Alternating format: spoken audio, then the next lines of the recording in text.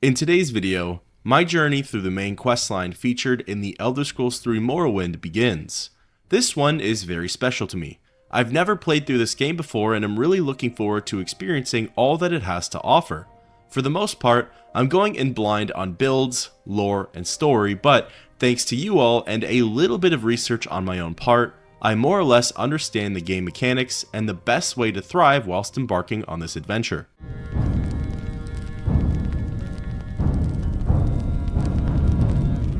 The game begins with an opening cutscene. A quote by the Underking himself, Zuranarctus, appears on the screen and reads, "Each event is preceded by prophecy, but without the hero, there is no event." After that, another small blurb appears, this time setting up the character's destiny for the events to come by saying, "In the waning years of the third era of Tamriel, a prisoner born on a certain day to uncertain parents was sent under guard, without explanation, to Morrowind, ignorant of the role he was to play in that nation's history." The game then showcases a bunch of landscapes. The areas that are displayed are these barren, dead, and very wasteland-like plains. A woman begins speaking.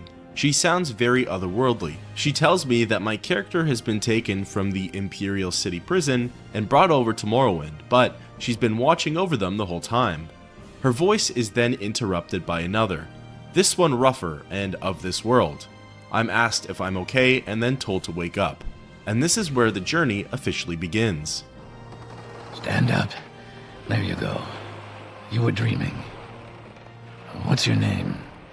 I tell him that my name's Bard. Well, not even last night's storm could wake you. I heard them say we've reached Morrowind. I'm sure they'll let us go. Quiet. Here comes the guard. This is where you get off. Come with me. The game then displays basic controls. I begin to follow the guard through the ship, leaving the Dark Elf Jub behind. There's not much that can be done right now other than move across the ship, following the guard pretty closely. Eventually, he brings me to some wooden steps that lead me out from the vessel. Get yourself up on deck and let's keep this as civil as possible. The game then displays more basic controls, and it's here I ascend topside of the boat. This is where they want you. Head down to the dock and I'll show you to the census office. Looking around, my character's in some very foreign and unfamiliar place. I know it's the province of Morrowind from what I've been told, but it certainly looks very different from my home province. You finally arrived, but our records don't show from where. This is the part where I got to create my character. I got to pick their race, sex, face, and hair. From my brief time exploring around in the game prior, I really enjoyed playing as a Breton. It seems like a lot of their magical abilities are balanced and they don't have any natural weaknesses. So naturally, that was the race I decided to make Bard. Great. I'm sure you'll fit right in. Follow me up to the office and they'll finish your release. I followed the guard and he led me over to a building called the Census and Excise Office. Inside, there were two men waiting for me. I approached the older one in robes and he began speaking. Yes, we've been expecting you. You'll have to be recorded before you're officially released. There are a few ways we can do this, and the choice is yours. This is the part in the game where I got to pick my character's class, arguably the most important decision that's to be made within Morrowind. I was faced with the three options of either letting Successius Argala pick my class, creating my own from scratch, or picking from the pre-made options. I went with the middle option as I wanted to pick everything for myself. As sort of mentioned prior, I wanted my character to be a mage, as in Oblivion, I went with the knight type character and only used basic restoration spells when it came to magicka. This time round, I wanted everything to do with the arcane arts, plus I've heard that magicka is hard to master in this game, but once you get a hold of it, it can be incredibly fun and rewarding. Very good. The letter that preceded you mentioned you were born under a certain sign. And what would that be? As for the star sign, I figured it was best to take anything that gave buffs to magicka, so I played it safe and chose the star sign of the mage, which gives a bonus to intelligence, affecting my overall magicka bar. Interesting. Now, before I stamp these papers, make sure this information is correct. In case you were wondering, I picked attributes of intelligence and willpower. My major skills were destruction, alteration, mysticism, alchemy, and spear. My minor skills were conjuration, illusion, light armor, restoration, and enchant. These picks were minorly researched outside of the game, just so I didn't make a completely useless mage by mistake. Show your papers to the captain when you exit to get your release fee. I picked up my identification papers and got introduced to the inventory menu. Continue through to the next building and talk to Sellus Gravius. From here, I moved into the next room where the game prompted me to pick up my first weapon. Stuck in the table, affixed to a note, was an iron dagger. The game then shows you how to equip things from your inventory to your character, which was actually useful to learn, as in Oblivion and Skyrim, it's a completely different mechanic. I left the building and ended up in a back courtyard of sorts. It was here that I looked inside of a barrel and found a magical ring. The game then introduced me to the magic menu, which was perfect, as that's the area of expertise that I mainly want to focus on. Moving on into the next building, I met with the aforementioned Sellus Gravius. Your papers, please. Here, I was introduced to this game's mechanics for dialogue. I handed my identification papers over to Sellus, a knight-errant in the Imperial Legion. I then asked him about Morrowind, and he said he's not sure why I was brought over here, but it was at the request of Emperor Uriel Septim VII himself. Apparently though, there are duties to which my character must attend to. Asking about them, he says that I'm to bring a package over to Caius Cosades in the town of Balmora. I'm then given instructions on how to find him, as well as a small amount of gold. Then I was sent on my way. Exiting the building, the game then informed me on how to use my journal, and said that before adventuring off, I should check out Errol's trade shop. It wished me good luck, which I'm sure I'll be needing, and said that I'm now on my own. Now, the first thing I did in this little village of Seydanin was speak with a wood elf named Fargoth. Hurry this up, will you? From my brief time experimenting around in this game before, I know that the ring I picked up in that back courtyard belongs to him. He asks if I'm doing okay, and says that the Imperial soldiers can be rough. He then says that they indeed took his ring. I ask him about it, and he says that the engraved family heirloom was taken from him roughly last week. I have the options of returning it back to him or keeping it. I chose to start off this playthrough good and whole, so I handed it back over. Fargoth was thrilled that I had found it, and said he'll put in a good word around town for me, especially to Errol at the local trade house. This was perfect because that was going to be my next stop. I entered inside of the trade house and spoke with the proprietor, Errol. Looking at his wares, he had a few spears for sale, which was perfect, as that's what I picked for one of my major skills. Neither Oblivion nor Skyrim have that weapon type as an option, so to add to an even more unique experience, I decided that would be my backup for attacking. Whilst here, I also purchased the Fireball spell as I needed something for ranged attacks. It was now time to move along from Seydanin, although, spoiler alert, I come back here in just a bit for some unfinished business. Now, as I mentioned in my introductory video to Morrowind, fast travel is different within this game. Popping open the map and selecting a spot to go doesn't exist in this installment. So, as per the recommendation of Sellus, getting a ride from a Silt Strider in exchange for a little bit of gold would be the fastest way to get to Balmora. I decided though that I wanted to gain some combat and traveling experience by making my way along the road. Here, the main story gets sidetracked for just a few minutes as my character goes through their quote-unquote training arc. The very first thing I did to test my combat abilities was enter inside of Adamasardis, a cave local to the village. Inside the cave are a few bandits. The first one wasn't too tricky to defeat, as she dealt a manageable amount of damage and I was able to quickly overpower her with my spells. It's the next bandit, however, that puts up a better fight. I went outside to fully rest, got interrupted by a rat, killed it, then went back inside. For whatever reason, this bandit deals a whole lot more damage than the last one, likely because they use destruction magic.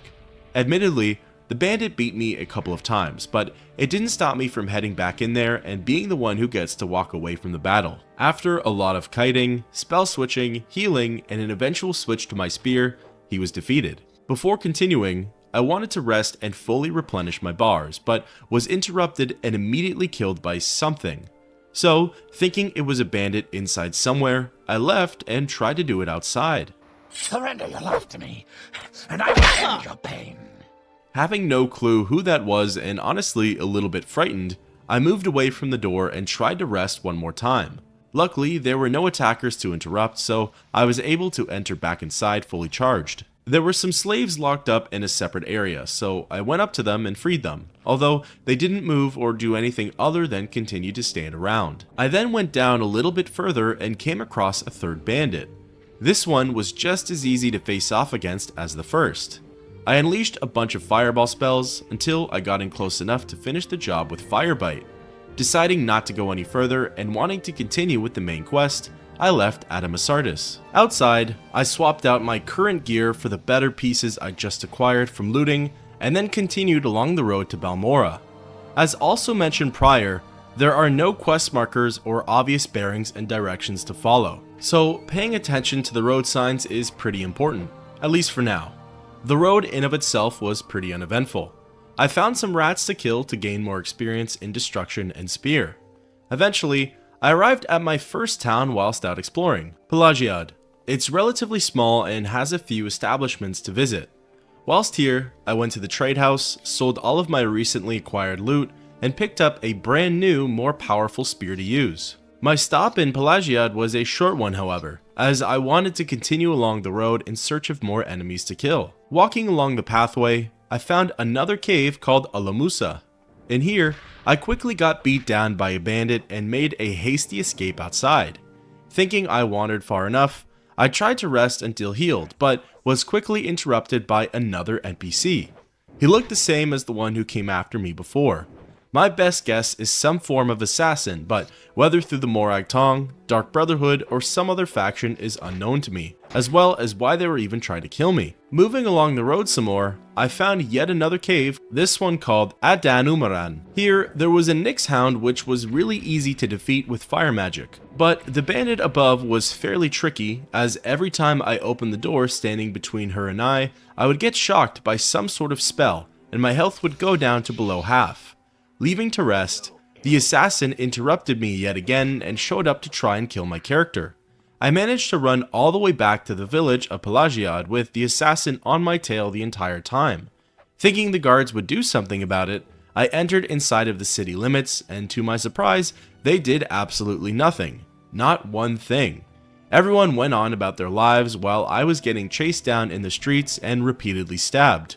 There was nothing I can do about it either, as any time I entered into a building to escape him, I couldn't regenerate my bars as resting in an establishment was illegal. And then trying to leave, he would be waiting for me outside and continue the chase. I tried fighting back and was actually incredibly close to defeating him, but he delivered the killing blow and my save was reset. From here, I decided to stop dilly-dallying and continued along the road to Balmora without getting sidetracked. Along the way, in terms of enemies along the road, I really only ended up encountering a Nyx Hound. As for notable places, I crossed by the Imperial Legion outpost of Fort Moonmoth. Shortly thereafter, I arrived in the town of Balmora. I knew from Celis Gravius that Caius Cosades could likely be found at a place called the South Wall Corner Club, but didn't know exactly where that was. Passing by several citizens, I singled out the Nord, Hedvild, and asked her where I could find the South Wall. She said that it's located east of Odai River, on the south end of Labor Street, and owned by someone named Bacilla Clausius. Following the directions, I crossed over the river to the east side of town and cased every single establishment until South Wall was displayed. Entering inside, I spoke with the first person I saw. Sorry, stranger, my time is short, so get on with it. A wood elf named Erythor. Asking him about Caius, he called him an old sugar tooth and said that Bacilla was likely the one to know. Ascending upstairs, I found the owner, Bacilla Clausius, and spoke with him. Go ahead, stranger. He gave me the lowdown on the corner club, and then I asked about where to find Caius. He said that Caius rents a small house on the north edge of town and gave me specific instructions on how to get there. Following the instructions given and referencing the journal, I arrived at Caius Cosades' house and entered inside. I was confronted by a shirtless, slightly older man. His house was a mess, and it was obvious by the skooma pipe under his bed that he was an addict. Speaking with him, it was Caius, and he asked what I meant when I said that I was there to report to him. I told him about the package that needed to be given to him, and he said that in it, the Emperor declared that I would be made a novice in the Blades. He asked if I was ready to follow his orders, and I said yes. He welcomed me into the government-sanctioned faction and told me that I could use his bed if needed, said that he had some orders for me, and told me about various blade trainers around the province. Inquiring further about the orders, Caius said that because I'm new around here, I needed to get new gear as well as a cover identity. He gave me 200 gold and said that I should sign on with the other local, public factions of the province to make a name and reputation for myself. He finished off by saying that when I'm ready, I can come back and receive my next set of orders. I left his house and was going to move on, but remembered that there was some unfinished business to tend to in Seyda-Neen. So I wandered over to the Siltstrider Caravaner and hitched a ride back to the village. I briefly skimmed the unofficial Elder Scrolls wiki as it mentions that this settlement has a lot of beginner-friendly aspects to it. There's actually a lot of usable and sellable loot in and around the area, which will really help with gaining some extra gold and experience.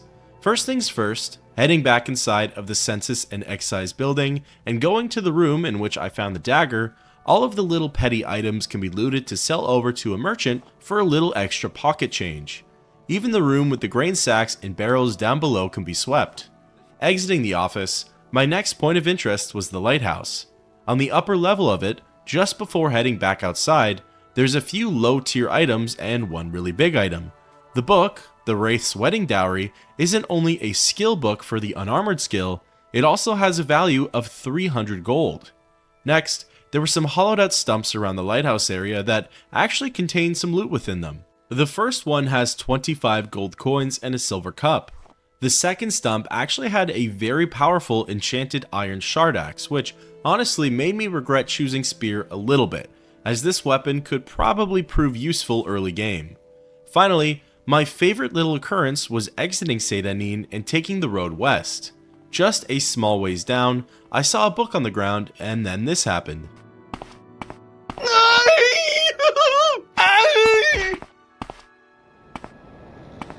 Getting in close to see what had just happened, it appears as though a wizard had just fallen from the sky and is now dead. Underneath the wizard, whose name was Tariel, lay his journal. The journal had value, so I took it. It details his work on creating a spell that allows him to leap great distances, seemingly as a form of fast travel. He was so certain that he got it right, and maybe he did, but he's now dead because of it. Peering into his inventory, Tariel had some pretty good gear, like an iron spark sword, a couple of scrolls, as well as some armor for my character to use. Now, with all of that out of the way, it's time to move on with the rest of the main story. Thus ending the quest, report to Caius Kosades.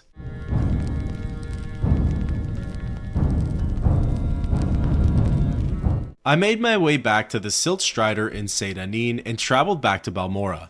To be honest, I was confused while talking with Caius before, as he made it sound like I had to join a faction before continuing with the main quest, and obviously I don't want to do that right now. But I figured that more than likely, it was just a way for the game to introduce the factions to the player instead of organically finding them. Heading back to the upper levels, How can I help you? I spoke again with Caius and asked him for my next set of orders.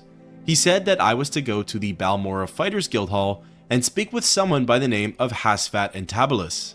From there, I was to inquire about something called the Nerevarine secret cult, as well as the Sixth House secret cult, and then bring that information back to Caius. He did warn me that Hasfat wouldn't give up the information freely, however, and I would likely have to do some sort of favor for him.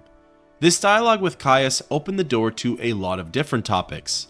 He says that the Sixth House is a secret cult and might be behind some strange events that have been happening recently, and he wonders if they're related to the Nerevarine Prophecies. Asking him about the Nerevarine, he says that the Dunmer believed an outcast orphan, whose parents are unknown, will one day unite the tribes of the Dunmer and drive out the invaders of Morrowind. They'll re-establish the ancient laws and customs of the Dark Elven nations. They call them the Nerevarine as they believe this person is the reincarnation of the Dunmer General and First Counselor, Lord Indoril Nerevar. I asked more specific questions about Morrowind's history, the prophecies, and Hasfat and Tabalus, but didn't receive any groundbreaking information in return. Exiting the conversation, I was about to leave Caius' house when I remembered that he said I could help myself to a few of his things. Unfortunately, I forgot that he did have some restrictions on which things specifically, so while taking some sultries from one of his sacks, He took great offense to this and started attacking me. He was a lousy mage as his attacks would barely land, but I didn't want to ruin my relations with him or mess up the main questline, so I had to reload a previous save which was all the way back in Sedanin. Catching up to where I was though, I now made my way outside of Caius' house and over to the Balmora Fighters Guild. Lucky for me, I remembered where it was from my quick experimental playthrough and didn't have to go on any crazy goose chases to find it. Entering inside of the faction hall, I wandered around to the basement section and got pretty fortunate with finding Hasfat pretty quickly. What's this about? Speaking with him, he acknowledged that I was sent here by Caius, but confirmed Caius' theory that he would like a favor in exchange for the information. I asked him about said favor, and he said that there are nearby Dwemer ruins called Arkanthand. He needs me to venture inside and search around for an artifact called the Dwemer Puzzle Box. Once that's secured and brought back, he'll tell me what I want to know. Inquiring further about Arkanthand, he gives me specific directions on how to get there and details that a crank on a pipe nearby the entrance must be turned in order to gain access to the ruins. Exiting the conversation, I left the guild hall and decided to put all my recent riches to use by purchasing some new gear. I didn't really have much in the way of light armor, and that was one of my major skills that I had chosen after all. This is where I learned that Morrowind actually sells some armor pieces as individuals and not sets, like pauldrons, which I didn't even know were in the game, and gauntlets.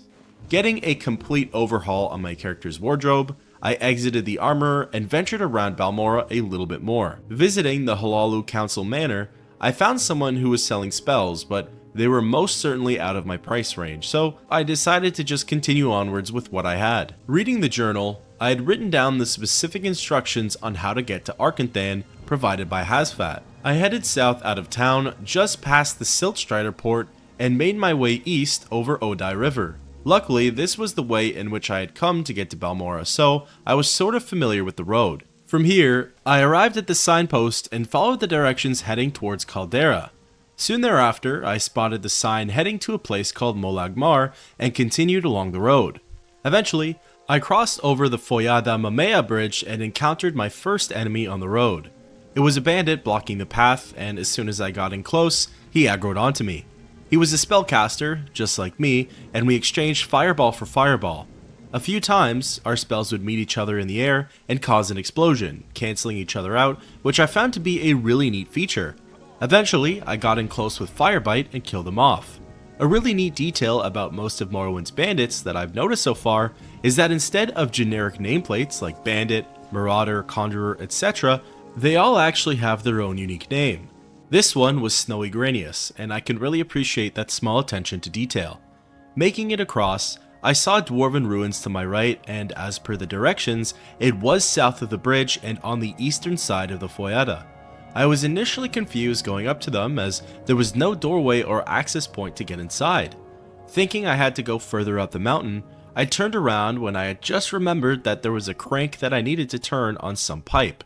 I found it, activated it, and gained entrance into the dwarven ruin of Arkanthand. The first area I went inside of was the Hall of Centrifuge. Descending down, I encountered two bandits right from the get-go.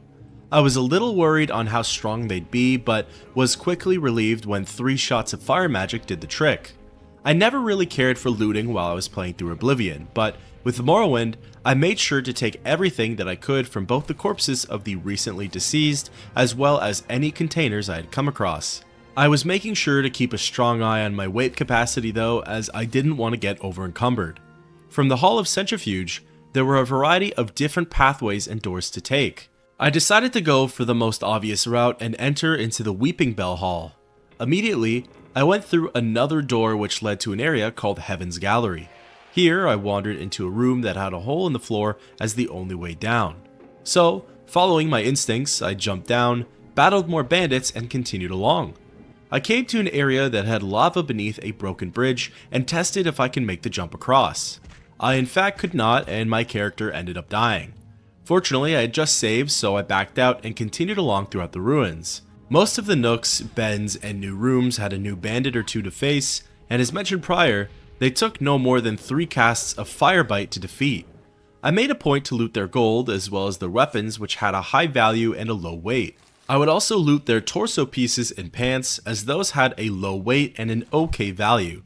Any dwarven artifacts that weren't extremely heavy, I would take as well, because those usually had a decent value attached to them. To be honest with you, I spent quite a lot of time in these ruins, and not because I wanted to, but because I was pretty confused on where to go, and all the hallways and connecting points looked the same.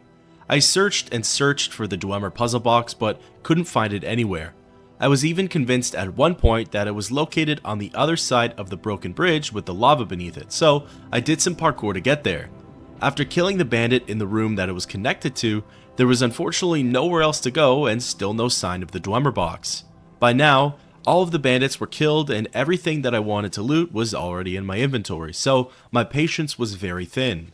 On the verge of looking up where it was, I noticed that in the Hall of Centrifuge, the very first zone I started out in, there was actually a platform above the doors leading to the Weeping Bell Hall.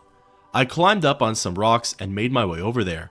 To my delight, there was a door on this platform that led somewhere new, and there were also some new items to sift through. Once ready, I made my way into the cells of Hollowhand and immediately came face to face with a hostile NPC. He had slightly more health than the other enemies I had faced prior, used some decent spells, and hit a little bit harder. After his defeat, I saw his name was Boss Crito, which gave me hope that this was the room of interest. There were no other doors leading out of this room, and for a little bit, I didn't see any sign of the Dwemer puzzle box. Just as I was wrapping up my search, I laid eyes on a cube about the size of a fist, sitting dormant on some shelves. I got in close, confirmed that this was the artifact, took it, and left Arkandand. Upon going outside, the weather had taken a turn for the worse. There was a ferocious dust storm and it made visibility pretty poor. The world turned red and it reminded me a lot of the landscape shots featured in the game's opening cutscene. I was curious if the dust storm was purely for aesthetic purposes or if it had some in-game effect on my character, but I didn't seem to notice much. Walking a little bit further down, the dust storm settled and I made my way back to the Balmora Fighters Guild Hall in a rather uneventful manner. Seeking out Hasfat in the lower level, he asked if I completed that favor for him in which I handed over the Dwemer puzzle box. He was ecstatic about the exchange and freely shared the information I needed. He said that the 6th house is called House Dagoth. It has since been lost to time, as in the First Age, it betrayed the other great houses during the War of the First Council. Its members were either slain or adopted into the other great houses. Their clanstead was apparently called Kogorun. Upon request, Hasfat gave me a list of reference books to the 6th house. He also shed a little more light on the Nerevarine by saying that the temple, which worships Nerevar as a legendary hero and saint, doesn't believe in the reincarnation prophecy and persecutes anyone who does believe in it, calling them heretics. Lastly, when asked further about the 6th house, he replies by saying that all of what he knows on it is written in the letter intended for Caius, which he just handed over to me. Exiting the Fighters Guild, I wanted to check on those reference books to the 6th house that Hasfat suggested, but unfortunately, they weren't available for purchase at the local bookseller. So instead, I just returned back to Caius at his house and presented him with the letter. He was happy about my accomplishment and said that new orders are ready whenever I want them. I wanted my character to rest before continuing onwards, so I tried to sleep in the bed until my bars were fully replenished. Almost immediately, my character woke up and I was presented with some text on how I had a strange dream last night. It recalls that the details are hazy, but I remember a tall figure with a golden mask leading me amongst the dead. I could hear their voices, but none of them were speaking. The tall figure leading me seemed to know the dead that gathered around us and even had conversations with them. I couldn't speak, mortified at the situation, and that's when I woke up. Unsure of what to make of the dream, I shrug it off and continue on with the matters at hand. With that, thus ends the quest, Entabulus Informant.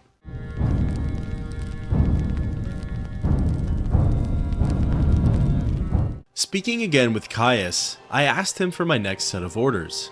Caius responded by saying that he didn't get the information he wanted on the Nerevarine cult from Hasfat, so he's sending me to learn about it from someone named Sharn Gramuzgob of the Mages Guild. He warns me that she too is likely to ask for some favor in exchange for the needed information. Before asking further questions about this matter, I asked Caius about the dream I just had. Caius accused me of insanity and said that it's best I don't tell anyone else about this nightmare. Many folks here in Morrowind, including the temple, look down on and even prosecute those who believe their dreams mean something, claiming them to be prophets or witches. I asked a little bit about the temple, and Caius told me that the tribunal, as they're known by, are comprised of 3 gods, Almalexia, Sothasil, and Vivek.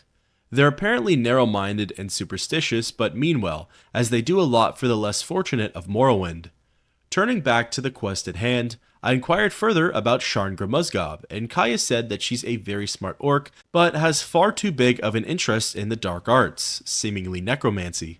With this, I exited the conversation and made my way over to the Mages Guild Hall, which, coincidentally, I also discovered whilst experimenting around in the game beforehand. But even so, it's right beside the Fighters Guild Hall, so it's hard to miss. On my way over, I was stopped in the streets by a stranger.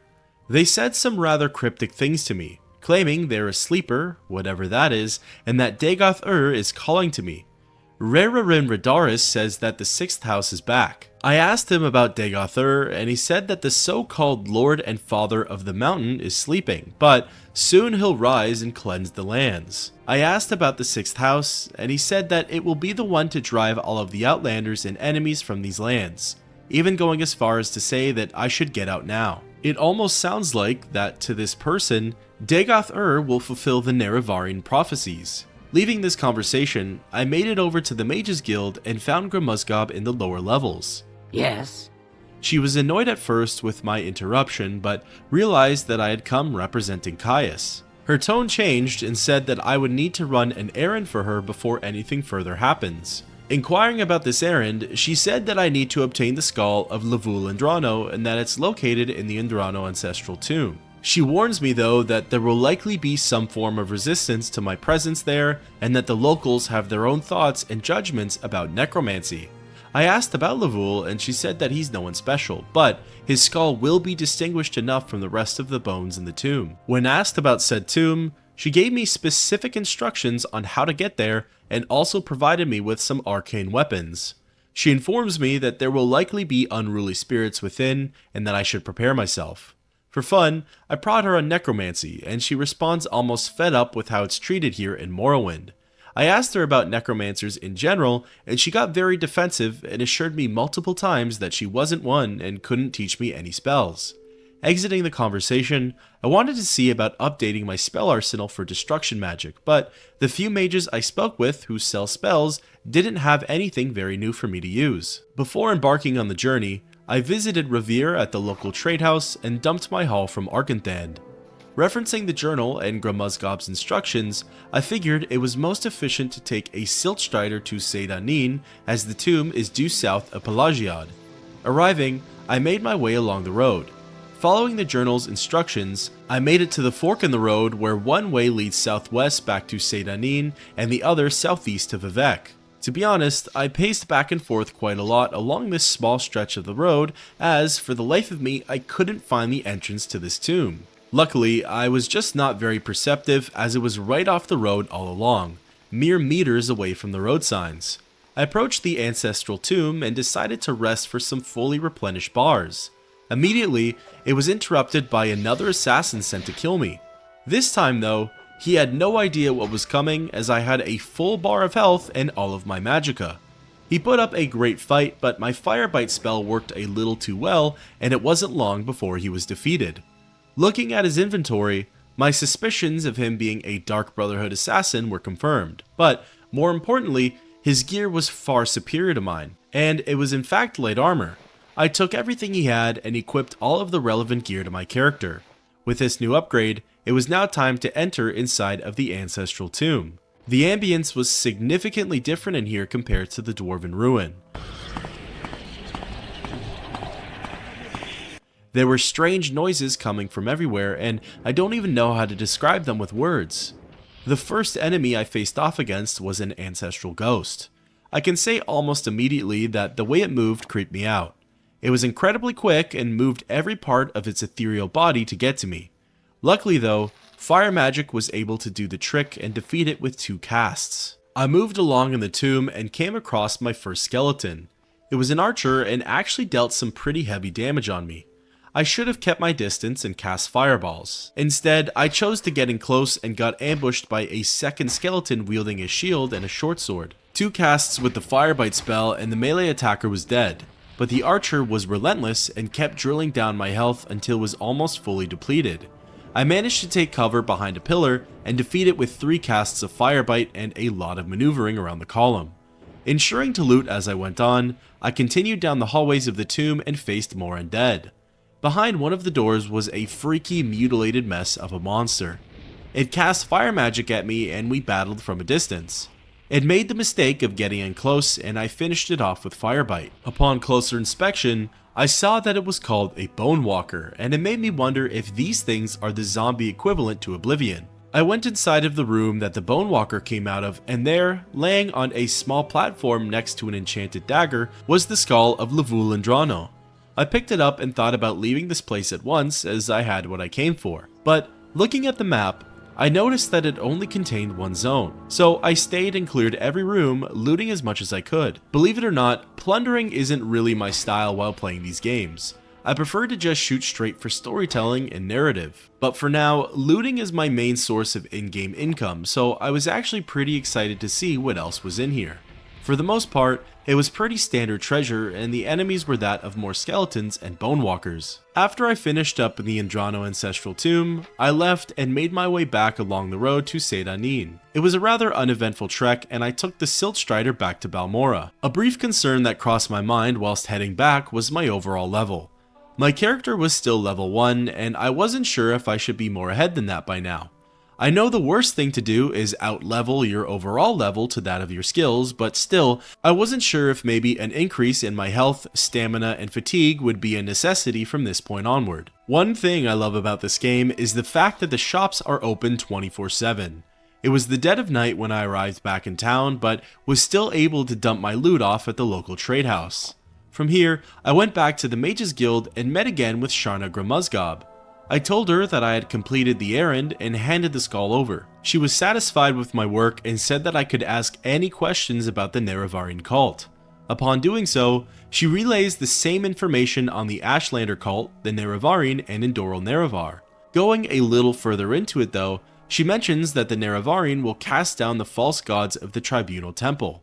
To my understanding, this could be why the Temple religion and the Tribunal are against the Nerevarine Prophecies, as it antagonizes their beliefs. I was a little disappointed with the lack of new information she provided on the subject, but was pleasantly surprised with how much detail she got into in her letter for Caius. The cult is secretive due to it being outlawed, but it's unknown how many Ashlanders or outsiders actually follow its teachings. The note calls Morrowind its native name of Resdain and says that the great houses and temple venerates Saint Nerevar but rejects the idea that he will one day be reincarnated. The note goes into detail on how dreams and visions are perceived in Ashlander culture, which is very relevant to my recent experience. It talks about how the Nerevarine will be presented as the stranger among Morrowind, Nerevar's ring named one clan under Moon and Star, as well as the so-called 7 curses. With all of this information in my hand, I rushed back over to Caius' house and handed it over to him. He's overall impressed with my work and decides to promote me to the rank of Blade's Apprentice. He says that he wants me to work on my cover story and improve my skills a little more before continuing further with any orders. I exit the conversation and leave his home. With that, thus ends the quest, Gramuzgob Informant.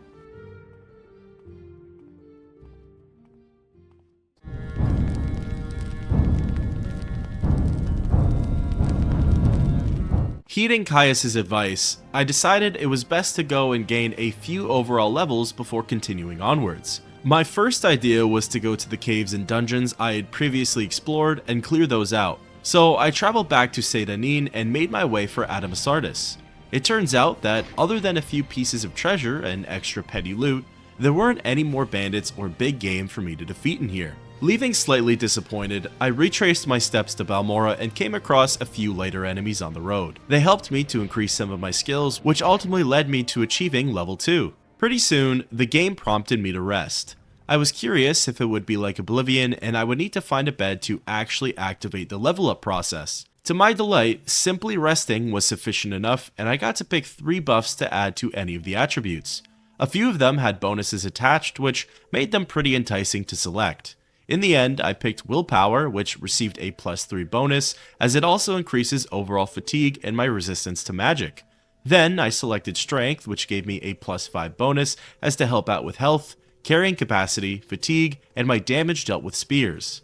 Then finally, I just couldn't handle my character being this slow, so I selected Speed, which received a +5 bonus as it affects my overall movement speed. Moving along the road, I came across the second cavern of Alamusa.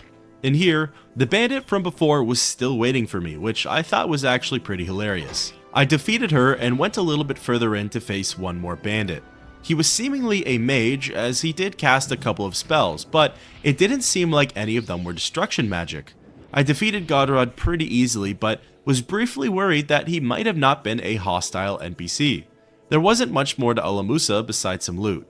Interestingly though, I did pick up a silver bowl belonging to someone named Belluel and got a quest for it, so I'm excited to see where that goes one day. Leaving the cave, I continued some more along the road and crossed by the third cave, Adenumaran. Similar to the previous cavern, the bandit I had once aggroed long ago was waiting for me by the door and began attacking. I defeated her and moved on to uncharted territory within the dungeon. There were 2 Nyx hounds which succumbed easily to fire magic. As a side note, they're not challenging enemies, but the way they move and their overall size really unsettles me for some reason. The rest of Adenumaran had a few bandits to face. I tried my best to use different schools of magic while fighting them. I switched over to my spear quite a few times to get some hits in and some experience.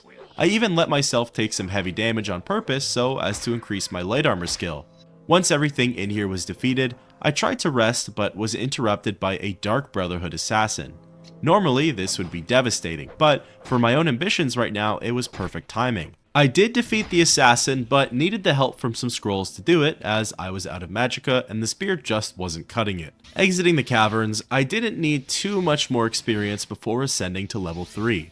I went around to the nooks and crannies of nearby locations and fought against mudcrabs, rats, and scribs. The final touch, which is perhaps controversial, involved me spamming the spells of Detect Creature and Shield so as to level up my Mysticism and Alteration spells. These are my major skills, so they have every right to be leveled up, but without a plan as to how to use them, and for the sake of keeping my offensive and defensive skills balanced too, I could understand why there might be some pushback. Eventually, whilst fighting a mudcrab, I hit the level 3 mark and put my extra attribute points into Intelligence, Willpower, and Endurance. With that, I was ready to continue onwards with the main questline. Traveling back to Balmora via Siltstrider and reconnecting with Caius, I see I stand in good company. What can I do for you? I asked him for further orders. Caius responded by saying he wants me to go to the city of Vivec and acquire further information on the Nerevarine and the 6th house. He tells me to seek out 3 different informants: Adaranir, a Khajiit in the Thieves Guild, Hulia, an Argonian in the Morag Tong, and then Mehra Milo, a Dunmer priestess of the temple. He gives me 200 gold in case I'll be needing to spend some money, and I ask him further about each informant. He gives me specific instructions on where each one might be found throughout the city. I also decide to ask Caius about the Morag Tong and the Thieves Guild. The former is a government-sanctioned faction which deals with executions and assassinations. He specifically states that they're nothing like the Dark Brotherhood. The latter is an organization of criminals who deal with illegal trading. The Kimona Tong, however, an established syndicate of crime lords, is actively beating down on and undermining the Thieves Guild so as to not have any competition. With all of this in mind, I left Caius's house, sold all of my recently acquired loot at the trade house, and then hopped on a Siltstrider to Vivec. I debated walking over, but was happy I didn't when I saw just how far the city was from Sedanin. I remembered noting how big the building looked, thinking this was the whole city, and how it was an interesting pathway to actually get inside of it. I knew from my journal and Caius's directions that my current location, the 4 1/4 Lower Wasteworks, was where I could find the informant Hulia. I approached a stranger inside and asked them about the Argonian. He said that I could likely find him at the Black Shock Corner Club or at Joshaba's books, both which are on the same level. This is where I realized I really had to get better at following directions and being perceptive, as I searched and searched all around for these spots, but for the life of me I couldn't find them. I found myself in the underworks thinking this was where I needed to be. I ascended all the way back up and scouted the most basic locations, yet still couldn't find the desired areas. Thinking I was in the wrong building and wondering if there was more to Vivec, I exited the foreign quarters only to have my mind blown. Vivec was huge, absolutely massive. It was multiple gigantic pyramids, all built the same, separated by water canals and connected by bridges. While it truly was a sight to see, I was also thinking how difficult it was going to be to find 3 NPCs, all of which were in different sectors. I roamed around for quite a bit attempting to find Hulia. I'll skip through most of this part as it was me wandering aimlessly around Vivec, realizing that the first building was the correct one. I eventually found my way back and looked at the map to see where the Black Shock Corner Club was. Soon thereafter, I located it and managed to find Hulia. What do you want? Speaking with him, he welcomed me and knew that I was sent by Caius. He said that he wished to go to his friend's bookstore, but the Dunmers surrounding him were causing trouble. He mentioned that the sight of a free Argonian offends them and that their racism is going to likely lead towards violence against him. He asks me to either speak with them to calm them down or to prepare myself for a fight. Once we make it to the bookstore, he'll tell me anything I want to know. Speaking with the Dunmer, they definitely show their hatred and prejudices against his race and even go as far as to mock me for being his acquaintance. Unfortunately, as a bit of a vibe killer, I left the Corner Club and the city so I could rest on Crown Land in order to replenish my bars. I only remembered after doing so that the Corner Club offers beds to sleep in, so I wasted a bit of my time here, but rest assured I'll be remembering this for the next occasion. Returning back to Hulia, he asks if we're ready to travel together to the bookstore. I tell him yes, and as soon as I do, all 3 Dunmer thugs aggro onto us. 2 of them are on me, and the third one solos with Hulia. I've since learned too that my fire spells do practically nothing against the Dark Elves, as they have resistance to fire magic, so that was a hard learnt lesson as well. Eventually, the fight came down to the wire, but all of the troublemakers were defeated, and Hulia and I were able to make our way over to Joshaba's bookstore. Once we were safe and sound, he spoke with me once more and thanked me for my help. He said that he would tell me all about the Nerevarine cult and any info he had about the 6th house. He details that the Ashlanders used to be very similar to that of the settled Dunmer cult of Resdane, but after the First Council and the formation of the Great Houses, they've been forced into the most hostile and unforgiving lands of the province. They await the day that Nerevar will return and restore their traditions and rights. There's a lot of turmoil and tension between Ashlanders, the Great Houses, and the Outlanders. They dislike the worship of the Tribunal and also dislike the way the Imperial Legion treats them. I asked more about the persecution of the Nerevarine, to which I received an answer similar to one that I've heard before. The temple arrests and executes anyone who outright shows their heresy of believing in such a prophecy. I did learn some new information, however, by asking about the so-called False Incarnate. Over the years, many people have wrongly claimed to be the Nerevarine. The temple considers these false identities to only work against the legitimacy of the cult's claims. Others, however, believe that this strengthens their claim, as the power and hold of such a being is unprecedented. Having gathered the information that I needed, I left the foreign quarters and wandered until I reached the St. Olms district. This was the area in which I was to find the Khajiit Adoranir. Asking around though, no one in St. Olms could tell me where she was. I did, however, have a strange incident occur. I went up to a man named Duvanius Blatorius. I was about to ask him about the Khajiit when he beat me to the punch. He said that he too was looking for Adoranir. He asked me where I could find her, but I answered truthfully in that I wasn't sure. Leaving the conversation, I decided to try down in the canal works to see if she'd be in here. I ended up speaking with a woman named Savisa Terran, and she actually had new information for me. Apparently, the man I had just spoken with, Duvanius, is a census and excise agent. His reasoning for wanting to locate Adoranir is likely not a good one, so she went into hiding. Apparently, she could be found in the underworks below St. Olms. Descending down a trapdoor, I laid eyes on a Khajiit and approached her. She knew I was sent by Caius and said that at this moment, she can't discuss the Nerevarine or the 6th House cult because of the census and excise agent. She hints that he's looking for her because she's likely dealt in the trade of outlawed goods. Taking the game's hint on what needs to happen, I ascended all the way back up to the wasteworks and spoke with Duvanius. He asks me yet again if I've seen Adoranir, and I'm faced with the options of telling the truth or lying. I lie and say she took a gondola to the mainland. He replies by saying he was heading back there anyways and thanks me for my time. I do wonder what would have happened if I had sold her out, but figured that there's no need to dwell on it. Heading back down to the Underworks, I meet again with Adoranir, and she thanks me for getting rid of Duvanius. She says that I can ask her any questions I'd like on the 6th House cult and the Nerevarine. For the former, she says that recently, some smugglers have dropped their old clients and work to pursue a new employer, the 6th House. They pay extremely well, yet Adoranir doesn't know what it is they're smuggling. She details this to be odd, as normally they have loose lips and are very boastful. It's not common for them to be hush-hush about their product.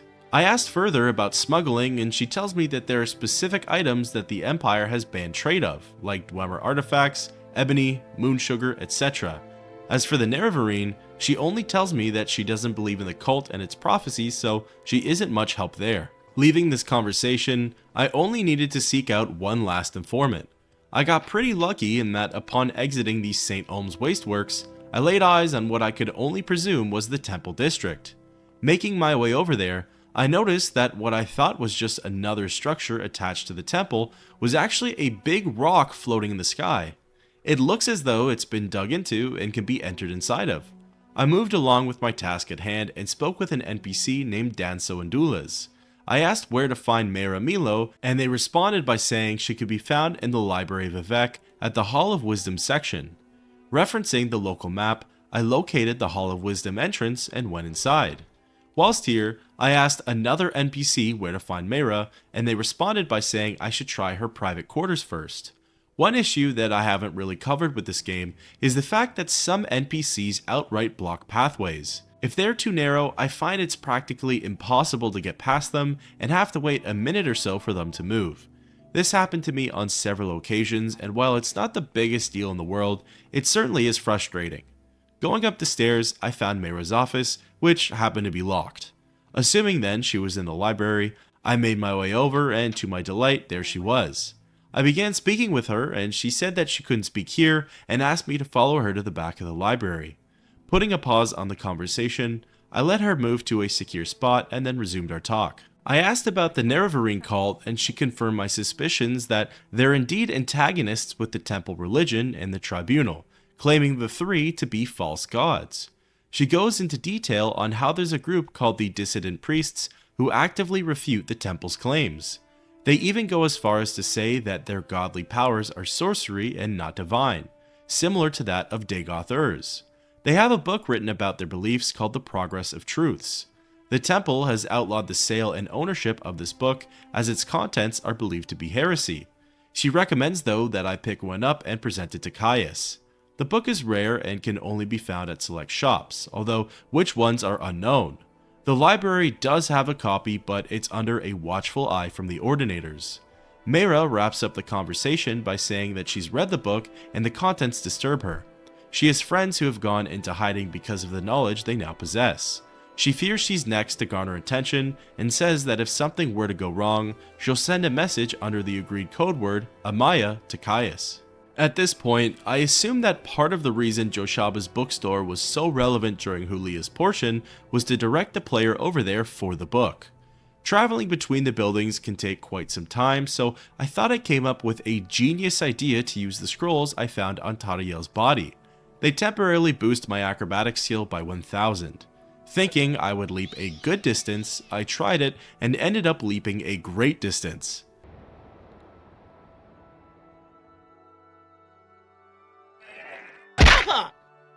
Reverting to my last save, I decided to just run over to the Foreign Quarter District. Making my way into the store, I glossed over Joshaba's wares and came across a copy of Progress of Truths. I purchased it and glanced at the first little bit. The book had some pretty spicy takes, as it deemed the tribunal get their powers from Red Mountain and that they relied on unholy Dwemer-made tools instead of divinity to obtain them, essentially calling them very powerful mages. It also says that their actions at Red Mountain and their motives behind them are at best unclear, claiming to have dark and selfish intent there. I put the book away and decided to disembark from the city of Vivec and head back to Balmora. Arriving, I spoke with Caius and told/handed him all of the new information I had just been given. He said he needed time to think it all over, and he then promoted me to Journeyman of the Blades. He handed me gold and said that I should keep myself busy in the meantime before he's ready to give me a new set of orders. With that, thus ends the quest, Vivec Informant.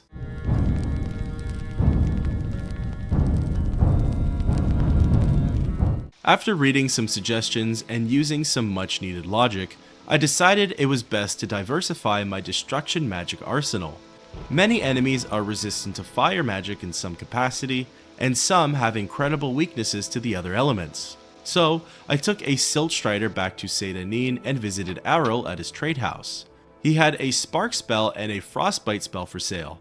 Buying both of them, I paid a quick visit to the Blades trainer in the area above the shop to see what she could offer me.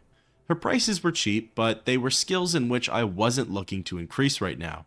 I left the establishment, hitched a ride back to Balmora, and spoke with Caius about my next set of orders. Caius said that we need to learn information from an Ashlander about the Nerevarine cult. He told me to go to the town of Aldrun and seek out a man named Hassar Saint Zubani. He's a former Ashlander who left the Wastes to become a wealthy trader. Caius hands me 100 gold and says that Ashlanders appreciate gifts, as it's more likely to make Hassar open up about the information in which I need. Inquiring further, he tells me how to reach Aldrun by foot and says that Silt Strider travel would be the easiest. He tells me multiple places in which I could find Hassar, citing Aldskar Inn as the best spot. As for the Ashlanders, he says that they get a bad rep and that they're tough people for living the way that they do. Before leaving, I wanted to rest in Caius's bed to replenish my bars. Upon doing so, I had back-to-back dreams, both equally as disturbing as the one I had some time ago. Both dreams involved the same tall figure with the golden mask. The first one, he spoke to me saying that he delivered me from the hands of my enemies. It seemed as though I had died and was having an out-of-body experience. I tried to reach out to my body, but that caused it to come back to life and rise up, ending the dream. In the next one, the tall figure was talking with me and tried to physically reach out, almost as if he was casting a spell on me. I panicked but couldn't move. I wasn't able to recall how the dream ended. Finally, on my third try, I was able to get some rest and then depart for my quest. One of the best ways to learn and to get to know the environment is to actually experience it. I took the easy route to Vivec and feel that I likely missed out on some nice scenery and unique occurrences. This time, to get to Aldrun, I decided to take the road and walk there. As per Caius' directions, I took the road leading north out of town and followed the signs leading towards Caldera. From my time experimenting around prior, I remembered that there was a dead dark elf with someone else's skooma pipe and a note on them. I left it alone though, as I didn't want to trigger or begin any side quests. Caldera wasn't far from Balmora, and along the way I mostly encountered elites and rats in terms of enemies.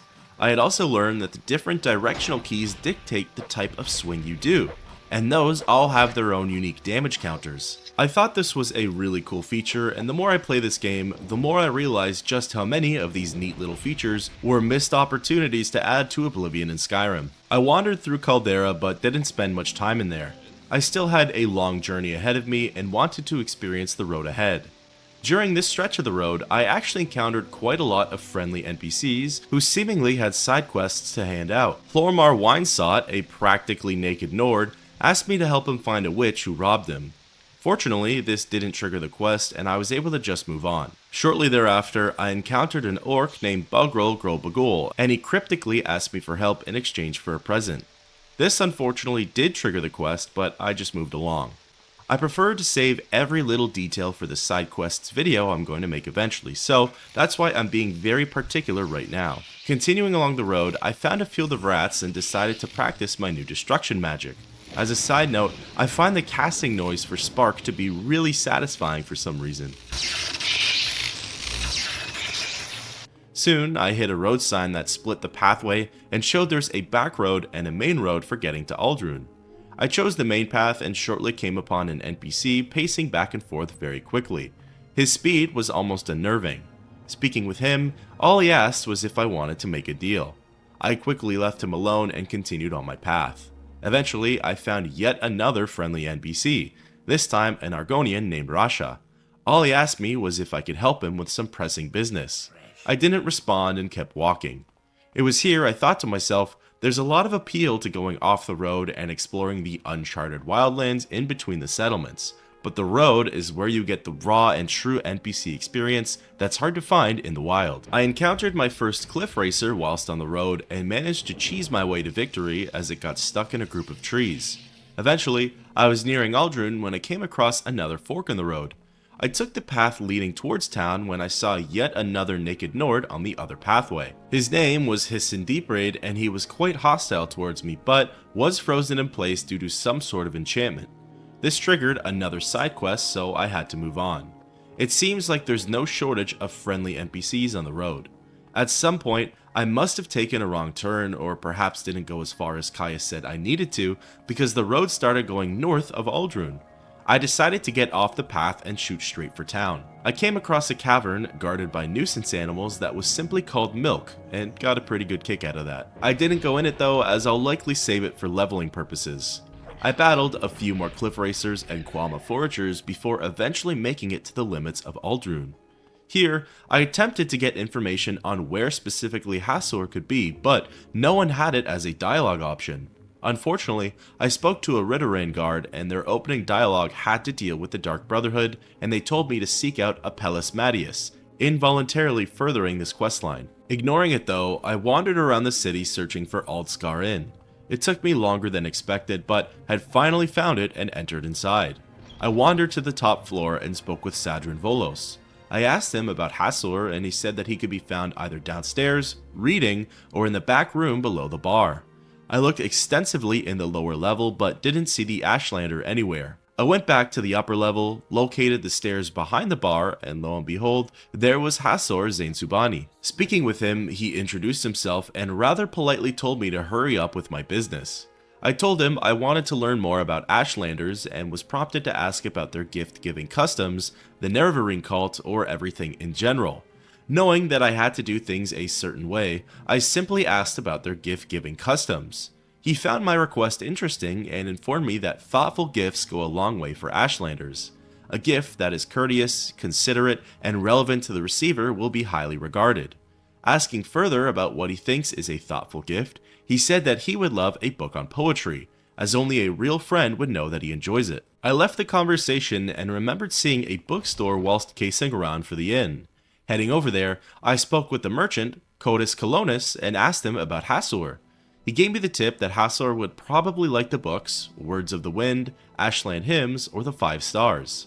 I purchased Ashland Hymns from Codus and returned back to the Aldskar Inn. I'm listening. What do you want? Handing the book over to Hasor, he was ecstatic about my attention to detail and said that he would honor my courtesy by answering any questions I had. He gave me a summarized note of everything he knew for Caius' reading. Asking about the Nerevarine cult, I learned information that Nerevar destroyed the Dwemer race and was the one to banish Dagoth and the 6th house under Red Mountain. He mentions that the so-called Urshilaku tribe is the most prominent one to be a part of the Nerevarine cult. He goes on to say that the Urshilaku cult is located in the northwest region of Vardenfell. Their chief is Ashkan Solmatul and they're a nomadic people but stick close to the Sea of Ghosts. Hasor also says that it is common for the Ashlanders to issue challenges of combat to one another as well as outsiders. They're not very keen on Outlanders as some tribes may be hostile towards them and others may be welcoming. Exiting the conversation, I pulled out the note that he had handed to me and read it for more details. One important detail that Hasor never mentioned is that among the Urshilaku tribe, there's an oracle seer named Nabani Mesa. She holds a lot of wisdom and is a counselor for the cult and tribe. Exiting the Aldskar Inn, I hopped on the Siltstrider for a ride back to Balmora. Entering inside of Caius' house, I presented him with the newly learned information, and he responded in quite a shocking way. He said that he's promoting me further and that I should keep the notes on me as I'm going to go to the Urshilaku tribe to speak with Solmatol and Nabadi Mesa. More importantly though, he said that it's time to really tell me what's going on here. Apparently, the Emperor and his advisors believe that I have the appearance of meeting the conditions for the Nerevarine Prophecies. Supposedly, I could be the one to become the so-called Nerevarine. Caius then hands me a copy of the decoded package that I once gave to him long ago, saying that it should explain everything. He then goes on to ask me if I'm really the one to live up to the standards and expectations of such a cultural fit. At first, he thought it was all for show, but now he isn't sure what to make of it. This is why I'm being sent to the Urshilaku tribe, as they can be the ones to determine if I truly meet the qualifications for the Nerevarine Prophecies. Caius then gives me 200 gold and says that I should pick up essential supplies at Fort Moonmoth. He tells me Samudius Vunus and Crulius Protanian have set aside potions and scrolls for me, courtesy of the Emperor. Blight is apparently very bad up north, and the Divine Intervention Scroll can be used to send me back to safety if I get in over my head. As for the Urshilaku camp, Caius gives me the best directions to get there safely. Exiting the conversation, thus ends the quest, Zain Subani Informant.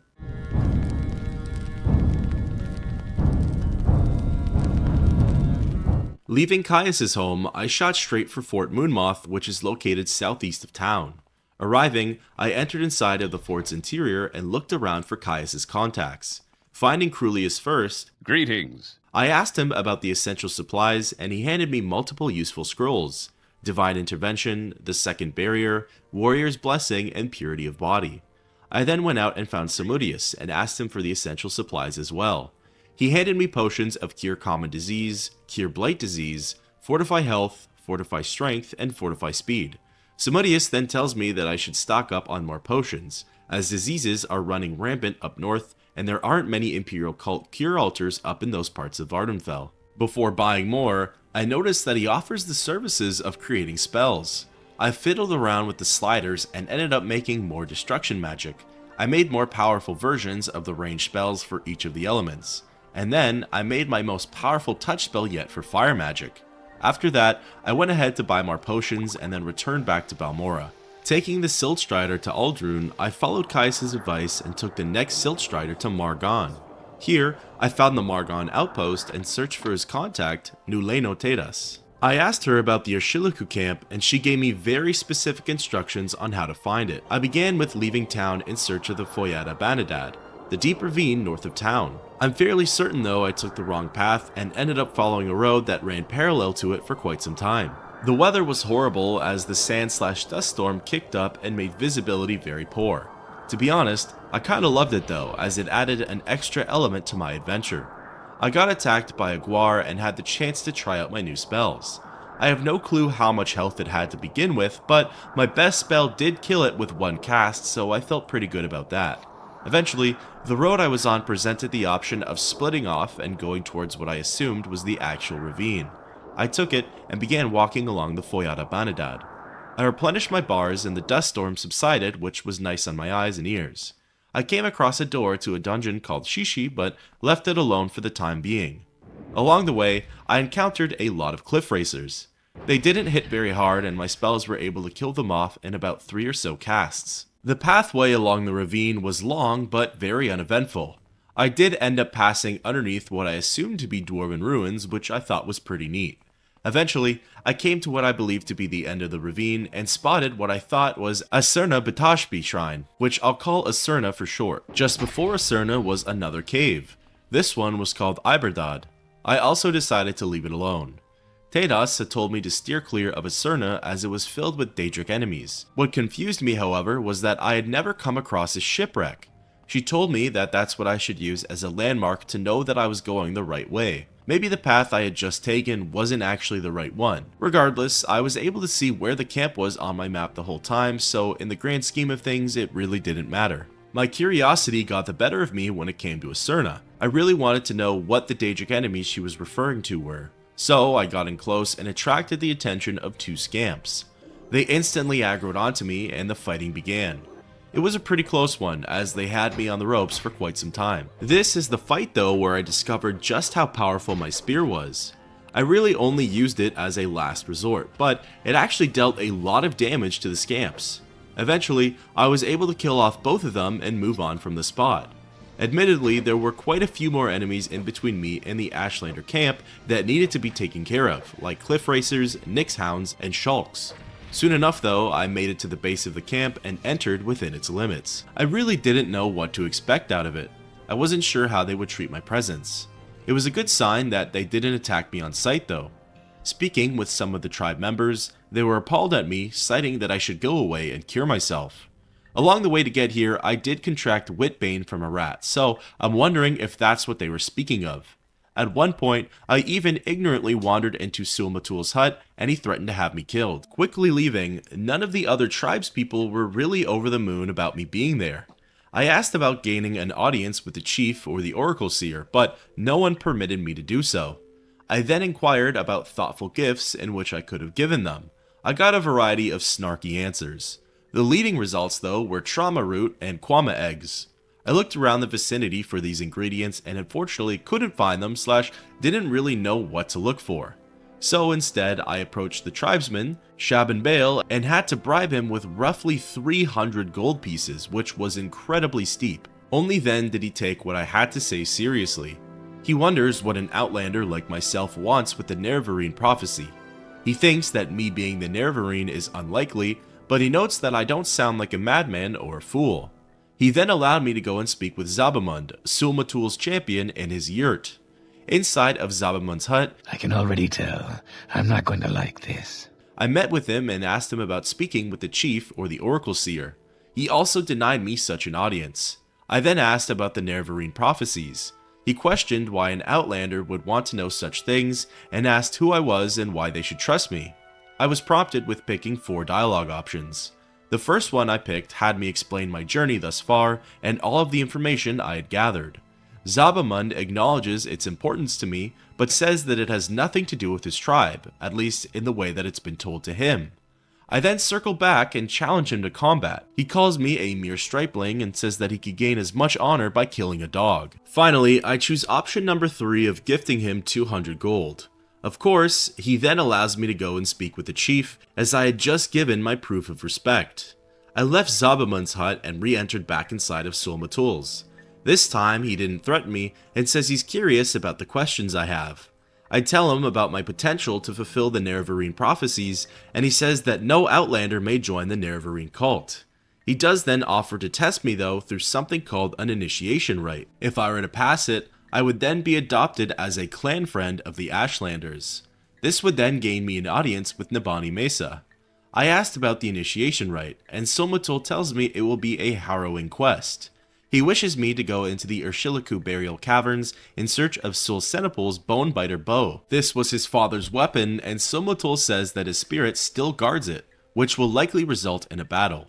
I ask about the caverns, and the chief gives me specific instructions on how to get there. He also says I should expect resistance from the ghosts of his ancestors which still guard the cave. I leave Sulmatul's hut and glance at the directions he gave me. For this one, I decided to shoot straight south-southeast as his way felt like it took more detours than it needed to. Pretty quickly, I arrived at the exterior of the caverns and defeated a Kaguti that was guarding the entrance. I made my way to the door and entered inside. The first zone, titled Urshilaku Astral Burial, contained mostly skeletons mixed with a few rats. I tried out my new destruction magic and was able to defeat the skeletons with 2 casts of my ranged attacks. This was really nice to see, except the only issue was that my magicka drained a lot faster than before. I managed to get to level 4 whilst in here and put my attribute points towards willpower, strength, and agility. I did this because they received extra buffs, whilst intelligence did not, but I'm worried that I'm falling into a trap. My spear skill benefits from these choices, but my magicka abilities don't really benefit as much. Right in front of me was the door that led to the next zone, titled Urshilaku Karma Burial. Here I battled more skeletons, which again, weren't too much of an issue. Along the walls, or on elevated platforms, there would occasionally be mummies holding weapons, armor, and scrolls. I made sure to check out as many as I could, as at the very least, they would fetch a pretty penny. Also, at the odd area, there would be a random dead adventurer with decent loot on them too. There are 2 different ways to turn while at the end of the first section for the Karma Burial. I turned left, or down in terms of the local map, and ended up at a door that led to a new zone called the Laterus Burial. I found this zone to be the most interesting. It had a small ground presence, but ascended pretty far up in terms of vertical depth. At the center of this zone was a rock column that had a pathway leading all the way up. I decided to keep climbing the rocks and follow the path. I would pass by more mummies, which unfortunately were mostly inaccessible to me. I passed by more than a few doors leading to different zones until I reached the top. The door here led to an area called Juno Burial. I didn't know for certain, but my best guess was that the less in-your-face option was likely the right one. I went through and followed the pathways in here. I fought against a few skeletons as the cave twisted and turned in different directions. Eventually, I got to a unique area that contained these fountains of glowing substances. They were surrounded by loot, and it made me wonder if I was getting set up for a big fight. I heard the same noises that were coming from the Andrano ancestral tomb, and it definitely got me thinking that there was a spirit somewhere around here. I wandered into the next room, and sure enough was aggroed onto by one. I made the mistake of not completely recharging my magic and was only able to let off 2 spells. It got the spirit down to about 2/3 of its health. I was wondering what to do here, but decided to just see about switching to my dwarven spear. I was surprised when I was able to land hits on it, as I always just assumed if it wasn't silver or enchanted, it would do nothing to the spirit. Thrusting with the spear did a good deal of damage to the ghost, and most importantly, it didn't hit me back that hard. The fight was quite lengthy, as both of us had trouble landing hits, and our health bars would go down sparingly. Eventually though, I landed the killing blow, and was able to confirm that this was the spirit of Sol Senapul. I retrieved the Bonebiter bow and in theory, could have left the burial caverns. I decided though that I wanted to make sure I grabbed everything of value before leaving, as who knows the next time I would venture back in here. So because of that, I did have an index of each zone pulled up beside me to see what could have been looted and where. Most of the really cool items were unfortunately only attainable via levitation or a very high acrobatic skill. I found this out pretty late though, as I had spent quite a long time in here looking around. I went to 2 more zones. The Kakuma burial was the first one. I had gotten complacent with my skills and had actually died quite a few times while here. There were 3 skeletons, and for the most part, the attainable loot was mediocre for my character's needs. I did retrieve a scroll of Hellfire though, which seemingly would be able to get me out of most binds. Leaving this zone, I then checked out the Fragile Burial, which was quite underwhelming. There were 3 different pathways to go, and the loot for 2 of them wasn't anything special. The third, however, was inaccessible as it was a locked door underwater. I did explore a little more in the Karma Burial zone and fought more skeletons, but it wasn't much to boast about. So it was here that I turned around and left the Urshilaku Burial Caverns to return back to the tribal area. Entering back into Solmatul's hut, he asked if I had completed the initiation rite, in which I showed him his father's bow. He was delighted to see it and named me clan friend of the Ashlanders. He told me I could keep the Bonebiter bow and that I was now able to rest in any of the Urshilaku beds. He reminded me to be respectful whilst here, and allowed me to now go and seek Nabani Mesa about the Nerevarine Prophecies. Before leaving, I decided to ask him some questions. Getting his opinion on the Prophecies, he said he speaks plain and that it's hard to believe I'm the Nerevarine. I'm an outlander, and one of the very promises of the Nerevarine is to drive them out from the lands. He doesn't like the idea of such a role being fulfilled by a foreigner, and says that even though I'm now a clan friend, I do well to respect the image of the Nerevarine. I quickly asked him about Red Mountain, and he informed me that the beasts and servants of Dagoth-Ur still reside there to this day. It's apparently surrounded and contained by something called the Ghost Fence. Nothing is able to come out of there, and for the most part, go in either, as rain nor sunlight ever touch inside. I left Solmatul's hut and went inside of what I thought was Mesa's. It wasn't hers, but I decided to sleep in her bed just to replenish my bars. This was when I was interrupted yet again by another Dark Brotherhood assassin. I found it quite entertaining that he entered inside of the hut with me and was just trapped in there until I went back inside. I rested in another hut, went back into Melee's yurt, killed the assassin, looted his gear, and then found the yurt belonging to the wise woman. Entering inside, I confirmed that this was Nabani Mesa's hut and began to speak with her. She said that Solmatul had informed her of my presence and that I should be tested against the Nerevarine Prophecies. I inquire about them and she gives me a rather lengthy list of requirements. Before anything else, I asked her about my disturbing dreams. Finally, someone was able to give me an answer, as she said these were the doings of Dagoth-Ur. He's apparently trying to compel me and I must resist his attempts. She tells me I mustn't hear the voice of the Sharmut as it will drive me mad. I then circled back to the Nerevarine Prophecies and asked her about each individual one, starting with the aspect of uncertain parents. She said that I was indeed born on a certain day to uncertain parents. However, many people are, and this doesn't prove that I'm the Nerevarine. I then ask about the moon and star. She says that the moon and star varied from legend to legend about how it was connected to Indoral Nerevar. Some say it was a ring, others say a birthmark, and few say it was his weapons and armor. Regardless, I bear no markings of it, so it doesn't help plead my case. I ask about the sleepers next, and she said that their timing mixed with my arrival could be a coincidence. I then inquired about the 7 curses of the Sharmut, but she said that she doesn't know them and that they could likely be found amongst the dissident priests of the temple. Next was the stranger, and her response came in the form of a short story. She spoke of the 7 curses, sleepers, and the moon and star among other things. Perhaps the most interesting inquiry thus far was that of the 7 visions of 7 trials of the Incarnate. The first trial deals with the birth sign, and birth on a certain day to uncertain parents. The second trial possibly deals with the Nerevarine being unaffected by age or blight, or perhaps their ability to heal said disease. The third trial deals with the Shrine of Azura in the Cavern of the Incarnate. It apparently holds many secrets. The fourth trial deals with the Hortator, a war leader champion who will be selected by the Dunmer Great Houses. The fifth trial says the Nerevarine will unite the 4 Ashlander tribes. The sixth trial says that they will honor the tribe unmourned, eating their sin. Nabani says that this is either directed towards the 6th house or the Dwemer. Then the 7th trial says that their mercy frees the cursed false gods. She says that this most definitely refers to the tribunal and calls them evil sorcerers and necromancers. Then lastly, there's one destiny which revolves around uniting the Ashlanders and the Great Houses. I asked Nabani outright if I'm the Nerevarine, and she said no.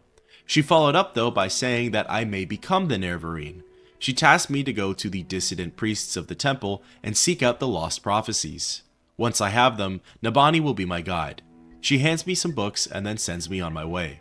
Thus ending the quest, meet Sul-Matul. I'm listening. Go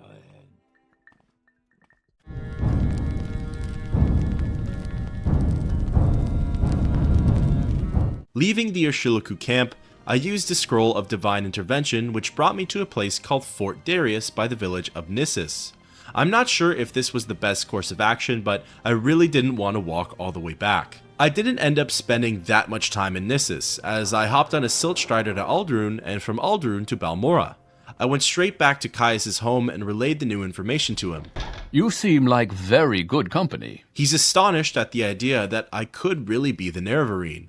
He says he'll have to get a word to Mehra Milo in order to get more information on the lost prophecies. But first, there's a pressing matter to attend to. He says it's a really tough quest and asks if I'm truly ready for it. I tell him yes, and he hands me 400 gold for new gear, spells, potions, etc. He reminds me too that it's better to flee from a losing battle instead of needlessly dying. He then goes on to explain the quest. Apparently, Fort Buckmoth sent a patrol to Narmok. They were in search of smugglers with 6th house connections. They instead stumbled across a 6th house base, shrine, and a priest named Dagoth Gers. Caius says that I'm to report to Reza Pulia at Fort Buckmoth, as she could tell me more of what the patrol had found there. My ultimate goal is to find the base, kill Dagoth Gers, and bring back a report to Caius on the 6th house. I ask further about this base, and Caius informs me that it's actually inside of a cave local to Narmok called Ilunabi. There was only one soldier left alive from the patrol, and he had apparently died from something called Corprus disease. The trooper reported everything he saw, including the shrine, the priest, monsters, and cultists. I quickly asked about Fort Buckmoth, and Caius tells me its location is just south of Aldrun. Leaving Caius' home, I had some loot that I wanted to sell, as well as some spells that I wanted to purchase. So I paid a visit to the local shops of Balmora and dumped all of my extra gear.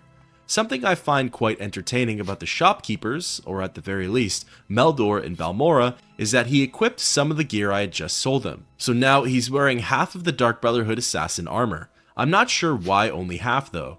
Once finished, I went to the Mages Guild Hall to buy some new spells. I was looking for Levitate and a Light spell, the latter mostly because the game can get really dark in dungeons and during the night. I managed to find Levitate as well as some new destruction spells to try out.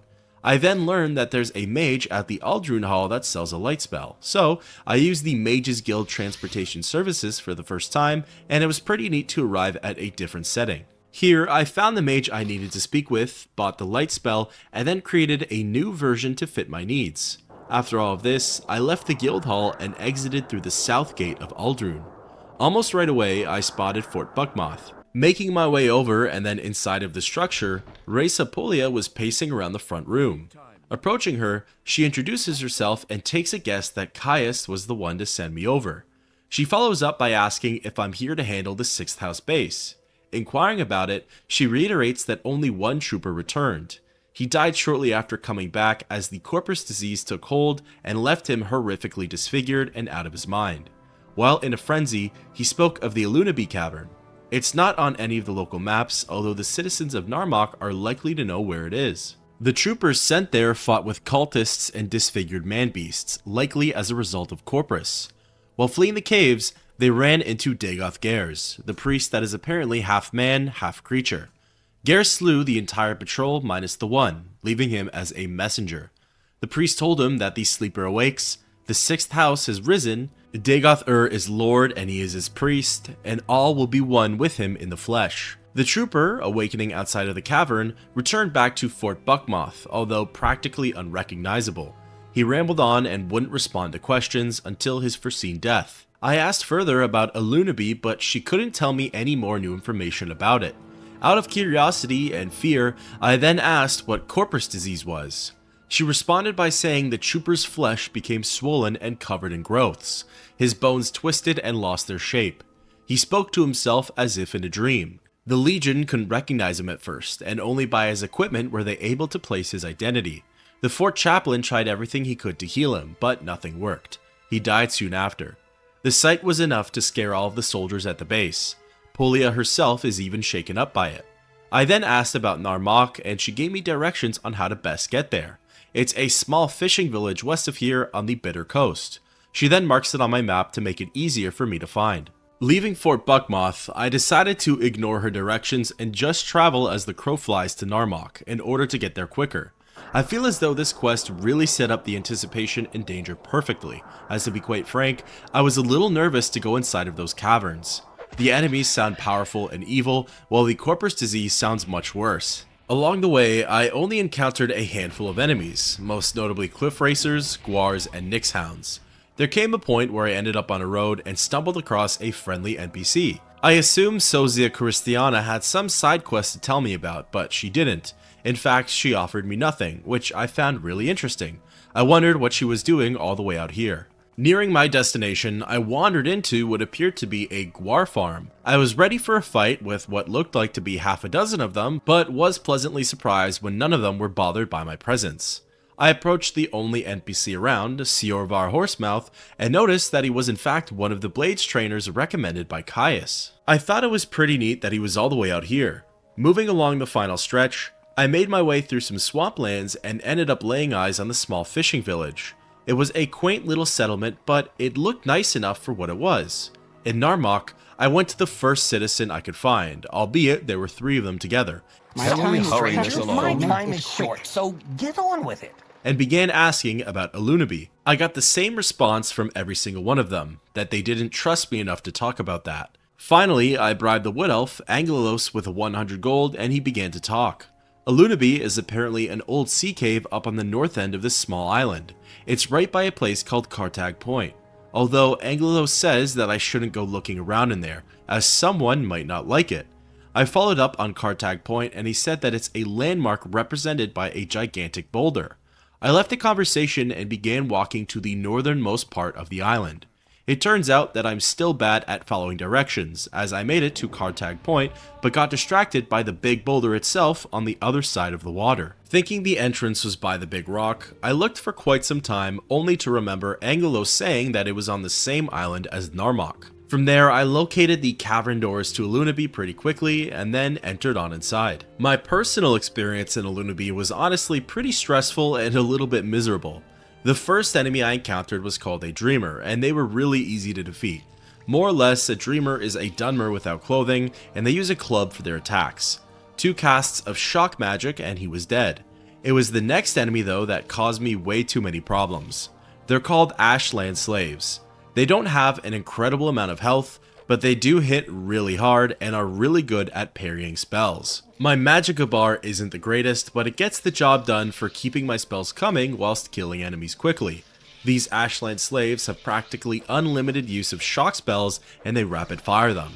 So if I was on the same inclination/level as them, they were excellent at cancelling out my spells with theirs. This would quickly result in me running out of magicka and having to switch to my spear. To be honest, this is where I sort of had a moment of reflection and the most stress, as my spear attacks weren't doing any damage whatsoever. I know it has practically everything to do with fatigue, but I was still just really disappointed in my ability with them, as my character was pretty much rendered useless without magic. I had no way of fighting back when my bars were depleted, and it was honestly really discouraging. I'd have to constantly leave the battle with the Ashland slaves, go into another zone without enemies, rest, and then restart the whole process. It was this experience that makes me want to do a training arc with my spear in hopes of being able to actually rely on it in battle. It's only level 36 as a major skill, and that's just unacceptable at this point. For now though, I had to do the strategy of fleeing battle, healing, and then returning. Other enemies faced in here were scamps, ghosts, and Corprus stalkers, although I'll get into that last one later. I started out in a zone called Carcass of the Saint. From here, there was an immediate decision to be made on which way to turn. I went right and ended up in a zone called Marowak's Spine. As a side note, I noticed there's been a few areas in the game which share the same name as Generation 1 Pokemon: Marowak, Weepinbell, and Kakuna. I'd like to believe that it's more than just a coincidence at this point, but I won't make any calls on that. The Elunaby Caverns, at least to me, were quite complex. Each zone weaves in and out of one another from multiple entrances and exits, but I think what really made it difficult to navigate through this was the fact that I struggled with defeating the Ashland slaves. Having to run in and out of zones in a panic, constantly backtracking is a surefire way to get lost. At one point, I searched the corpse of an Ashland slave and contracted Ashwoe Blight. It dropped my intelligence and willpower attributes by quite a bit, but fortunately I still had some potions to cure it from the last quest. Eventually, I was faced with the options of going into new zones, either one called Tainted Marrow or another called Blackened Heart. I chose the former and ended up wandering around, battling more enemies and getting more lost. As mentioned prior, the different zones interweave and connect on multiple levels, so what I thought was a new area would actually lead me back to the Saint's Carcass or Marowak's Spine. Something else that also caused me to shoot myself in the foot was that every time I'd rest, I would get nearer to the respawn timer for enemies that I had just defeated. There were times where Ashland slaves were waiting for me in areas that I had already cleared out, and it was really disheartening to see. Eventually, I managed to make my way back to the entrance of the Blackened Heart zone. Along the way though, I encountered my first Corprus stalker. The thing was actually pretty freaky and definitely topped Oblivion zombies for what it was trying to do. They have a faint look of humanity in them, but their skin, facial expression, and sounds are certainly no longer human. The Blackened Heart zone gave me the second most trouble in terms of getting through.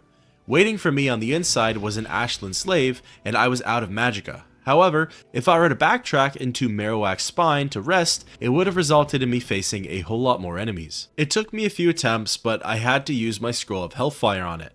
Doing so, I managed to kill it with one hit. I'd later come to regret this decision though. Eventually, my character got to level 5, which came with a nice little buff, especially for right now. Blackened Heart would soon lead me to the Soul's Rattle zone, which would be my last stop in the Elunaby Caverns. I wandered a little bit in and came across a unique room which contained pillars, scripture, a freaky effigy, and a living figure I had never seen before. The thing had begun to run towards me, and startled, I moved back up into the previous area. Doing this, I aggroed onto two dreamers. I quickly took care of them, and before I could move any more back, the figure began to speak with me. It was Dagoth Gers, and he said that the 6th house greets me, calling me Lord Nerevar. He introduces himself as priest of the Elunaby Shrine and ministered to the 6th house servants. Dagoth had apparently told him about my arrival. Gers wishes to extend his lord's friendship to me. I ask about the 6th house, and he responds by saying that it wasn't dead, but simply sleeping. Dagoth has apparently returned to free Morrowind from foreign rulers and so-called divine pretenders. I asked about the Elunaby Shrine, and he says it's a small retreat for servants of the 6th house to learn more about Dagoth ways and to grow stronger. He says that they do sacrifices here, and that there are smaller shrines throughout the province. The biggest one, however, is underneath Red Mountain, where Dagoth resides with his closest servants. I then asked about the 6th house servants, and Garrus responded by saying that I will continue to be tacked on sight until I pledge my loyalty to the house and Lord Dagoth. He also notes that although I've seen plenty of atrocities and abominations defending the 6th house here, the highest and mightiest of them are called Ash Poets, Ascended Sleepers, and Ash Vampires. I then asked Garrus about the Lord's friendship. He responded by saying that Dagoth himself has given him a message to convey to me. Once we were friends and brothers, Lord Nerevar, in peace and in war. Yet, beneath Red Mountain, you struck me down as I guarded the treasure you bound me by oath to defend. But, remembering our friendship, I would forgive you and raise you high in my service. My Lord Dagoth bids you come to Red Mountain. For the friendship and honor that once you shared, he would grant you counsel and power, if only you would pledge that friendship anew. I am not your Lord Dagoth, yet I too would say to you, do you come with weapons to strike me down, or would you put away your weapon and join me in friendship? Finally, when I asked about why I am their enemy, Garrus responded by saying that I need to go to Lord Dagoth's citadel in Red Mountain and make my submission. Until then, I'll be treated as their antagonist. This is where the conversation ends and the battle begins. The boss fight was intensified by the fact that there was an Ashland slave backing up Dagoth Garrus. So I had my work cut out for me on all levels. Garrus would attack me in close combat, while the Ashland slave would attack from a distance. After dying quite a few times, I made the play of running into the shrine area in which I originally found Garrus. Here, it was just me and him for a bit, so I was able to get his health down by quite a lot, firing off frost spells. Eventually, the Ashland slave rejoined the fight, and I was out of magicka. I fled the room and equipped my last combat scroll of Elemental Burst Fire. It was enough to kill the Ashland slave, and Garrus had barely any health left. With no options, I popped 2 potions of Fortify Magicka and cast 1 final frost spell. It hit, and I had successfully defeated Dagoth Garrus. Upon his death, I received the message, with his dying breath, Dagoth Garrus smiles and curses you. Even as my master wills, you shall come to him in his flesh and of his flesh. On his body, he had the message from Dagoth and a 6th house amulet, which seemed very valuable but pretty useless. Before leaving, I looked around the shrine and found a whole bunch of loot placed within open sarcophagi. A lot of it was valuable, and some of it my character could even use. Most notable for my needs was a pair of glass boots, which far surpassed the armor rating of my current gear. There were bells in which I could ring, but I wasn't sure what they did, as there were no obvious effects. At this point, I just wanted to leave this place. I thought I could just walk out, but everything had respawned back inside of the caverns. I died a couple of times, and as a result, decided to use my last Divine Intervention scroll to get out of here. I was transported back to Fort Buckmoth and found myself relieved. I decided to see if Reza Polia had anything to say on my accomplishment, but she really didn't offer anything new. Everything from here was going fine until I made a grave discovery. Outside of the fort whilst fighting a cliff racer, I popped into my inventory only to notice that I had contracted Corprus disease. I tried to heal it with potions, but it wouldn't go away. I went back inside of the fort and spoke with Kokishtan Quaspus, and he told me there was nothing he could do for me. I was a doomed man, and all that was left for me was death. He said that I should go to the Corprusarium beneath a place called Telfur. That's my best chance of not infecting others. At this point, I genuinely didn't know if this was a scripted event or not, so I was a bit concerned that my character was going to run into a lot of issues. I quickly traveled back to Balmora from Aldrune and made my way into Caius' home. Please, I don't wish to catch whatever you have. He greeted me in quite an unfriendly way, and then we began speaking. We discussed my completion of his orders, and he promoted me to the rank of Traveler. He immediately follows this though by saying he's worried about my current condition of Corprus disease, but he may have some good news. Apparently, one of his contacts, Fast Eddie, says that Devaith Fur, an ancient Telvanni wizard who happens to run the very same Corprusarium that Quaspus told me to go to, might have a way to cure me. He gives me a Dwemer artifact and 1,000 gold for any disposition increases that need to happen. He also hands me some levitate potions, as apparently Telvanni wizard towers don't have stairs. Once I'm cured, Caius says he has a lead for me on the lost prophecies for Nabani Mesa. I asked Caius about how to get to Telfur, and he gave me specific directions on the best way to get there. Finally, I inquired about Helst Telvanni, and he informed me they're one of the 3 Dunmer great houses of Vardenfell. The house is supposed to dislike politics and foreigners, although the ones on Vardenfell are the black sheep of the family. Exiting the conversation, thus ends the quest, 6th House Base.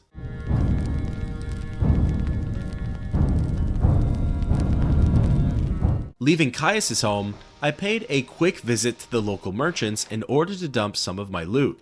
None of them made outward remarks about my condition, which was good. Afterwards, I followed Caius' directions and went to the Mages Guild Hall.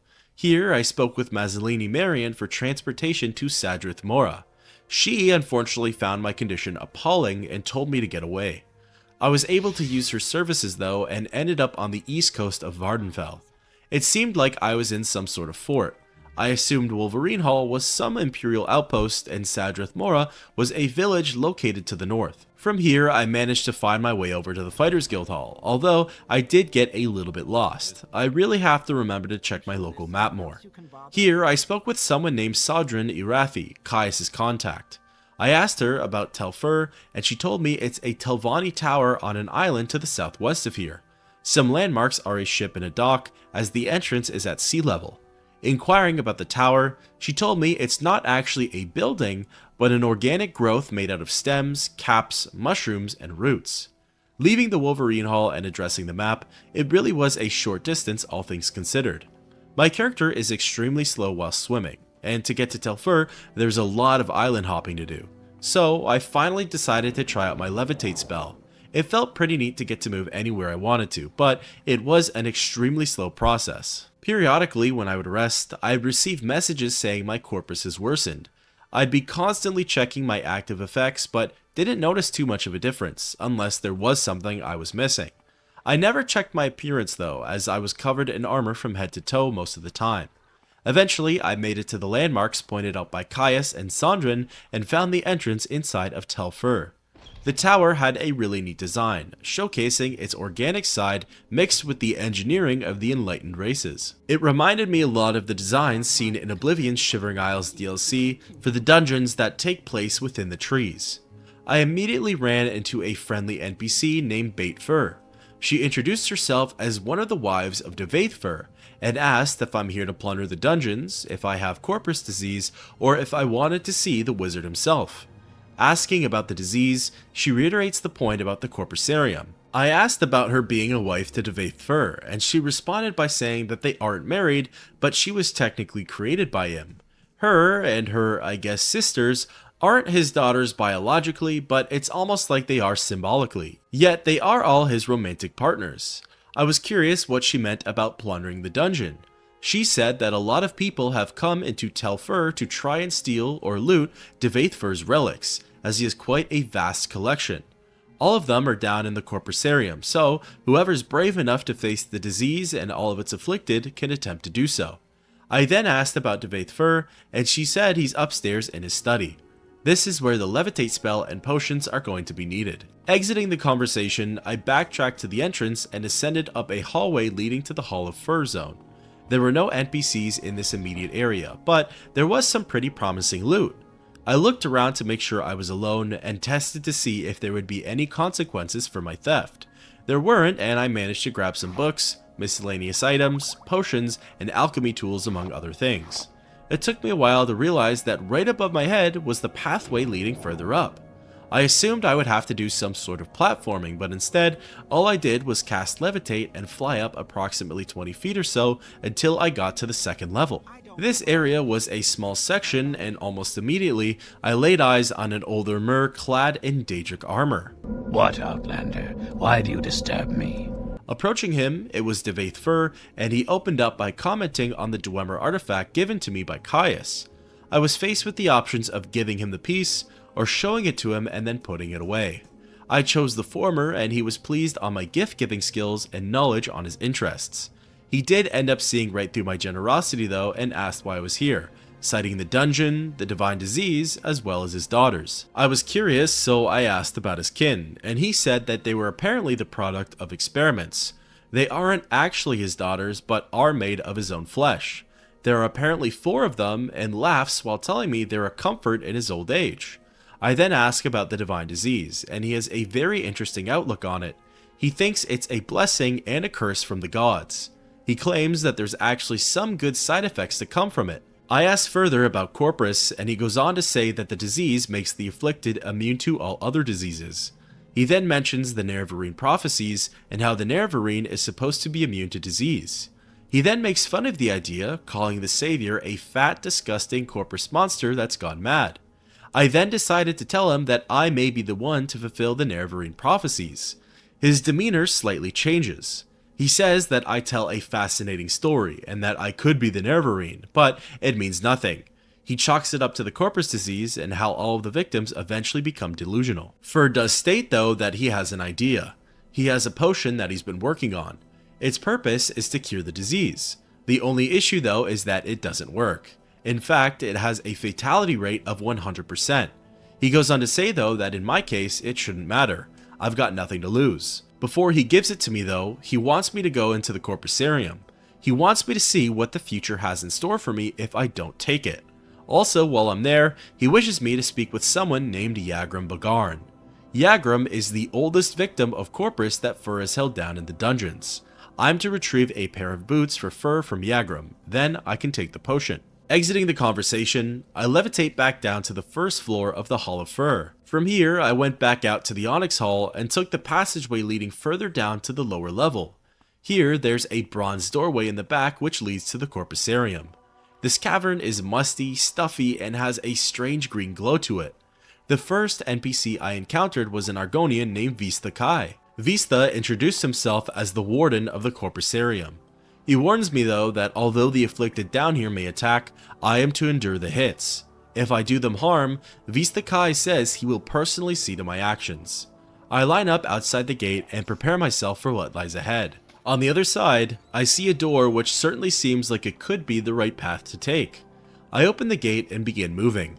I make it to the crossroads just before the door and see a Corprus stalker. It aggroes onto me and I shoot straight for the door leading to a zone called the Bowels. Within the Bowels, I see a horribly mutated monster, one like I've never seen before. It's called a lame Corprus, and I think to myself, this must be the worst point of the disease that one can reach. The body is completely swollen, blistered, covered in growths, and rotting. Fortunately for me, it doesn't attack and isn't aggressive. Just beyond the abomination, I see a room with the likes of an NPC I've never seen before. I make my way over and spot more variants of Corprus victims. Standing in the back is a very large person held up by mechanical spider legs. Standing with him is one of Fur's daughters. I get in close and this strange large person is the one I'm looking for, Yagram Bagarn. I begin speaking with him. He knows that I'm here for the Dwemer boots. He tells me to tell Devaith that he did what he could and that it takes a specific Dwemer to completely fix them up. He talks down on the boots' creator and says it shames his race that this is the work they're going to be remembered by. Very curious, I ask him what he means about his race.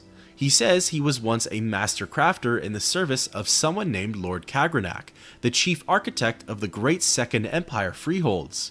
Yagram was an engineer and builder of sorts. Unfortunately for Bagarn, the disease has rendered his body useless as well as wiped his memories of those times. He mentions his existence is now bleak, and I inquire further about that. To my surprise, he says that he's the last living dwarf on the province, and as far as he can tell, the whole world. Before contracting the disease, he searched and searched for another of his kind, but to no avail. He asks Fur regularly if there's any sign of the Dwemer, but there never is. Finding this to be extraordinary, I ask about the disappearance of the dwarves. Yagram says he isn't quite sure what happened, as he wasn't there at the time of the disappearance. He was in an outer realm, as he calls it. He searched Red Mountain first, and then began to wander all of Tamriel, looking out for dwarven colonies and any possible survivors. Eventually, returning back to Vardenfell for answers, this is where he contracted Corprus disease, and he's been in the Corprusarium ever since. He says that he has theories on the disappearance, and I humor him on them. Lord Kagranak designed and crafted tools intended to make the Dwemer race immortal. Many of his Dwemer advisors said that there would be side effects and errors that were unpredictable to foresee. Bagarn says that the Dwemer may have been successful and were granted eternal life. The only caveat is that it could have been in an outer realm or another plane of existence entirely. Or, on the other hand, Lord Kagranak may have completely wiped out the Dwarven race and only one was left alive. I quickly asked about Devaith Fur. Apparently, he was able to somewhat heal Yagram, as when Fur found him, he was pretty far along with the disease. He was able to return him to sound mind, but couldn't do anything for his body. He still holds out hope that Ferb will find a cure for him one day. Resuming the task at hand, I asked about the Dwemer boots for Devaith. He handed them over to me saying these belonged to an unfortunate thief. He couldn't do too much in the way of fixing the enchantment and overall function, but cites that he did his best. Taking the boots, I was about to leave when I spotted an iconic book on the ground next to Bagarn. There was Tamrielic lore, potentially the original and first copy ever made. If you've watched some of my previous Oblivion videos, I would cite this book all the time when it came to Daedric artifacts. It was neat to get to see it next to its author. Exiting the bowels and taking my leave from the Corpusarium, I went back to the Hall of Fur and delivered the boots to Devaith. He says that the only condition he has for me drinking the potion is that I must do it here in front of him, as it takes course immediately. I have 3 options: agreeing, rejecting it for now, or asking to take it to go. I chose to drink it in front of him and he told me to get ready. He pours it out for me and quickly becomes astonished. The potion works, and before I know it, my Corprus disease seems to be completely gone. He checks me over and notes that my symptoms and signs are no longer there. He cleverly explains that I still have the disease, but the cure took all of the negative parts away. That means that I should be immune to blight, Corprus, and common diseases. Also, it grants me the power of not aging. First says he'll try it on the other victims down below, but isn't so sure it'll work. The interaction soon runs its course, and it's time to return back to Caius in Balmora. I left the Telvanni Tower and returned back to the Wolverine Hall in order to retrace my steps. From here, I took the Mages Guild teleporter back to Balmora. Then I wandered back over to Caius's home. I'd be happy to talk. My pleasure, really. Caius says he's happy to see me and is delighted that I'm cured, but he does have some bad news. It turns out he's been recalled back to the Imperial City. Because of this, I'm being promoted to operative and will now head the Blades here in Vardenfell. He only stayed this long because he wanted to give me my final set of orders. I asked why he's being recalled, and he said it's likely due to his skooma addiction, along with other internal policies. He has to go back as he's afraid of the repercussions for his family back home. Caius says it could also have to do with the Emperor himself, as his health is failing. The succession for a new figurehead is going to be a bad one, with factions and interested parties all vying to gain advantages. To be honest, this was news even to me. I knew that in Oblivion, the Blades all treated him like an old man, but I don't recall anyone ever saying that he was sick or in bad health. Perhaps it was implied, but returning back to the matter at hand, I asked what my duties were as the head of the Blades here, and he said for the most part, it's just a title. Each member has their own duties, and the reason I'm being promoted is so I can resume mine without any interruption. Caius goes on to say that the days of the Empire are numbered, and that upon Uriel's death, it's going to be chaotic. He just wants me to worry about the matters here in Vardenfell for now, as he deems those in the Imperial City as not that important. Inquiring about the promotion, he says that he's unsure how long he'll be gone for, and hands over 750 gold for any expenses. He also gives me his black pants, black shirt, and ring. Finally, I ask what my duties are. He says to continue pursuing the Nerevarine Prophecies. Mehra, Milo, and Vivek should be able to help me find the lost ones, although she's being watched right now. He tells me to keep an eye out for the code word, Amaya, and that she could be in her private quarters away from prying eyes. He wishes me good luck, and the conversation ends. I look at Caius thinking that this could very well be the last time I see him. Thus ends the quest, Corpus Cure.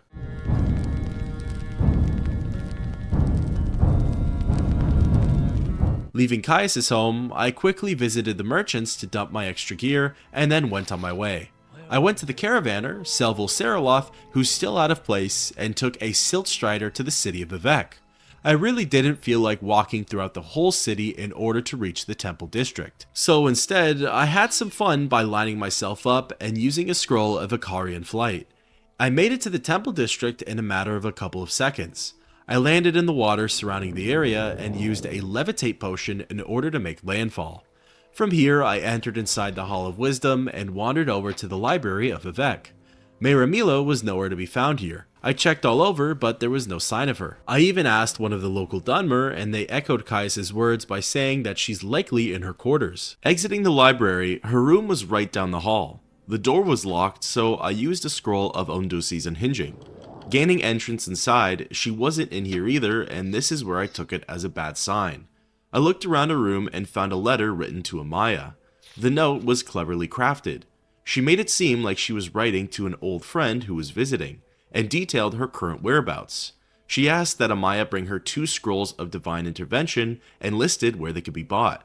She also notes how to get into the Ministry of Truth, stating that I'll need to speak with someone on the outside, and most importantly, I'll be needing the levitate potions she left behind.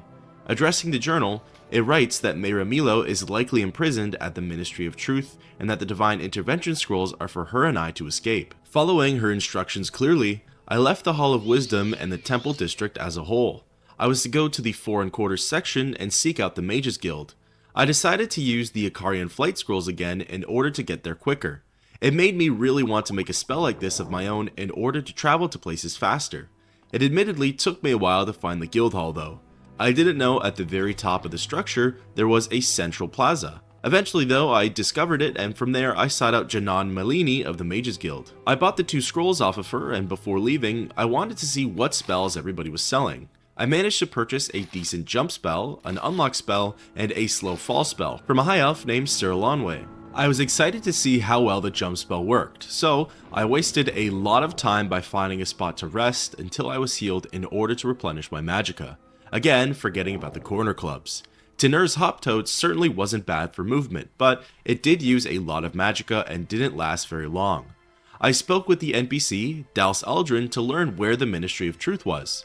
She told me it was a celestial body, suspended by Vivek's mighty power over the Great Temple. It was really interesting to hear that the floating rock above the temple actually served a purpose. I went back to the Temple District and used one of the levitate potions left for me by Mehra Milo.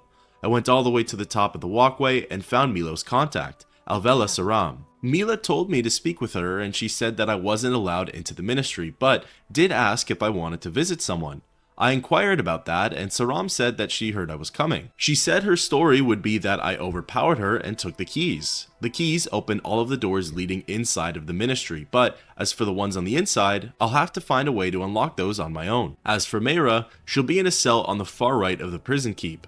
Saram explains that some ordinators are actually sympathetic towards the dissident priests, but that's no excuse for me to kill any of the guards on the inside.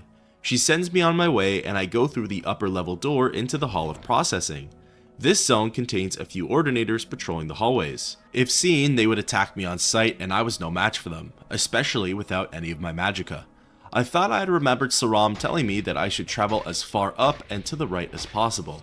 Although she didn't actually say that for the prison keep, but I guess I got lucky in finding it pretty quickly. I had to use another scroll to unlock this door. As soon as I stepped foot in this zone, at least half a dozen ordinators aggroed onto me and began attacking. I panicked and ended up using my last unlocking scrolls on the wrong cell doors. However, I devised the perfect game plan for my needs in this moment. I really messed up by not having any magicka left in the tank, but I didn't need it for right now. Reverting to my last save, I snuck up to the top level of the halls of processing and unlocked the doors with a scroll. From here, I popped a levitate potion and flew over the head of every single ordinator. I then lowered myself enough, used another unlock scroll on Milo's cell, and was soon safe inside with her. She asked if I had brought the scrolls. She takes one for herself and says that we're going to use them to escape the prison. The plan is to meet her at the Dissident Priest Monastery in a place called Halamayan. She goes on to say that I should look for a woman named Lata Hatiria on the east docks of Ebonheart. She gives me specific instructions on what to do next, and that should lead me to Halamayan. She gives me even further directions on where to go from there. I ask about Halamayan, and she tells me it's an underground monastery / hideout for the dissident priests. It's on a remote island along Azura's coast. It can only be accessed at dawn or dusk, as those are the sacred twilight hours for Azura. Exiting the conversation, I equip my scroll of divine intervention and cast the spell. It conveniently teleports me to Ebonheart. Admittedly, I did get a little lost trying to leave, as it seemed like no matter where I went, I was going around in circles. Eventually, I decided to just use a levitate potion to fly over the walls and ledges of the fort. I laid eyes on the dock and went over in that direction. Just before them, there was a very interesting dragon statue, and it was surrounded by colorful and unique NPCs. I imagine that a lot of them have fascinating stories and side quests attached to them, and I would have loved to have stayed for a chat, but I decided to keep moving along. Making it to the left side of the docks, I approached a woman standing by a boat, and it turned out to be Blata. Remembering what Milo told me to do, Blata asked if I knew her, and I told her my name was Bard. She replied by saying her friend mentioned I wanted to go fishing. I said yes, and she replied saying that Mehra Milo showed her a great spot. That spot is Halamayan, and Blata is ready to take me there whenever. I paid her 54 gold, and she brought me over to Azura's coast region. Before I knew it, I was being dropped off at a dock and came face to face with the second person in this plan. I approached Vivrana Aryan and she introduced herself as a monk of Halamayan. She told me to take the stone pathway up the hill. At the top, a secret entrance leading inside of the monastery would be available, but only during dusk and dawn hours. Mehra Milo would be waiting within its library, accompanied by someone named Master Barello. I followed her instructions and waited until 6 a.m. just outside of the entrance. It revealed a doorway into the monastery, and I had finally found myself within Halamayan. From here, I just went with my gut feeling and followed some pathways leading all over the stronghold.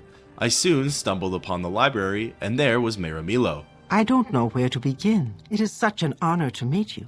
Delighted, I began to speak with her. She thanked me for rescuing her and said that she's safe here at the monastery, where she'll stay in Master Barello's company. I asked further questions about the dissident priests and their secret order, but received information I had already known. In fact, it was obvious from here that she wasn't going to be of any more use to this quest, and that Master Barello was likely the person I would want to speak with. To be honest, I'm unsure if I missed it in my original interaction with her, or this was supposed to be her big turning point, but I didn't know that she was a dissident priest. I thought she had just read Progressive Truths, learned too much information, and was on the temple's radar. Regardless, I left the conversation and turned my attention to Gilvis Barello. Barello asked how he could help me, and I inquired about the Lost Prophecies. He said he reviewed the Apocrypha and found 2 unique passages about the Nerevarine Prophecies. They're that of the Lost Prophecy and the 7 Curses. He thinks that these could be the so-called Lost Prophecies that Nabani Mesa needs. He hands me copies of these passages and goes on to say that he even prepared me a document called Kagranak's Tools. These writings shed light on the falsehoods of the tribunal and their corrupt nature. Barello says that I need to lead the united peoples of the dissident priests and the temple against Dagoth-Ur. I ask about the Lost Prophecies, and Gilvis responds with, from 7th sign of 11th generation, neither hound nor guar, nor seed nor harrow, but dragonborn and farstar marked, Outlander incarnate beneath Red Mountain, blessed guest counters 7 curses, star-blessed hand wields thrice cursed blade, to reap the harvest of the unborn house. He summarizes by saying an Outlander will be a welcome guest. They confront 7 curses beneath Red Mountain, and their hand is blessed by Azura using a cursed blade.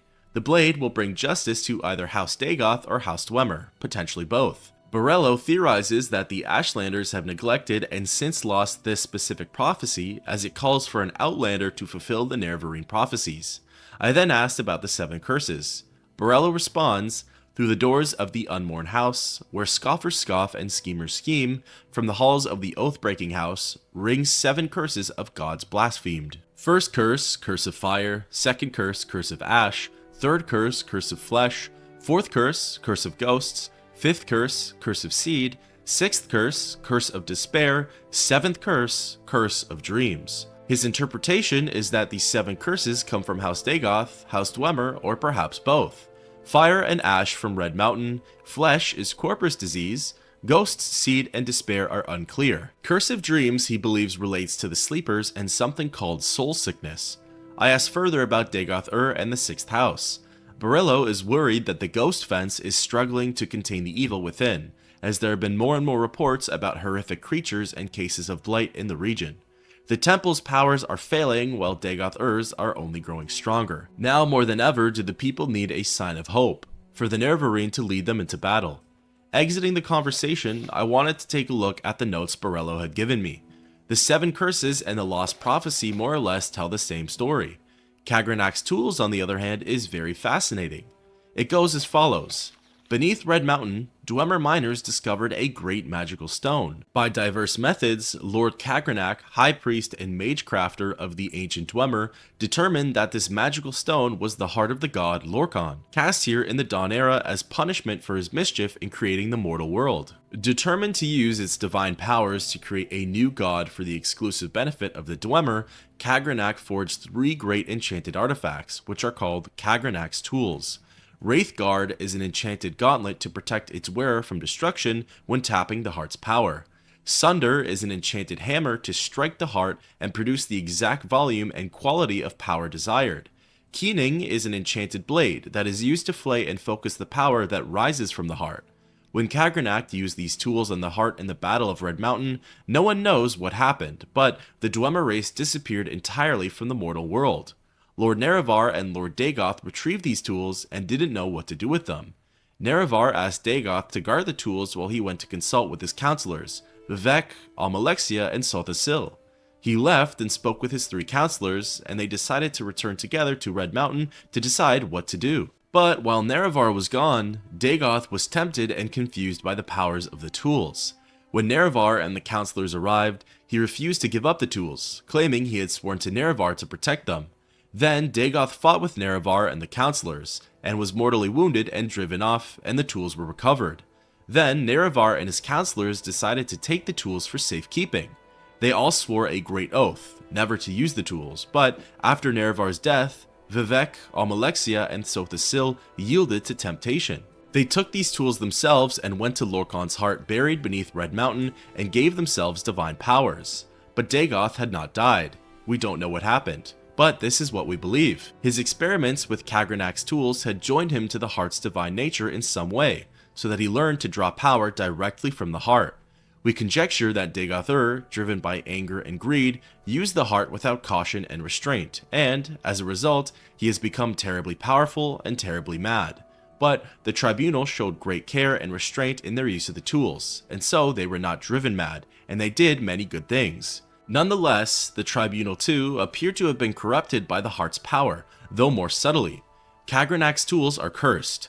Stealing power from the heart of a god is a terrible folly and fated to disaster.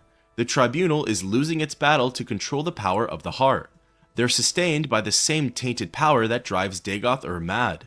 They grow weak and cannot protect us from Dagoth. But even if they could, would we be wise to worship gods such as these? They conceal the truth from us out of shame. They persecute the Nerevarine and the dissident priests out of shame, when they should be welcoming them and enlisting their aid against Dagoth. The tribunal have done much good for Morrowind and the Dunmer, but they succumb to the temptation of Kagrenac's tools, and though these tools once may have seemed the instruments of salvation, now they must be seen as instruments of doom. With that, it's time to leave Halamayan and return back to the Ashirliku camp in order to give these over to Nabani Mesa, thus ending the quest, Mehra Milo and the Lost Prophecies.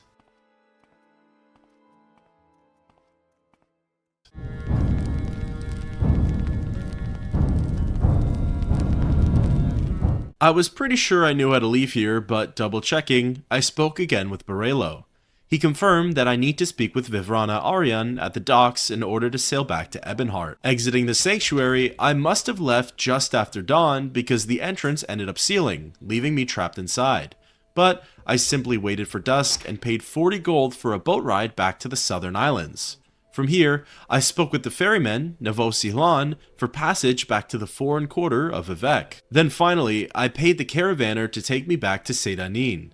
Admittedly, there's a bit of a time gap in between this moment here and the actual continuation of the main questline. Here's a little bit of insight into what I did in the meantime. I went off to the Ascadian Isles and the West Gash regions in order to embark on some side quests. Along the way, I encountered my first dreamer on the side of the road. He was just standing there eyeing the fork, almost as if he was waiting for my arrival. He wasn't immediately aggressive. I was able to actually speak with him. He spoke of the topics that the dreamers talked about, that Dagoth and the Sixth House are reawakened, that Morrowind will be freed from the Outlanders and foreign rule, and also that Red Mountain is where he and his servants reside. Believe it or not, I was actually the one to start the fight. A little bit because I knew he had to go, and mostly because I wanted to train my spear skill. This brings me to my next point on the laundry list of things that I needed to do. I really meant it when I said I was fed up with my current skill levels, particularly that of my ability whilst using a spear. I checked out some trainers, but they charged way too much for only a 1-point advancement. I then decided to go in and around the dungeons of Balmora to clear out everything that I could. This is where I came up with what I believe to be a true Morrowind strategy. While exploring the Shulk Egg Mine, I came across some aggressive miners. They were attacking me with pickaxes, which really didn't do a lot of damage. What started out as a simple fight to the death turned into this poor miner becoming my personal training dummy. I would continuously swing away with my spear, purposefully using the weakest strikes in order to preserve this Dunmer's health. When his health was low, I would back out of the zone, rest until we were both healed, and repeat the process over and over again. My spear skill was rapidly increasing, along with my light armor skill, and before I knew it, I was advancing up a couple of levels. I repeated this process for quite some time until my spear was by far the highest leveled major skill, and that even with low fatigue, I would still have a decent chance at landing a hit. Once I was satisfied, I left the mines and returned to Balmora. Rararin Radaris, the self-proclaimed sleeper of the town, finally snapped and decided to come after me. He was of little challenge, and I ended up defeating him using only my spear, which I did feel pretty good about. With all of that out of the way, the main questline officially continues from here. I knew I had to return back to the Urshilaku camp to the north of here, but I really wasn't looking forward to it. It was a bit of a trek last time, and to be honest, my slow pace around the province is starting to bore me. I did have a fix in mind for that though. From Balmora, I took a Silt Strider to Alderun, then from Alderun to Nissus, forgetting that my final destination was actually Margon. It was from Margon, though, that I began to travel in arguably the most fun way. The Ikarian flight scrolls from earlier were just too useful and handy for getting around to places. So, during my training arc, I made a slightly nerfed spell version of them. I call it Go Places, a very creative name, and similar to the scrolls, I can leap a massive distance with it. Then, just before I land, I cast a slow fall spell and am able to safely land back down. The only caveat to this though is that I only have enough magicka for one cast of each spell. So sometimes, if I'm unlucky, I fail the leaping spell and have to reset. Other times, I'm really unlucky and fail the slow fall spell, resulting in my character's death most of the time. Once I've landed, I have to rest until healed, which isn't always possible as I may have aggroed some enemies either in the air or on the ground.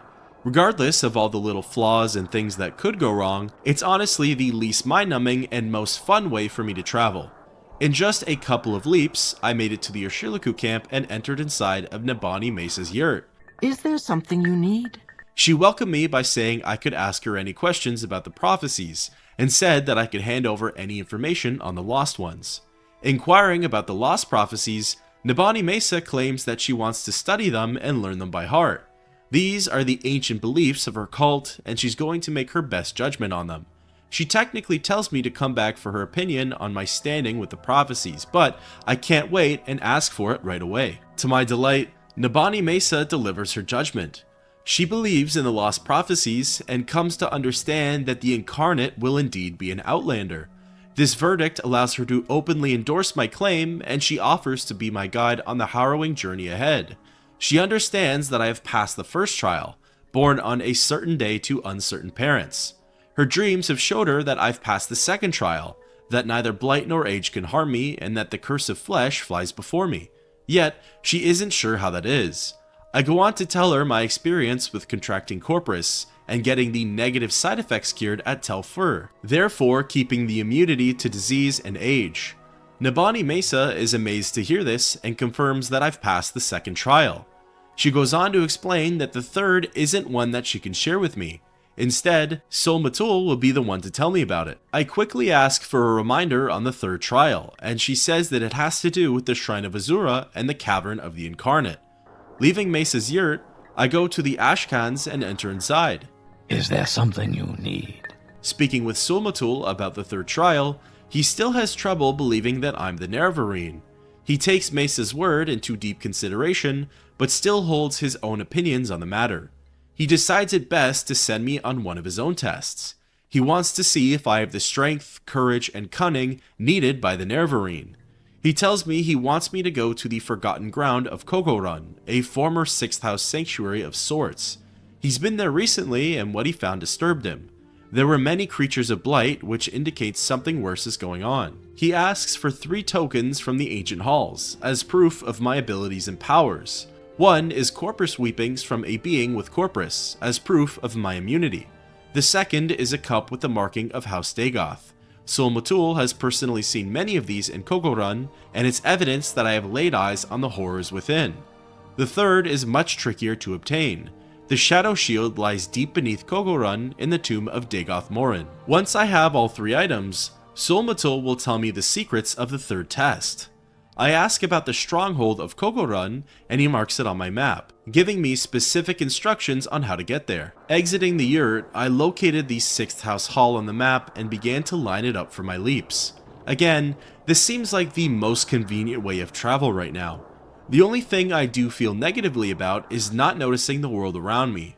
As a new player, going to these new areas, it's always a good idea to stop and take it all in, as you never know what you might find. But I justify it by saying that I'm in it for the long haul when it comes to playing this game.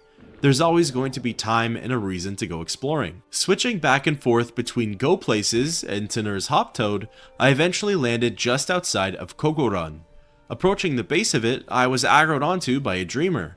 It wasn't anything too difficult to handle, but it showed me that this place is likely teeming with 6th house servants.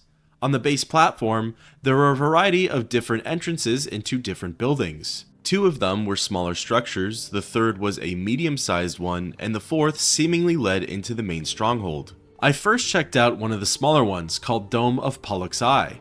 On the inside, there was a 6th house priest. He looked similar to Dagoth Gers and performed the same attacks. It was at this moment, though, I became very confident in my ability to use a spear, as it was the moveset that carried me through this fight. This one's name was apparently Dagoth Girer, and all he had on his body was a 6th house amulet. I looked around the Pollux Eye and honestly didn't find too much. There was some strange writing on the floor, apparently written in Daedric. I looked up and conveniently, right above the runes, there was a House Dagoth cup. This was one of the 3 tokens that I needed. Snagging it, I continued to look around the dome when I noticed Corprus weepings on the floor. The weepings were another one of the tokens in which I needed for Sul-Matul. Collecting it, I only needed to find the Shadow Shield now. Leaving the Pollux Eye, I entered into the dome of Urso. Inside, there was a creature in which I've never seen before. At first, I thought it was a Slode, but upon closer inspection, it had differing features. The monster used all sorts of destruction magic, and honestly, I died a lot to this thing. My winning play was to evade around the central column.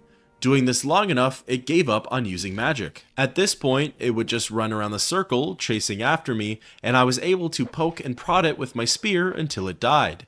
This being was called Dagoth Railer, and to be honest, I thought it was really neat how these things were once bosses, but are now just higher level enemies. I looked around the dome in case the shield was around here too, although I doubted it would be. I came across some Comic Sans writing saying that the Dreamer is awake. Some research would show that the Daedric runes in Pollux Eye actually say the same message. It was obvious the shield wasn't in here, so I exited this area and made my way into the main stronghold. Starting out in the Hall of Fisto, this area was rather small and contained only a few enemies, mainly Corprus stalkers and another 6th house priest. Dagoth Delnus, as he was called, was built just like Dagoth Gers, and I dealt with him just as easily as the others. The room in which Delnus resided contained a parchment of scrawlings. I glossed it over, but it mostly sounded like the ramblings of a madman. It was also just statements that I've already heard regarding the 6th house and Dagoth Ur. Inside the Hall of Fisto, I also encountered my true nemesis, an Ash Slave. These things beat me up bad in the Alunaby Caverns, but this time I felt a little more equipped to deal with them. The next area I went into was the Hall of Maki. Immediately, I discovered a 6th house shrine and an Ash Slave guarding it. After defeating it, I made my way further into the hall and encountered my very first Flame Atronach. They're certainly a lot more menacing than what we see in Skyrim and Oblivion. Admittedly, this thing killed me quite a few times. Eventually, I baited it into close quarter combat and struck it with my spear. Otherwise, frost magic did the trick really well and I could defeat it with 2 casts. I moved along the halls pretty nicely, soon making it to a zone called the Nabith Waterway. This area was like a sewer tunnel. It felt fairly straightforward and looked like there weren't a whole lot of paths that would deviate away. Down here, I faced my first Frost Atronach, which was easy to take care of with fire magic. I also fought against an Ash Zombie, which felt like the easiest variant of both a Dreamer and an Ash Slave. Further in the waterway, I battled against another priest called Dagoth Oralis. I was surprised at the sheer amount of them in this area.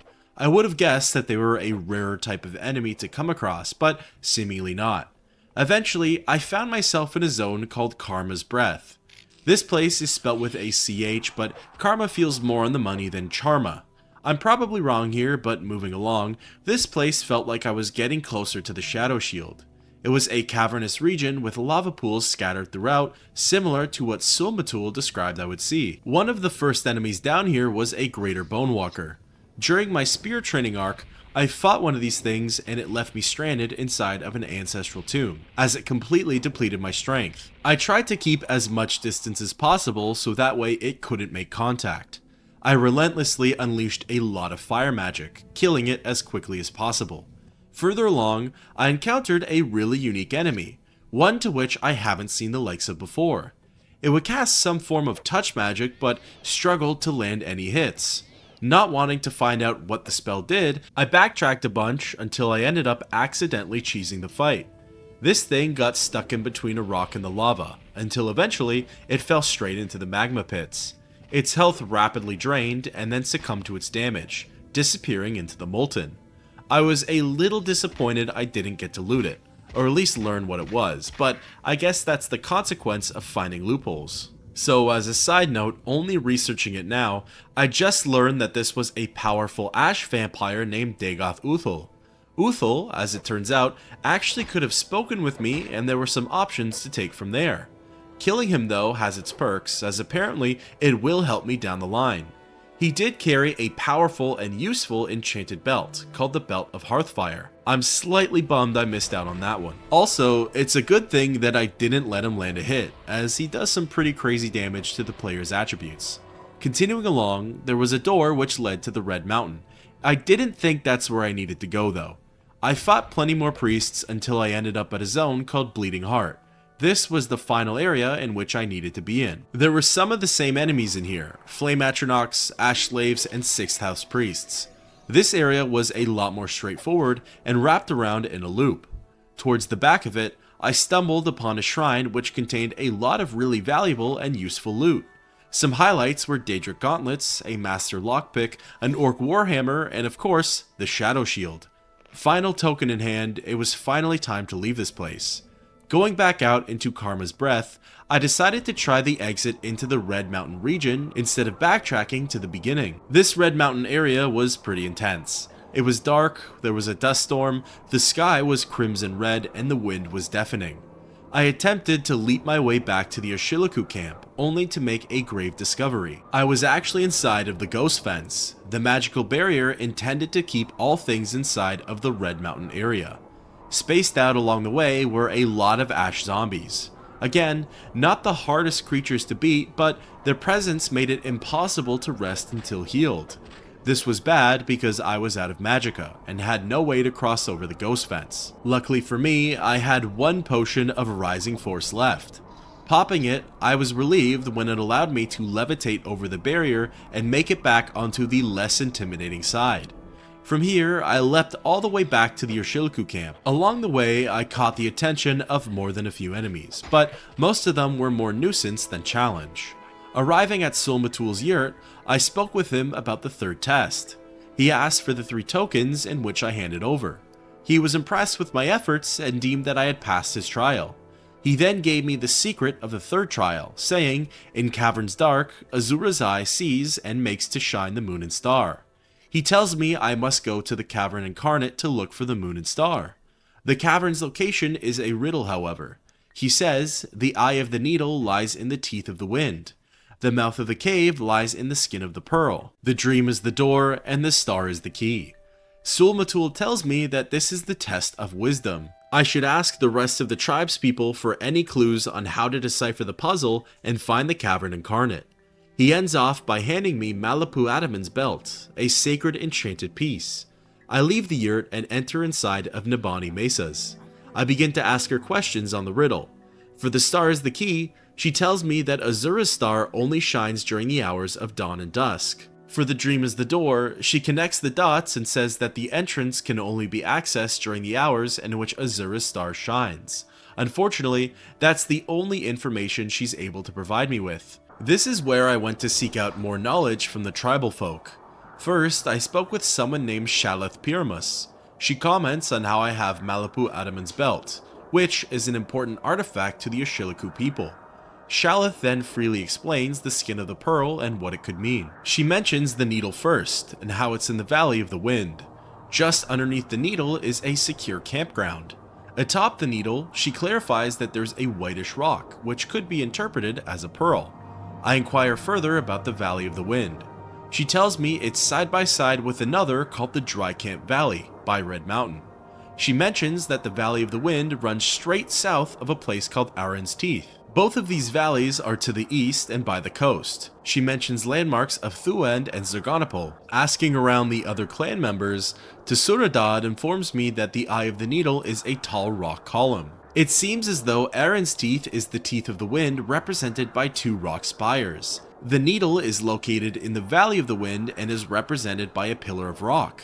The pearl is located at a sheltered and secure area by the needle, and it's a discolored rock. To be honest, at the time I was still a little confused on how to make it there, but I did have the ruin of Zergonopol marked on my map, so that was going to be my starting place.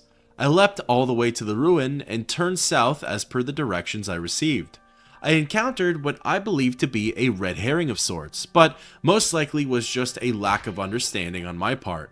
There was a perfectly carved out pathway leading to a dead end. At the end of it were some oddly shaped rocks. I thought for quite some time that this had to be the entrance inside of the cave. I waited for both dusk and dawn numerous times, looked all around, but to no avail. I eventually decided to keep looking, as nothing was really happening here. Recapping the directions and instructions given, I went east of Zergonopol by the coast. Rounding the corner, I noticed a long and narrow valley. I couldn't tell right off the bat if this was either the Valley of the Wind or Dry Camp Valley. Regardless, I decided to go down it. There were a couple of rock spires that could have been Aran's Teeth, but I had already mistaken a separate path for the correct one. I walked for a good long while. The road was mostly empty and void of life. Eventually, it began to wind and twist. I was slowly losing faith that this was the right area.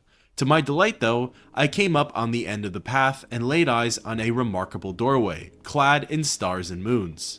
Approaching it and interacting with it, I heard this. The door is locked and will not open. The star is the key. The current time was 8 AM, so I rested until 7 PM and tried again. In the dawn hour under Azura's star, the door is opened. Entering inside the Cavern Incarnate, I had no idea what to expect, and therefore was extremely cautious. It was a small zone though, and located in the center was a massive statue, seemingly of Azura. I had a quick look around and noticed a lot of mummified bodies and mushrooms. Floating in the hands of the statue was a beautiful ring. This was the Ring of the Moon and Star, which fortifies personality and speechcraft, each for 5 points. More importantly, this was the end of the third trial. Picking it up triggered this cutscene. Nerevar Reborn, Incarnate. Your first 3 trials are finished. Now 2 new trials lie before you. Seek the Ashlander Ashkans and the Great House Councillors. 4 tribes must name you Nerevarine. 3 houses must name you Hortator. My servant, Nabani Mehra, shall be your guide. And when you are Hortator and Nerevarine, when you have stood before the false gods and freed the heart from its prison, heal my people and restore Morrowind. Do this for me, and with my blessing. Receiving that heavy and intense message, the way forward is clear. I must be named Hortator of the Great Houses and Nerevarine of the Ashlander tribes. Before leaving, I noticed that all of the mummified bodies now have spirits standing by them. They're all seemingly friendly, so I spoke with one of them, Peakstar. She introduced herself as not the one, but she waits and hopes for the person that is. She said I could ask her some questions, and I did. Although I didn't really receive any new information on the topics I was already familiar with. I did ask her though about not being the one. Apparently, all of the spirits in this cave are those who have tried to fulfill the Nerevarine Prophecies, but have failed. Peakstar apparently died to an ash vampire and wasn't able to be named Hortator. She ended up gifting me some clothing though, as she won't be needing it any longer. In fact, speaking with all of the spirits and asking for their story, they talk about how they died during their trials, and in the end, gift me their once prized possessions. From here, I exit the cavern and leap back to the Urshilaku camp. Funny enough, I bought the recall spell, not knowing that I needed the mark spell. I was really excited to be able to conveniently teleport back to camp, but once again, my lack of knowledge got the better of me. I jumped the gun a bit and went to Nabani Mesa first instead of Sul Matul. I began asking her all these questions about the prophecies, the great houses, becoming Hortator, etc. Then I remembered that Sul Matul was the one who gave me the quest in the first place, so I went and spoke with him. He greets me by confirming I have passed the third trial. He asks if I wish to be called Urshilaku Nerevarine, but first offers me a bit of counsel. I accept it, and he goes on to say that the Nerevarine title will bring a lot of attention, most of it negative. The temple and its followers, the sixth house, the great houses, they're all likely to turn their back on me and even become hostile. He wisely recommends that I be named Hortator first, before receiving the title of Nerevarine. He then goes on to say that Nabani Mesa can offer me a lot of information on the other Ashland tribes, namely their locations and ways of life. With that out of the way, I ask him to name me Urshilaku Nerevarine. He declares that before he does so, he needs to tell me the differences of need and duty. The former, Sul Matul describes as knowing the words of the prophecies, the curse of Dagoth and the sixth house, the false gods, as well as the moon and star. He says that these proofs are needed to display that I am the Urshilaku Nerevarine. As for the latter, duty, he goes on to mention becoming the Hortator and the Nerevarine. He talks about eating the sin of the unmourned house, aka defeating Dagoth and freeing the false gods from their curse, aka the tribunal. Finally, understanding the responsibilities that come with this title, Sul Matul names me Urshilaku Nerevarine. He hands me the teeth of the Urshilaku as a symbol of their endorsement. He tells me that the Urshilaku will follow me to my death, until the enemy is ultimately defeated, or until I give him back the teeth. Exiting the conversation, I take a look inside of my inventory and see that the teeth of the Urshilaku is an enchanted amulet. It has the power of resisting paralysis for 10%. With that, thus ends the quest, the Path of the Incarnate.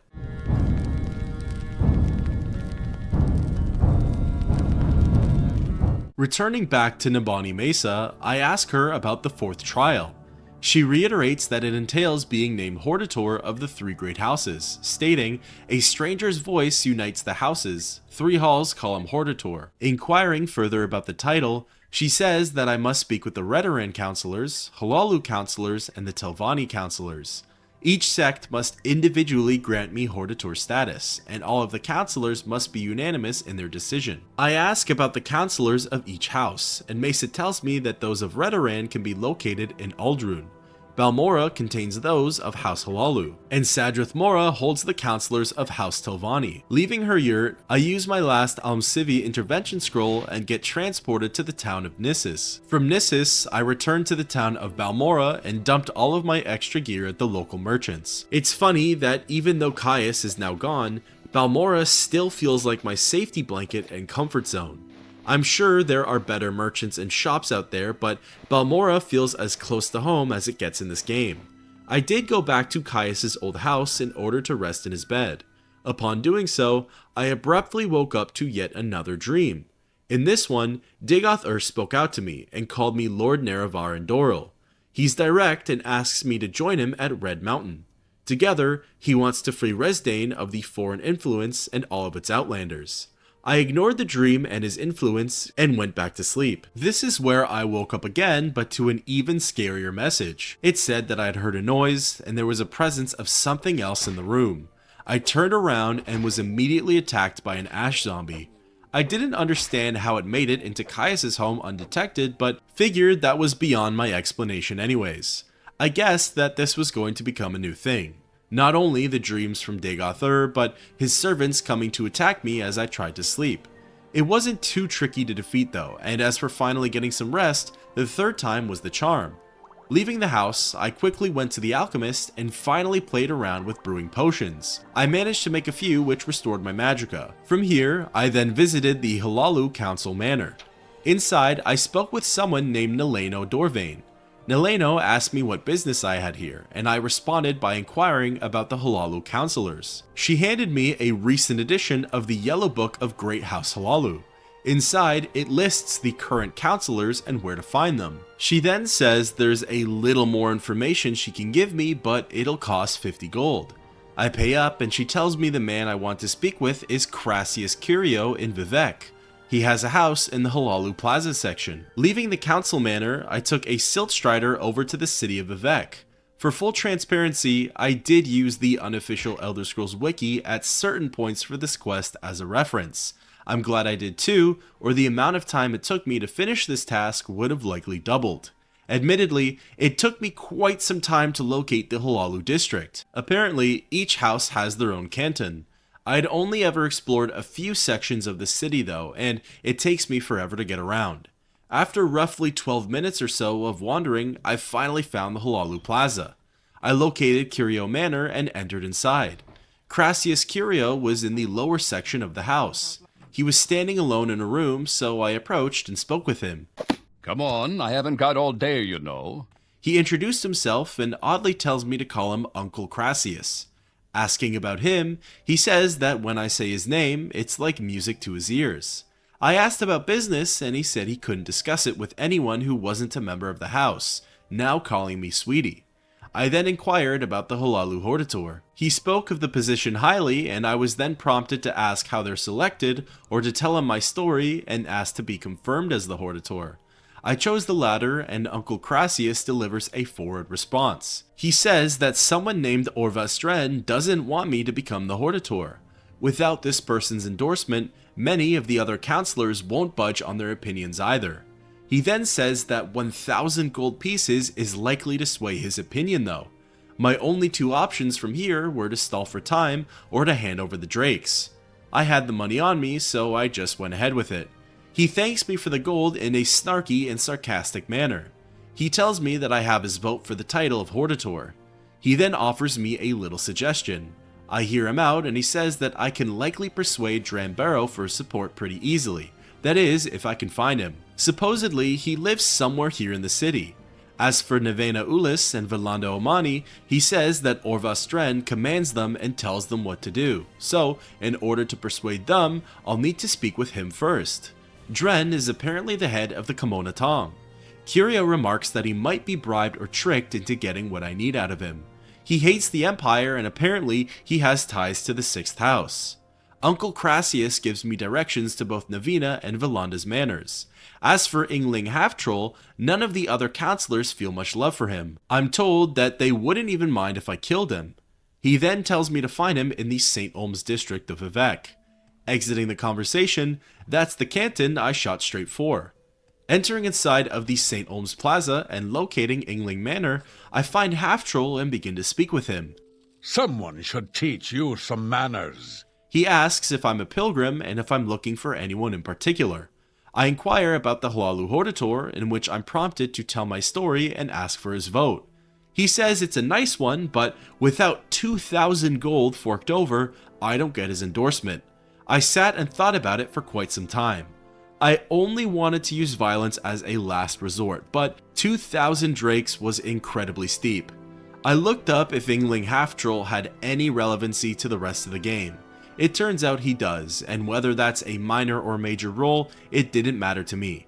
I paid the hefty sum of money and received his vote for Hortator. Exiting the conversation, I now wanted to try and locate Drambero, who was somewhere here in the city. The Yellow Book claims that he has no address attached to him, but I asked around amongst the locals and they all claimed to see him in this plaza before. So I cased every single building to see if he was hiding out somewhere. I couldn't find him in any manor, shop, or establishment. That is, until I decided to check in the so-called St. Olms Haunted Manor. Despite its name, I didn't actually encounter any spirits. The upstairs room was small and didn't contain much, other than a bunch of messes. I went downstairs and the door was secured by a level 50 lock. I cracked it open with a spell and entered through. This spot was seemingly a lot tidier, more organized, and lived in. I came across someone named Gardig the Bold. I asked the Nord about Drum, and he said that he was his boss. Knowing that I was getting warmer, I searched a little more and ended up finally finding the counselor. He opened by saying that he's going to have to take more precautions into not being found, but asks what he can do for me. I inquire about the Hlaalu Hortator and ask for his vote. He willingly gives it to me, as I have gone through the trouble of finding him. He warns me though that the next 2 votes aren't going to be so easy. Valanda and Navana will only do as Orvis Dren tells them, and I will need to gain his approval first. I figured what's the point in seeking out the other 2 before Dren, if the game is heavily hinting at doing so. Uncle Crassius told me that he has a plantation in the Ascadian Isles. I got lucky in mistaking it for the herd of Netch just north of the city. It turns out that following one of the pathways there leads to a shoreline, and just beyond it, a massive compound. I made my way over there, and lo and behold, it was Orvis Dren's plantation. Everyone here had an incredibly low disposition towards me. Nobody wanted to speak with me, much less tell me where I could find Dren. Fortunately, one of the buildings ended up giving it away, as it was called Dren's Villa.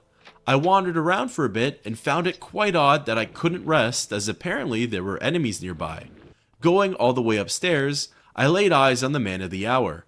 He was clad in orcish armor and right off the bat gave off some pretty bad impressions. No, you have no manners. He asked what I wanted and I inquired about the Hlaalu Hortator. He says that since I sought him out, I show great wisdom for an outlander, but he questions what I want with the title. I'm prompted to either tell him my story and ask for his endorsement, or to tell him I wish to defeat Dagoth and bring peace to Morrowind. Choosing the former, he throws it back in my face by mocking my journey and claiming that he doesn't care about prophecies. He asks why I haven't been named Hortator already if I'm the so-called chosen one. Dren ends the conversation by saying I've wasted his time. I try again and this time tell him I wish to take down the 6th house for Morrowind. This has an even worse effect as now he's become hostile towards me. He tells me that he's already sided with the 6th house and that together they'll crush the Empire and the Tribunal. He claims that I'm his enemy and says it's time for me to die. Orvis begins attacking me and it's clear that I'm no match. Even if I decide to stand up against him, it turns out that he has a role to play in other quests for this game, so I didn't want to kill him right now. This is again where I use the help of the unofficial wiki. It tells me there are 2 other options. One is to raise his disposition above 50 or so, and then I can convince him that way. The other is to recover some hidden documents from the lower level of his villa. The basement area, however, contains a little surprise. The key to unlocking the doors is on Dren's desk just below him. Standing on the other side of the doors are 2 Dunmer lackeys who gang up on me. This one was a tough fight. I died a bunch and wasn't sure how to handle it. Eventually, I came up with another Morrowind strategy that involved exiting the villa and going back in via the other door. Doing so, I could charge up an attack with my halberd and let it off. After a few hits, I would leave the building and repeat the process. Shortly thereafter, both of the Dunmer were defeated. Going back down to the lower level, there were a bunch of locked containers that I could try to get into. It turns out, the small chest on the shelving contained the documents I needed. My unlock spell though was only good for level 50 locks and below. The small chest was a level 75 lock, so I had to get a stronger spell.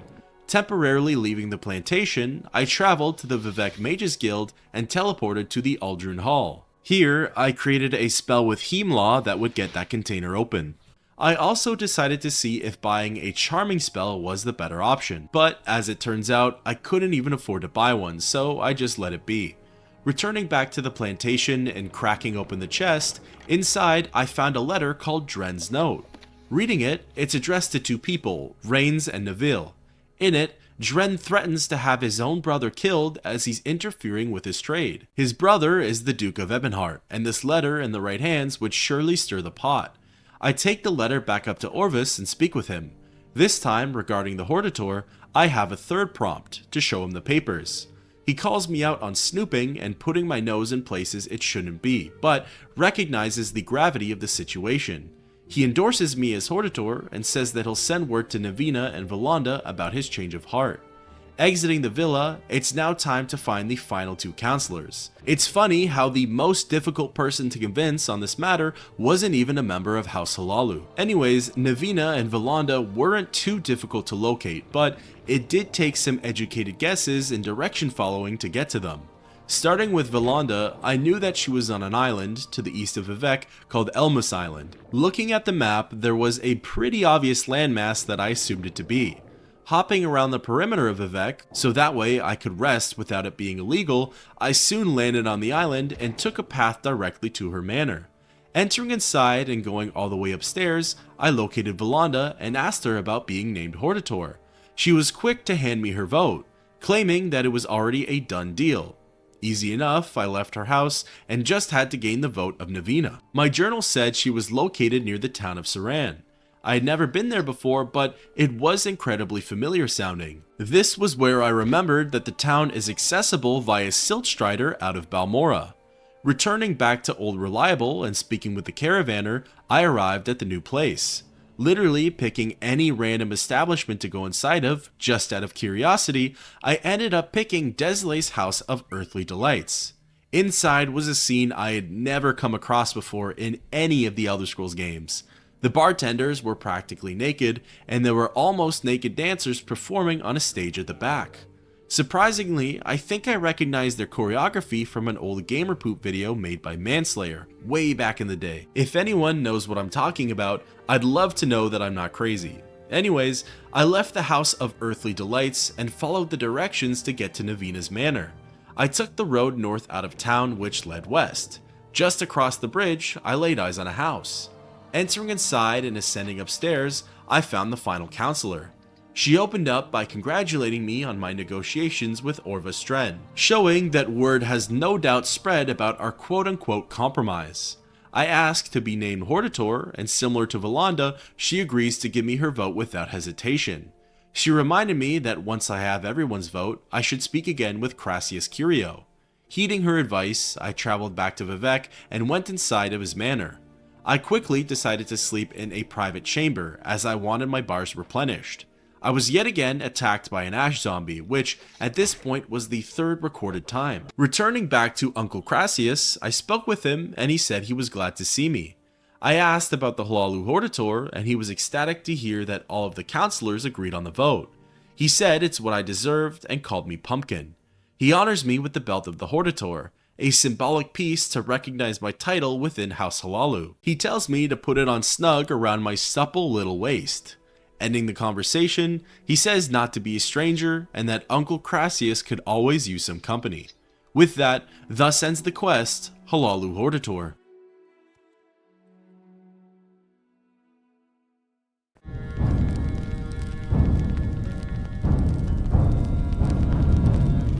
I left Uncle Crassius' home and went back out into the city of Vivec. Peering at my journal, I was reminded that the next great house on my list, Redoran, had counselors that could be found in the city of Aldrun. Sparing no time, I took the Siltstrider to Balmora and then to my desired town. According to my notes, the council meets under the shell of a giant emperor crab. I assumed that this was the manor district of the city and made my way over. It was certainly very interesting inside of here.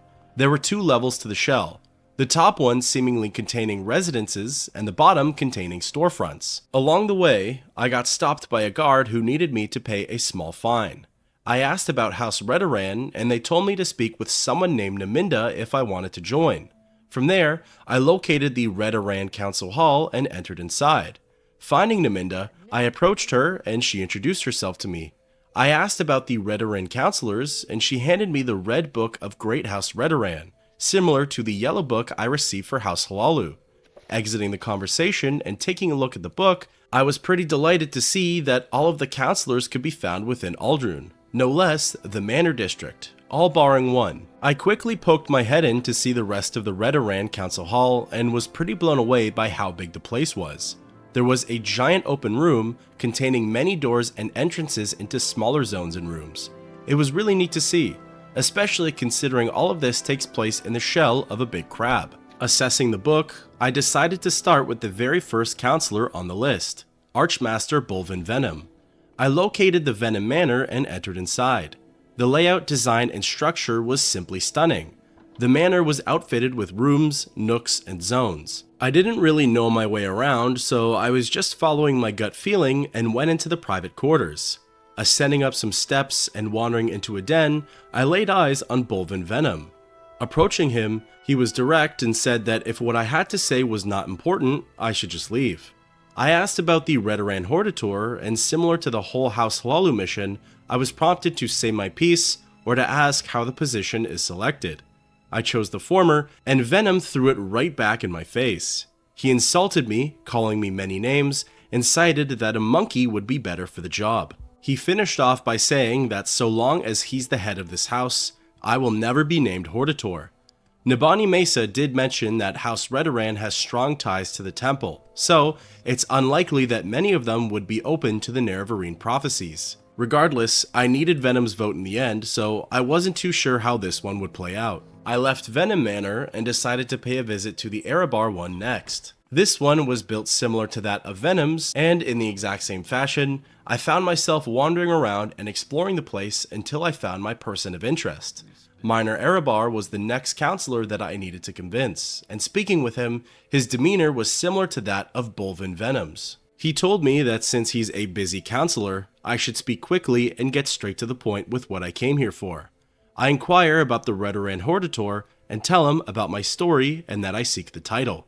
He responds by summarizing my journey, and similar to Bolvin, insults and patronizes me. It's clear that my work here is going to be a little more strenuous than that of House Hlaalu, but there are some silver linings, mainly that I don't have to travel too far to get to the other counselors. I left the Erebar Manor feeling a bit defeated. My luck begins to turn around though for the next counselor. I entered inside of the Serethi Manor and immediately came face to face with Athen Serethi. He politely introduces himself, which is a welcome change, and I inquire about the Redoran Hortator. I tell him my story, and Serethi says that he actually believes me. He remarks that he may be able to persuade the other counselors too, but first needs a favor. He asks if I can rescue his son from Venom Manor. I inquire further about Varver Serethi, and Athen tells me that he's being held in the right wing of Bolvin's home. I have to be careful not to kill Bolvin though, or the other counselors will turn against me. Finally, I'm able to leave a counselor's manor with some sort of task to do. I return back to Venom Manor and enter inside of the right wing section. There are a few guards patrolling around, as well as multiple levels to look around in. I scour the place from top to bottom, but don't see any sign of a captive dark elf. I even spoke with some of the personal guards, asking about Varver Serethi, but they would just respond by saying that it was none of my business. Eventually, I did find a strange note with a key on top of it. The note was to someone named Masa Yules, and it read, "Malsa, keep our special guest in the room behind the tapestry. Make sure the door is locked and that he is under guard at all times. If he escapes, I will blame you. Signed V." Just behind where I found the note was a little nook that led to a dead end, but it also contained a tapestry. Beyond the tapestry was a locked door, which for some reason I decided to use an unlocking spell on instead of the key that was with the note. I'm unsure why, to be honest. Doing so, I attracted the attention of the guards and made a quick break inside of the hidden room. Within it, I found Varver and spoke with him. He asked if his father had sent for him and if we should travel together back to Serethi Manor. I told him to follow me and that I would lead the way out. Upon seeing me though, the guards aggroed on and began attacking. They were pretty strong and had the superior numbers. More importantly though, they would only attack me and left Varver alone, so I decided the best course of action was to hightail it and run. The two of us fled back out into the Manor district and we weren't followed any further. From there, I safely escorted Varver back to the Serethi Manor, and upon Athen seeing his son, received a journal update. Speaking once more with Athen, he opened by saying that he's in my debt with the safe return of Varver. I ask again about the Redoran Hortator, and he instantly agrees to give me the title. He mentions that his influence will go a long way with the other counselors, all except one, Bolvin Venom. He says though that if I get the support from all the other ones, I will be granted access to the full title. Leaving Serethi Manor, I made my next stop at Ramarin Manor. I took a quick rest in one of the isolated bedrooms to replenish my bars, and then made my way into the private quarters section. Here, I spotted the Mehra I needed to speak with, Nerevarine. He introduced himself and asked who I was. Skipping the formalities, I went straight to the Redoran Hortator topic, and to my delight, Hlarin didn't need any persuading. He said he trusts the judgment of Athen and that I have his vote for Hortator. The next residence I went to was the Lethri Manor. I stumbled my way around into the private quarters section, which is where I found the next counselor, Garissa Lethri. He opened by saying that he was a busy man and that what I had to say better have been important. Again, I asked directly about the Redoran Hortator, and Garissa tells me that I have his vote. He likes what he heard from Athen, and although he thinks my story is a little far-fetched, he knows that Dagoth and the 6th house must be dealt with. I left Lethri Manor and returned to the Erebar Manor. Speaking again with my old friend Miner, he opens up with the same sort of impatient dialogue, claiming that he doesn't have time for my childish questions. I inquire about the Redoran Hortator again, and this time, Miner has a completely different response. He says that he's spoken with Athen at length, he apologizes for how he acted before, and for calling me an Imperial spy. He says that I should tell all the other counselors that I have his vote as Hortator. Referencing the Red Book, I only had one more counselor to convince before challenging Bolvin Venom to a duel. Lady Brara Morvain apparently has a manor on the eastern side of Aldrun. Thinking that she could be found there, I left the manor district, located her house on the map, and made my way over to the residence. Inside, the home was quite dark and tense. I heard the sounds of enemies coming from somewhere.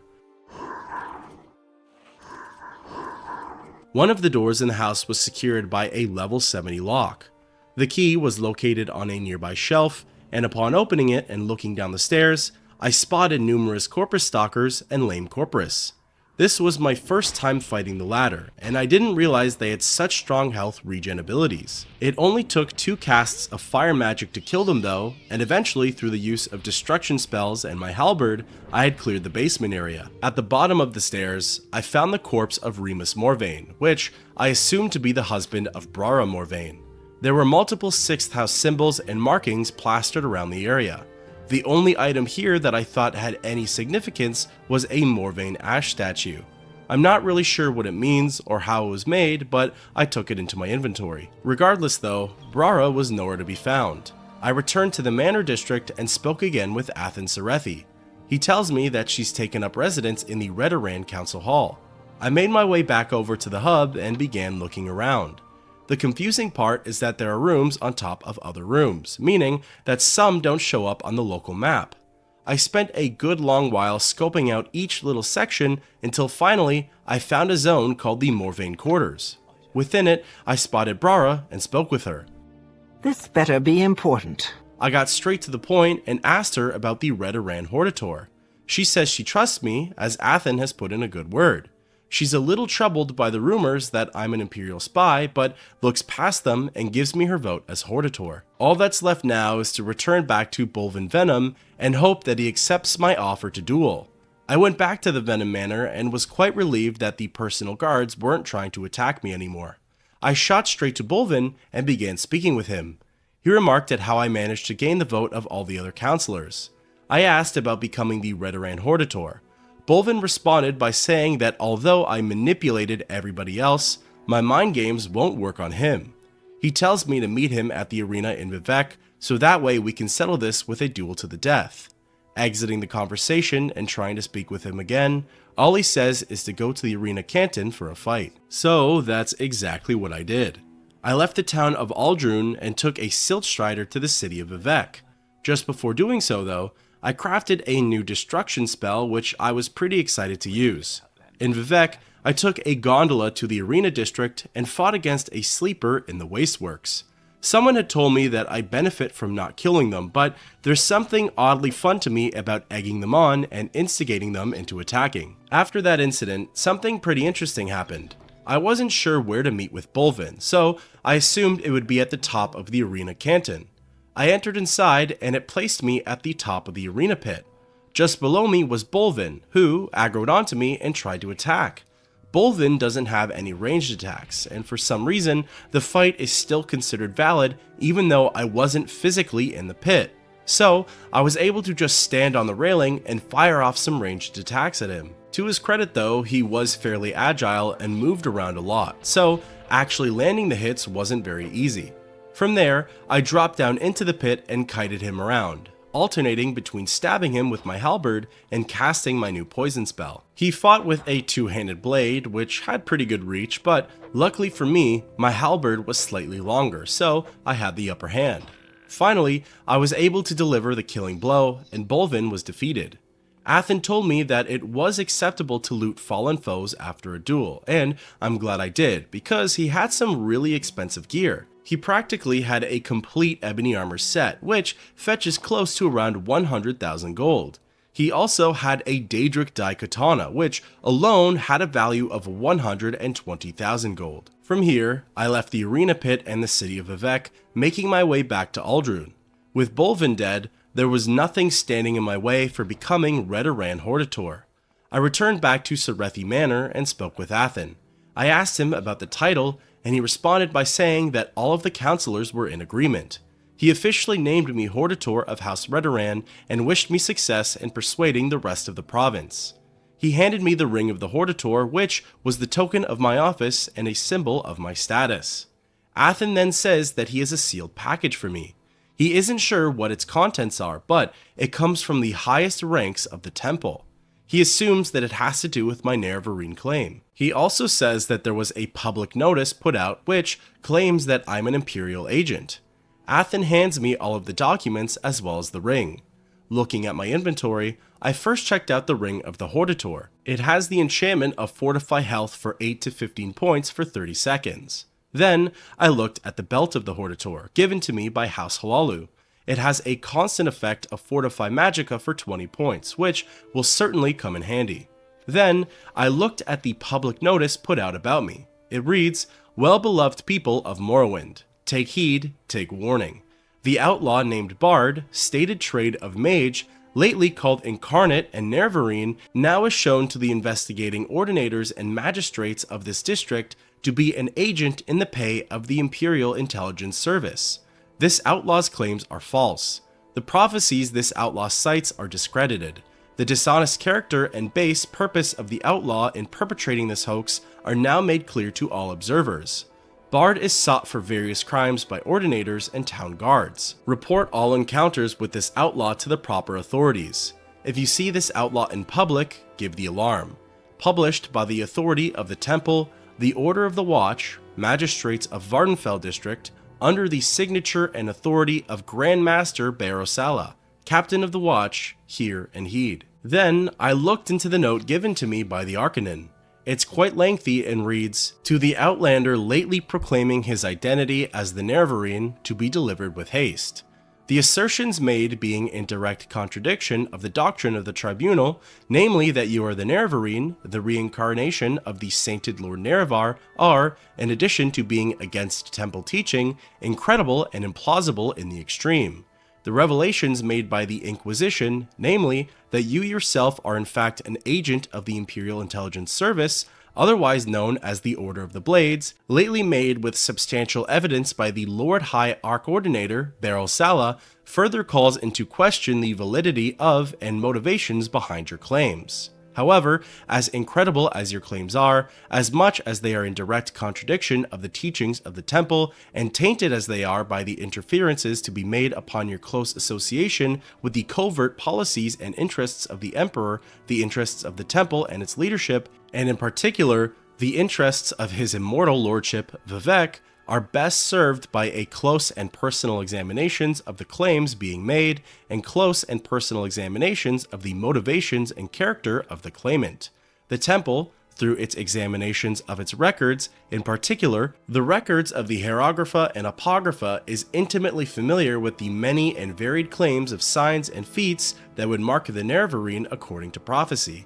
Therefore, in the event of the fulfillment of certain of those most remarkable and scarcely credible claims, namely that the claimant should, at one time, be the acknowledged holder of several ancient titles of power and authority of the Dunmer people, to wit, Hortator of the Great Houses and Nerevarine of the Ashlander tribes, The temple proposes that the claimant of the identity of the Nerevarine shall present himself for inspection before his reverend honor, Arcanon Lord Thoril Suryani, High Arcanon and Chancellor of Vivec, Arcanon of the Canonry of Vardenfell, Archpriest of the High Fane, for review and consideration of his claims and identity. However, until such time as the claimant actually has been named Hortator separately and jointly by the three great houses of Vardenfell, and at the same time has been named Nerevarine separately and jointly by the four tribes of the Ashlanders, there is no purpose in reviewing or discussing these claims.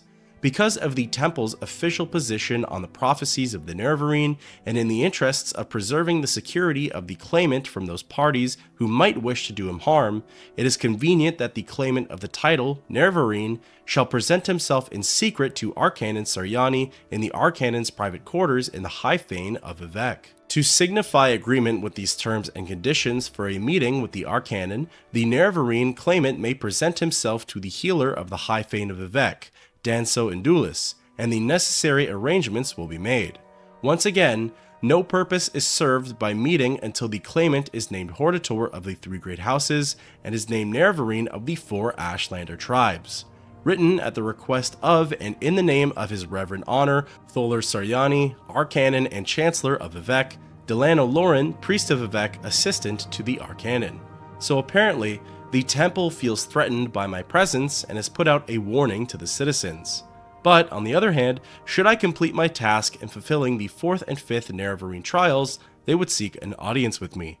It's a little confusing, but regardless, with that, thus ends the quest, Redoran Hortator.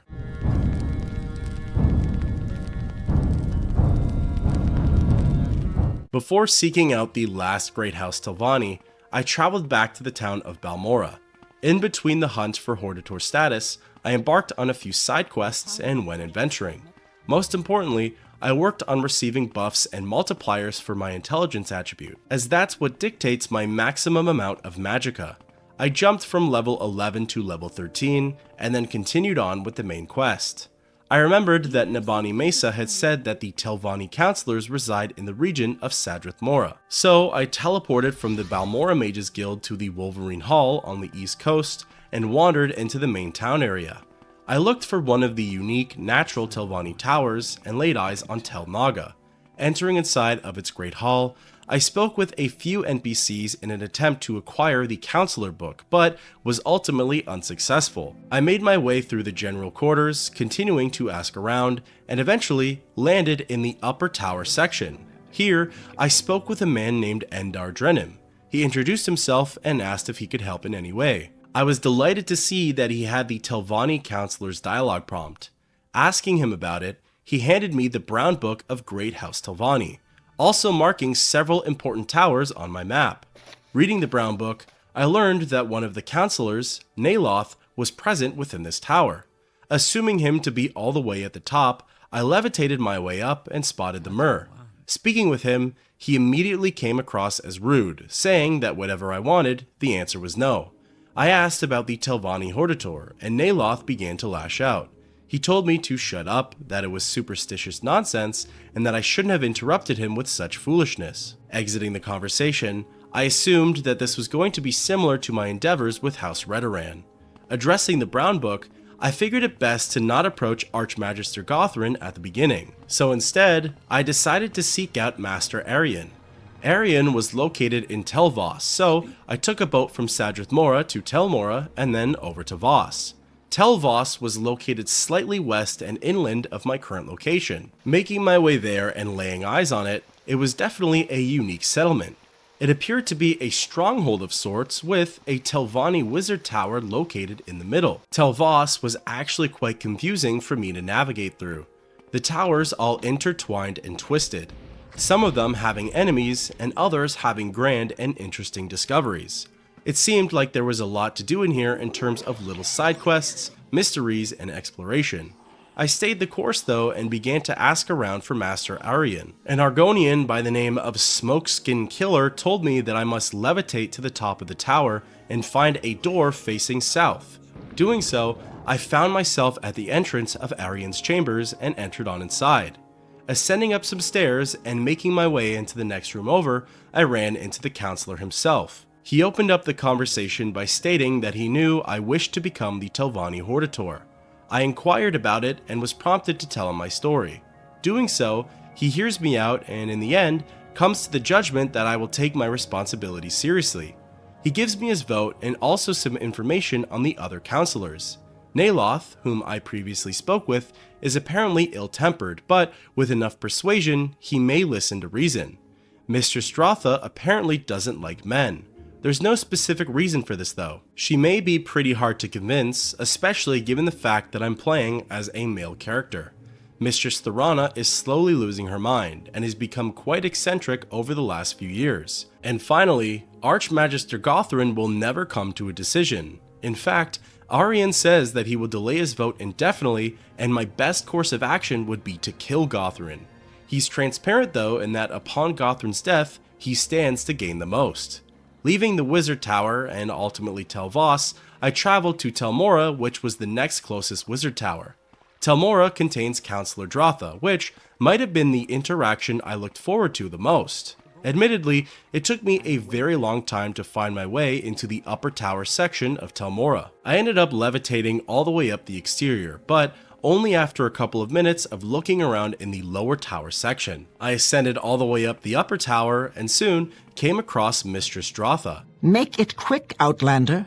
Speaking with her, she immediately opened up with asking what a man was doing here and asked if I was lost. I inquired about the Telvanni Hortator, and she kept reiterating that I must have been lost. Lost in every capacity. Body and soul, and lost in the darkness that surpasses understanding, whatever that means. The conversation ends with her calling me a manling.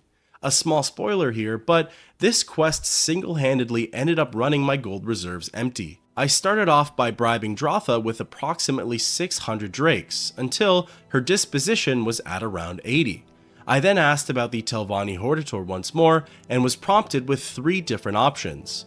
One was to leave before something terrible happens. Another was to strike a manly pose and wink invitingly.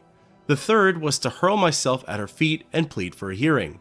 I chose the very last one, and she called me pathetic, but ultimately granted me the option of continuing with my story.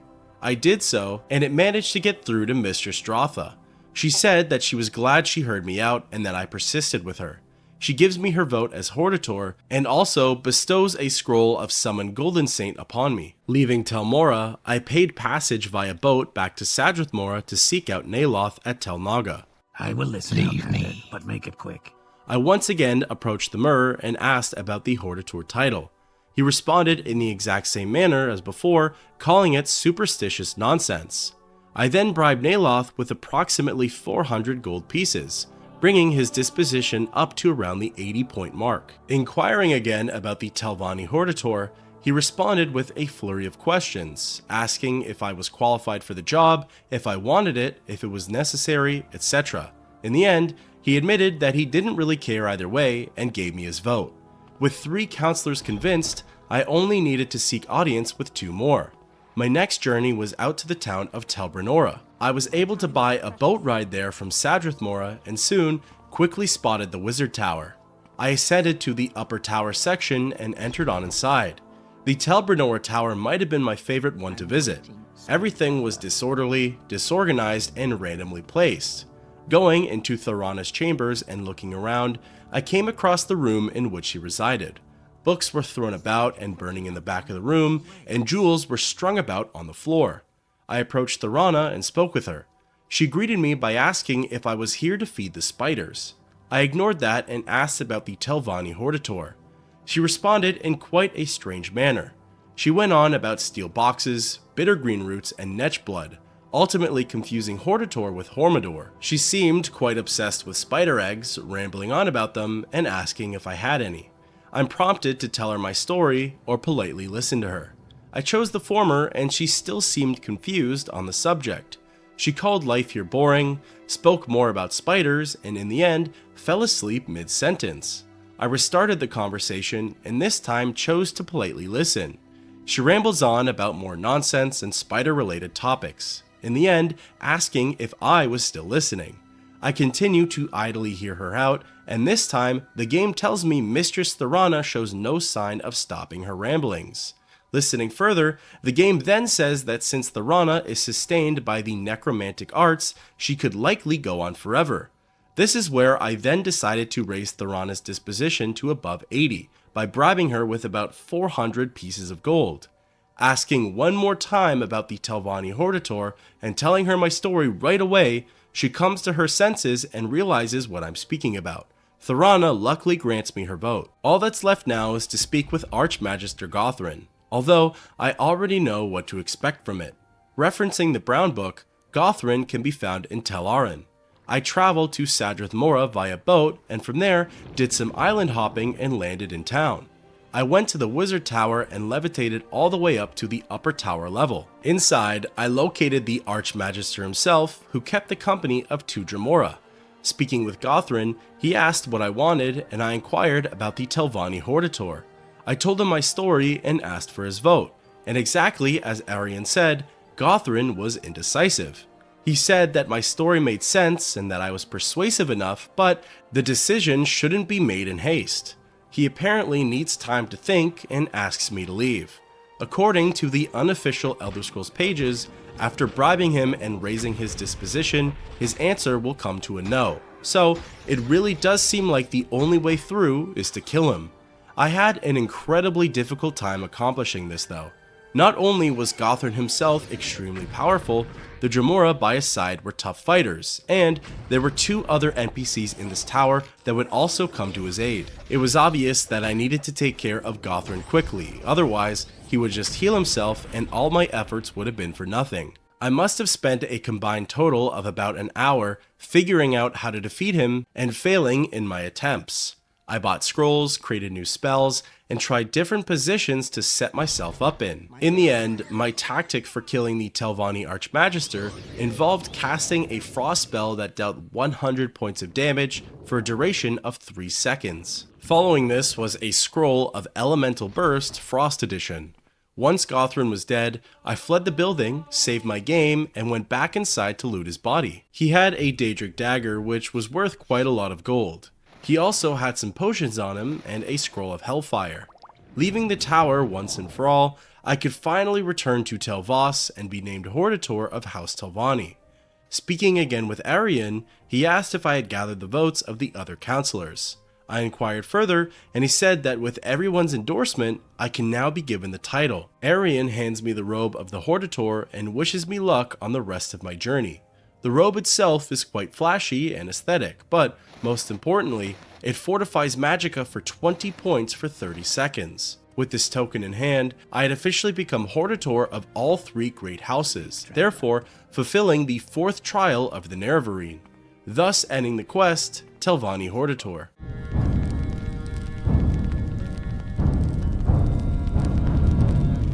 Exiting Tel Voss, it was time to return back to Nabani Mesa at the Urshiliku camp. It wasn't too far from my current location, so I decided to leap my way west instead of traveling around the nearby towns for a closer starting point. Arriving, I went inside of the Wise Woman's Yurt and spoke with the Oracle Seer.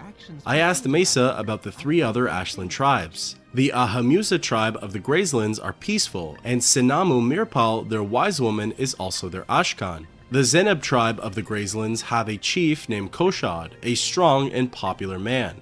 Mesa tells me that I will likely need to earn his favor before he grants me any titles. Then finally, she tells me about the Arabinamsum tribe of Molag Mar.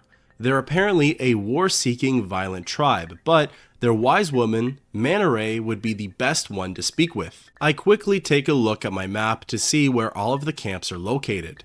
They all happen to be on the eastern side of the island, and each not too far away from the other. I decided to set my sights on the Arabinamsum tribe first, as they were close to Sadrith Mora. Before leaving, I tested out the Mark and Recall spells, which were pretty nifty. I began by making my way to the town of Margon and taking a Siltstrider to Aldrun. From Aldrun, I went to Balmora and then teleported via Mage's Guild to the Wolverine Hall. From the Wolverine Hall, I leapt all the way to the Ashlander camp. It resembled the Urshiliku camp in many ways, as it too was in a barren and desolate region of the island. The first NPC I spoke with was a woman named Kumu. She said that I won't find any welcome here, unfortunately. I asked about the Nerevarine, and Camus said that the Ashkan and Gulakans say the prophecies are foolish superstitions, but the wise woman, Mehra, knows better. Exiting the conversation, I found the wise woman's yurt and entered inside. Speaking with her, she introduced herself and asked if I needed counsel or services. I inquired about the Nerevarine prophecies, and Mehra spoke plain. She said that while the current Ashkan, Ulathpal, and his Gulakans live, I'll never be named the Arabinimson Nerevarine. Mehra says that I must kill Ulathpal and his supporters, then make the Gulakan, Han Amu, the son of the former Ashkan, the new Ashkan. Exiting Mehra's yurt, I went to the group of tents at the edge of the site and entered inside of the Ashkan's yurt. Here, there were 2 Dunmer present, one named Ahaz and the other was Ulathpal. Speaking with Paul, he asked what I wanted. I inquired about the prophecies, and he said that there's an easy solution to this problem. The conversation ends, and without warning, both Ahaz and Ulathpal begin attacking me. I instantly killed Ulath with my 100-point frost spell, and then exited the yurt to replenish my bars. I returned and defeated Ahaz using lesser frost magic. Looting Ulath's body, he had a pretty powerful war axe on him, and the same thing with Ahaz and his belongings. The next yurt I went into was owned by someone named Ranabi. I went up to him, and he said that because I've slain one of his people, I must pay with my life. A fight breaks out and he conjures a skeleton to aid him. I defeat him with more frost magic and look inside of his inventory. He has a plethora of enchanted items, all of which I take for myself. The next yurt I go into belongs to someone named Ashuahi, supposedly the best warrior in the tribe according to Mehra. He says the exact same dialogue piece that Ranabi had opened with, and then begins attacking me. He actually doesn't hit that hard, but does take quite a few casts of frost spells to defeat. Upon his death, I loot his enchanted cuirass, and that pretty much takes care of the Ashkan and Gulakans. The last 2 yurts belong to someone named Masarapal and then Han Amu, but neither of them are aggressive towards me. I spoke with Hanamu and he said that he didn't care about being a Gulakan. I inquired about the title and he said that he's not good at fighting and that no one likes him. He just wants to be left alone. I returned back to Mehra to see what I need to do in order to convince him into becoming the new Ashkan. She doesn't give me specific answers, but does mention that he would need some persuasion. Returning back to Hanamu, he says that no matter what, he doesn't want to be made chief. He goes on to say that everyone despises him, that he's weak, foolish, and a coward. I inquire about the Ashkan title and bring up the robe of Erodan. He recognizes the robe and the legacy that comes with it. I have the options of showing him the robe and making a speech, or outright giving it to him. I choose the latter and Han receives a small confidence boost. I continue and bring up Sanit Keel's fire amulet, choosing to hand it over to him as well. Han gains even more confidence in himself, but not enough to take on the role of Ashkan. Finally, I bring up the topic of the axe of Aranamu, Han's father's weapon. I hand that over to him, and that's just enough for him to believe in himself. After each item is handed over, he slowly begins to understand how strength, courage, and responsibility play into the chief's role. He feels as though he's now ready to fulfill that title, and most importantly, he grants me the title of Arabinimson Nerevarine. Han Amu tells me that I should return back to Wise Woman Mehra for the token that represents my status among this tribe. Doing so, Mehra congratulates and thanks me for all that I've done here, as well as my new title. She hands me an artifact called the Seizing of the Arabinimson. The item is a belt, and it has the enchantment of telekinesis for 50 feet for 30 seconds on self. With that, thus ends the quest, Arabinimson Nerevarine.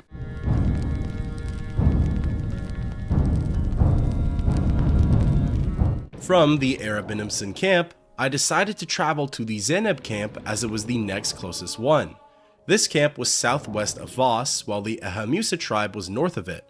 It didn't take me long to leap all the way there, although it did take me a little longer than I originally thought. As per usual, I was stopped along the way by enemies, and this time round for traveling, I was able to cast Go Places 3 times consecutively, with an updated Slowfall cast after the first leap. The issue though is that I would get aggroed onto by an enemy on the second or third jump, which would prohibit me from resting and regenerating my bars.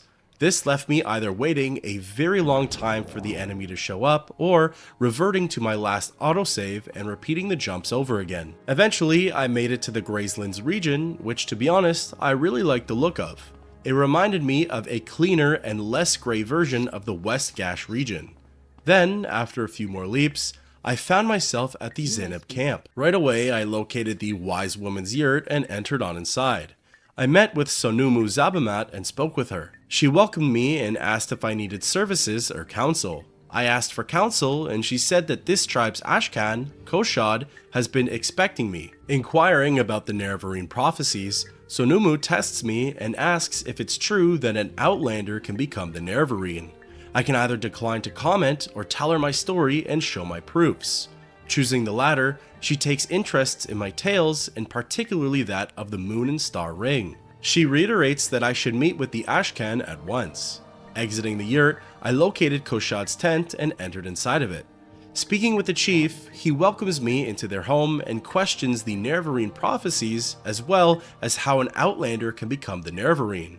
Inquiring about the Nerevarine, he just can't quite comprehend that a non-native to the province of Morrowind is destined to be its savior, and unfortunately, he refuses to talk any more about it. Exiting his yurt and returning back to Sanumu's, I spoke with her again to see where I could go from here. She acknowledges that Koshad can be a hard-headed man, but shares a little secret with me. Apparently, the chief loves expensive Outlander clothing, and Sonumu says that if I bring him a pair of exquisite shoes, he might be a little more open with me. At this point, I did have to use some external references in order to see where I could find the pair of loafers.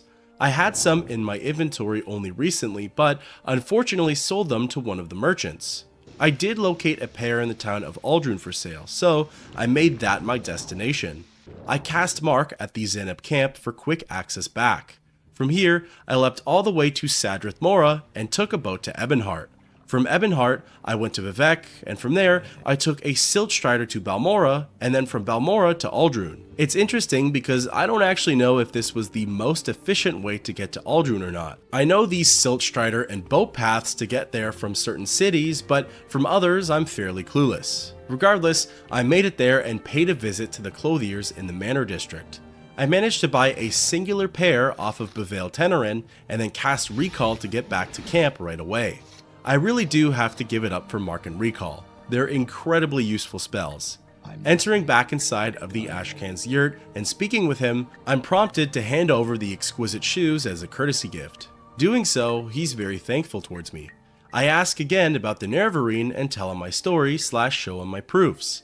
In the end, I ask him to be named Nerevarine of the tribe, but there's still some resistance from Koshad. He thinks my story is a bit outlandish and doesn't deem me fit to lead the tribes in times of war. I'm then prompted to either ask him for a task to prove my worth, or to persuade him that I'm the one for the job. I try to convince him, but he shoots me down, citing that I talk too much. Trying again, this time I ask to be given a task. He comes up with one right away. A vampire named Calvario has apparently taken refuge in a nearby dungeon called Nerano Ancestral Tomb. Koshad says that should I kill Calvario, him and I could speak more. I ask further about the vampire, and he tells me that Calvario is young but dangerous. He most likely was driven out of his previous lair by older and more powerful vampires. Koshad suggests that I go get supplies for the fight, as I might be needing them. I ask further questions about vampires in general, and Koshad tells me what I already know from the other Elder Scrolls games. He does confirm my suspicions though, in that due to my Nerevarine status, I shouldn't be able to contract the disease. Finally, I ask about the tomb and he marks it on my map, giving me specific instructions on how to get there. I was pretty excited to face my first vampire in this game.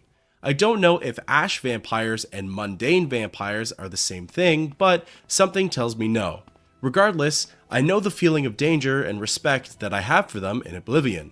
I also heard that there are vampire quests in this game, so I'm really looking forward to doing those one day as well. I figured that I'd be fighting undead of some variety in this tomb, so I came prepared with my dwarven spear just in case. Entering inside of the dungeon, the first enemy I fought against was a Greater Bonewalker.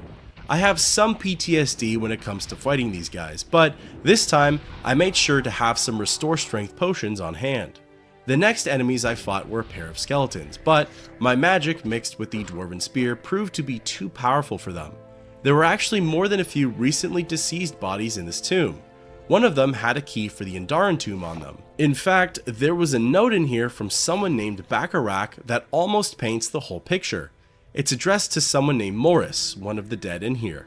Apparently, the group of them were in some sort of raiding criminal organization. A snitch in their group told a powerful necromancer named Goris about their whereabouts. Goris has been sending undead to all of their outposts, and Bacharach warns Morris to get out while they can. One of the dead in here was named Ursine, and she was meant to be the messenger as well as the bearer of the key to their next rendezvous point. It seems that the group never made it out though. I wonder if this has to do solely with Goris, or if Calvario had anything to do with it as well. Regardless, the world building and puzzle pieces here are just fantastic. It's finally time to face the vampire. I lined up outside of the final door and interacted with it. It was booby-trapped and I became poisoned. Before facing Calvario, I tried to wait out the effect, but it didn't seem to end. I popped health potions to regen, but the curse was still going. At this point, I decided to just charge on in and fight Calvario as is, hoping that I could kill him before the poison takes full effect. I opened the door and on the other side of it was a spirit along with the vampire. I took care of the ghost quickly and then it was a 1v1 with Calvario. The game did a great job at giving him a horrifying face, similar to what we see in Oblivion. I was lucky in that at some point in the battle, the poison effect ended up wearing off, so I decided to quickly leave the tomb and rest until fully healed before going back in. My strategy was to overwhelm him with fire magic, and it worked pretty well. He kept casting an absorb health spell that set me back a bit, but it wasn't much of a match in the end. Calvario was slain and I had fulfilled my task to the Ashcan. I looted the rest of the tomb and then cast recall to get back to the Zeneb tribe. Here, I spoke again with Koshad and informed him of the vampire's demise. He says that he might have been mistaken in his original judgment, and that maybe I am the Nerevarine. I inquire further about the title, and Koshad delays the process even further by asking for one final gift, a Telvanni bride that can provide him with many children. He finishes off by saying that Sonumu Zubamat, the wise woman, will know exactly what he's looking for. I leave the yurt and return back to Sonumu's. She realizes how ridiculous his request is, but has a plan to satisfy his needs. She suggests that I go to Tel Aran and meet with the slave mistress, Savile Imain. Imain will likely have someone that I could purchase an outfit to act as a Telvanni lady. She assures me that Ashcan Koshad won't know the difference. Leaving the camp, I made my way to Tel Aran and immediately found Savile in the festival slave market. I spoke with her and she asked if I was looking for a standard slave or something in particular. I inquired about the latter and she acknowledged how cunning the plan set up by Sonomu was. She then went on to say that Falura Lurvu would be just the slave I was looking for. However, I would need to buy her an exquisite shirt, shoes, and skirt. Savile directed me to Telmora to meet with Elegnin the clothier, as she will likely have all of those items in stock. I made my way to the docks and traveled by boat to the town. Here, I purchased all of the necessary items and then went back to Savile. Savile said that I could give them to Falura when I fully bought her, but in the meantime, she needs more time to learn how to play the part of a highborn Telvanni woman. She asks me to buy a bottle of Telvanni bug musk perfume from the local apothecary, as it will sell the story even further. I do so, and already the tab for this quest is adding up quite nicely. Finally, the icing on the cake was when I returned back to Savile. She said that I could purchase Falura and complete my quest for 1,200 gold, which is apparently discounted. Thankfully, I had recently sold some big items to the local merchants, or I wouldn't have been able to afford all this. I paid the price and Savile handed me the key to Falura's cage. Opening it, I approached the Dunmer and spoke with her. She was quite skittish at first, but upon asking her about herself, she pulled out the perfect background story and lied amazingly about her nobility. She opened up by saying that she's a little nervous about the arrangement and marrying an Ashlander, but ultimately anything's better than being a slave. I gifted her the clothes and perfume, to which she was ecstatic about. She quickly became excited and looked forward to the adventure ahead of her. She asked me if I was ready to travel with her, and I said yes. This is unfortunately where my means of quick transportation were rendered null and void.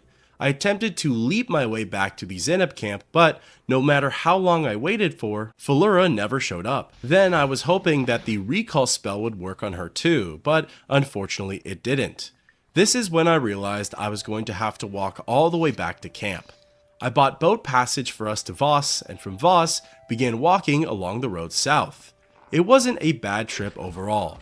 We encountered some enemies on the road, the worst of which were seemingly bandits. I wasn't sure if Felura could die in battle, but didn't want to risk it. The bandits were laying into her, and I tried to take as much aggro as possible, ultimately resulting in my death at least once. They were stationed outside of a yurt, and there was actually someone hostile inside of it, but I didn't want to get too sidetracked with the little things. Soon though, we cleared the problem area and made it back to camp. Entering inside of the Ashcan's yurt, Felura spoke with me right away and asked if this was her groom-to-be.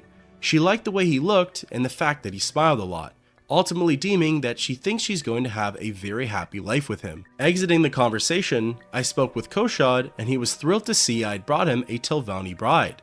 She wasn't as wide in the hips as he would have liked, but he promised to make her happy and treat her right. In the end, he grants me the title of Zeneb Nerevarine and hands me the Zeneb Thong, the enchanted heirloom and the token of the Zeneb tribe. Despite its confusing name, the Thong is actually an amulet and has the power to detect animals for 150 feet for 5 seconds. With this symbol in hand, all I need is for the last tribe to recognize me as Nerevarine, thus ending the quest, Zeneb Nerevarine. Wealth beyond measure, Outlander.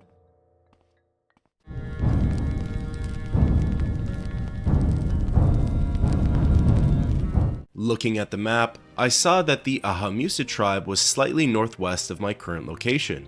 Using my leaping spell, I jumped only a few times before landing at the final Ashlander tribe. I remembered that Nabani Mesa mentioned their Ashkan is actually their wise woman. First, I checked inside of the Ashkan yurt and saw nobody inside. Then, I went over to the wise woman's yurt and located Sinamu Mirpal. Speaking with her, she seemed offended that I didn't seek out her Gulakans first, as she demanded that I give them a courtesy. She told me who they were, and I went to the first yurt that contained one of them. His name was Kosi. Kosi asked what I wanted, and I asked about the Nerevarine. Kosi pleaded with me, saying that their tribe needs the Nerevarine and the deeds that they accomplish, not just someone in search of the title. The tribe is poor and desperate. Kosi then tells me that I can now go speak with Sanamu. Returning back to her, she questions if I'm the Outlander in search of becoming the Nerevarine and fulfilling the prophecies. I inquire about the title, and she says she's heard a great deal about the Outlander who's helped the other Ashlander tribes. She asks if I'm that person and why I've come here.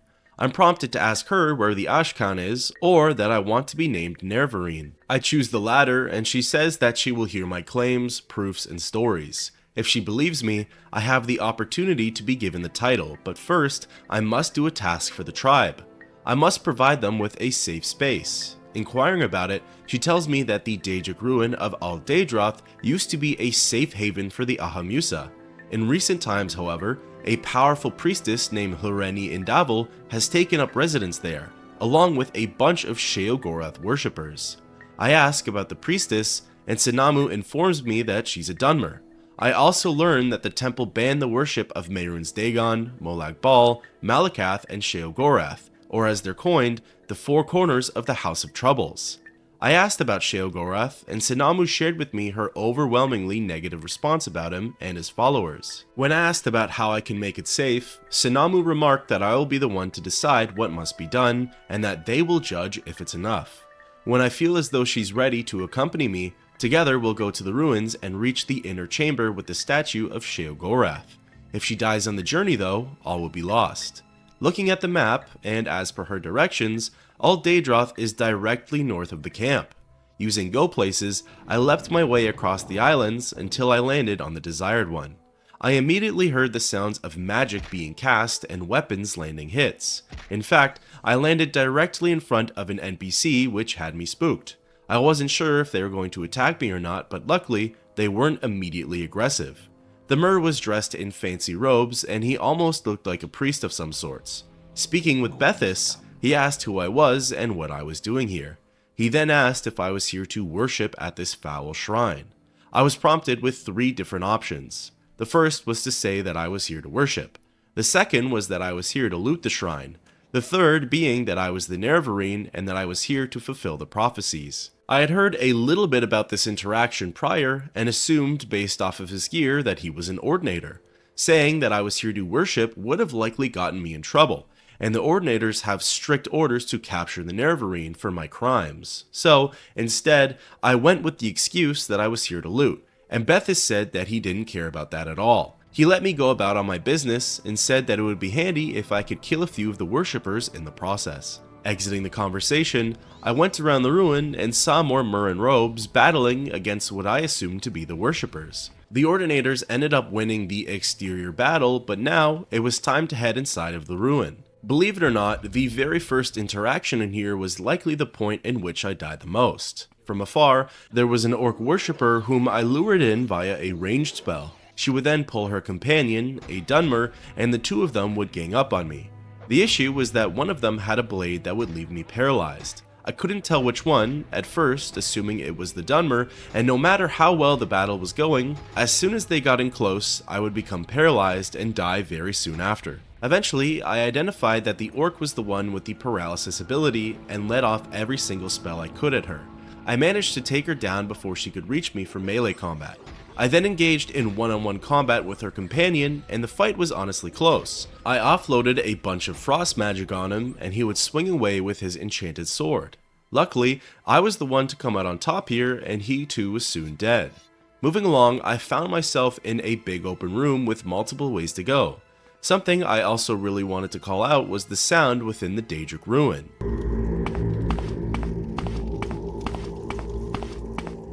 In terms of ambience, visuals, and sounds, I find that Morrowind does a really great job at keeping me immersed within the experience. I wandered up to the door directly across the entrance of the ruin and noticed that it was the inner chamber section, the area where Sinamu wanted to go. I entered inside, and this time, I heard the sounds of fighting again. A worshipper was battling against an Ordinator and had left him paralyzed. She then turned her attention to me. She resisted my magic, so I switched over to my spear and began to hack away at her. I got her health down by a good chunk before the Ordinator came back over to help. She was slick though and took turns paralyzing us so the other couldn't join in to deal the killing blow. Eventually, she was defeated, but there was no time to reorganize myself. From further within the chamber, a golden saint came charging in at me. She dealt quite a lot of damage and was fairly resistant to my magicka. I died a few times to her, but eventually equipped my spear and just kited her around the room. I had the range with my weapon, so long as I kept my distance, I had the upper hand. All the meanwhile, the Ordinator was just standing around watching all of this happen. Soon, the Golden Saint was defeated, and I was able to grab some loot from the chest in the center. In fact, that center was what contained the statue of Sheogorath, so this was technically as far as Sinamu needed to go. Again though, there wasn't much time for thought before I was attacked by a Dremora Lord. He was really strong and had a lot of health. He too killed me a couple of times before I decided to use my strongest destruction spell. Doing so, it killed him instantly, and I wondered why I wasn't using it more often, although it is a gamble if the spell will fail or not. I heavily debated going back to the Ahamusa tribe as the way to the statue was cleared. The only thing that kept me there though was that I hadn't yet come across the priestess, Lorenian Davel. So I moved forward and found myself in a zone called the Antechamber. Here, I heard more sounds of combat and began to ascend my way up some stairs. There were dead bodies of both worshippers and ordinators, and soon thereafter, I crossed paths with a golden saint, a worshipper, and a rat. The worshipper, however, was being chased down by an ordinator, so I at least had that going for me. I kited them around the zone for a bit, and I noticed that the worshipper had a really unique looking spear. I knew it was something that I had to have, but first, needed to figure out a way to deal with everything in here. My plan of action was to exit the zone, heal up outside of the door, and enter back inside. The ordinator was fighting the worshipper, and the golden saint's path to me was blocked off because of it. So, I helped to kill the Nord first, and then took on the rat. After fleeing the zone one more time and healing up, I entered back into the antechamber and dealt with the golden saint. Once all was taken care of, I looted the Nord, and to my delight, saw that his spear was actually made of ebony. I had done a little bit of research prior, and this spear is definitely one of the better vanilla ones that I could get my hands on. Continuing onwards, I had come across another worshipper and decided to test my new weapon against her. It worked wonders, and I was really excited about using it going forward. I decided to help the Ordinator in here take on one more worshipper, as they had helped me in a tight spot before. Once this area was cleared, I made my way to the top floor and spotted 2 more of them, seemingly interacting with the scamp. I got in closer, but none of them were aggressive towards me. The Dunmer began speaking, and to my surprise, it was the priestess, Loreni. She asked me if I had an invitation, if I was a player of the game, one of the game pieces, or just a spectator. I asked about the invitation, and she responded by saying that it doesn't matter if I was summoned or just happened upon here by accident. The party was open to all. I asked about being a player of the game, and she asked what game I wanted to play. I was then prompted with 3 options. The first was to plead a case for the Ahamusa. The second was to spare Loreni's life in exchange for shelter for the Ahamusa. The third was to challenge her to a duel. I chose the first option, and Loreni didn't seem to care very much. She mocked the tribe and said that's just the way life goes with its little tragedies. Asking about being a spectator in the game pieces, she responded in the same sort of delusional yet somehow philosophical manner as being asked about the invitation. Finally, I tried again with the player of the game prompts, and this time challenged her to a duel. She said that I need only to strike first, and the rest of the events would unfold. Exiting the conversation, I lunged at her with my spear and noticed that her health went down by more than I was expecting. Ultimately though, her and the orc she was with ganged up on me and cast some serious combos. However, I knew at this point that all I had to do was fire off a sucker punch of my most powerful destruction spell. Doing so, Loreni died instantly, and all I had to deal with now was the orc. He cast a few spells that locked me in my place and lowered my health, but they weren't enough to cause me much harm. Once I was able to move again, I kited him around the room and unleashed a flurry of magic on him, soon killing him. All that was left now was the scamp in the room, although it wasn't really aggressive to begin with. I approached it and saw that its name was Lusterdrake. Loreni mentioned that he was going to be the drink server for the so-called party. I was able to interact with it, and it asked me if I wanted some sujama. Lust said that I had to drink it here, as he didn't want me to drink and fly. I declined, unsure what the real effects would be, and left it at that. I took the risk and assumed that lust would not be an issue for the Ahamusa tribe. Thinking everything was good and cleared out from here, I cast the spell Recall only to remember that I hadn't cast Mark at the Ahamusa campsite.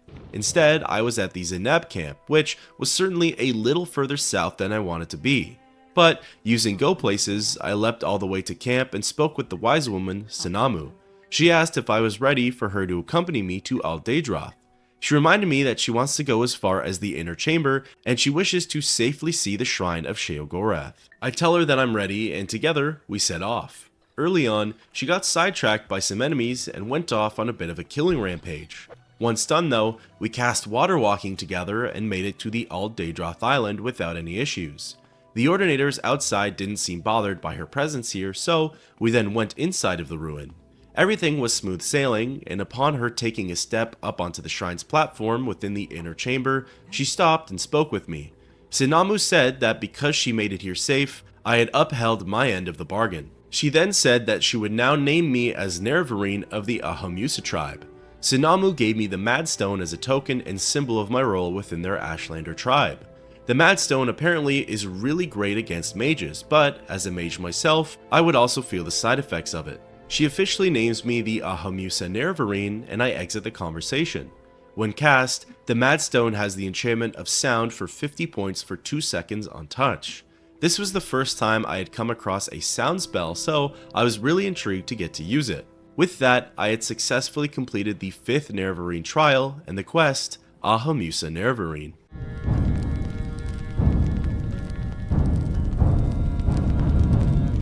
Casting the recall spell, I teleported back to the Zeneb tribe, and from there, I leapt all the way to Voss. From Voss, I took a boat ride to Sadrith Mora, and from Sadrith Mora's Wolverine Hall, I teleported to Aldrun. From Aldrun, I went to Margon, where I bought a Fortify Agility spell in order to be able to craft a stronger version of Go Places.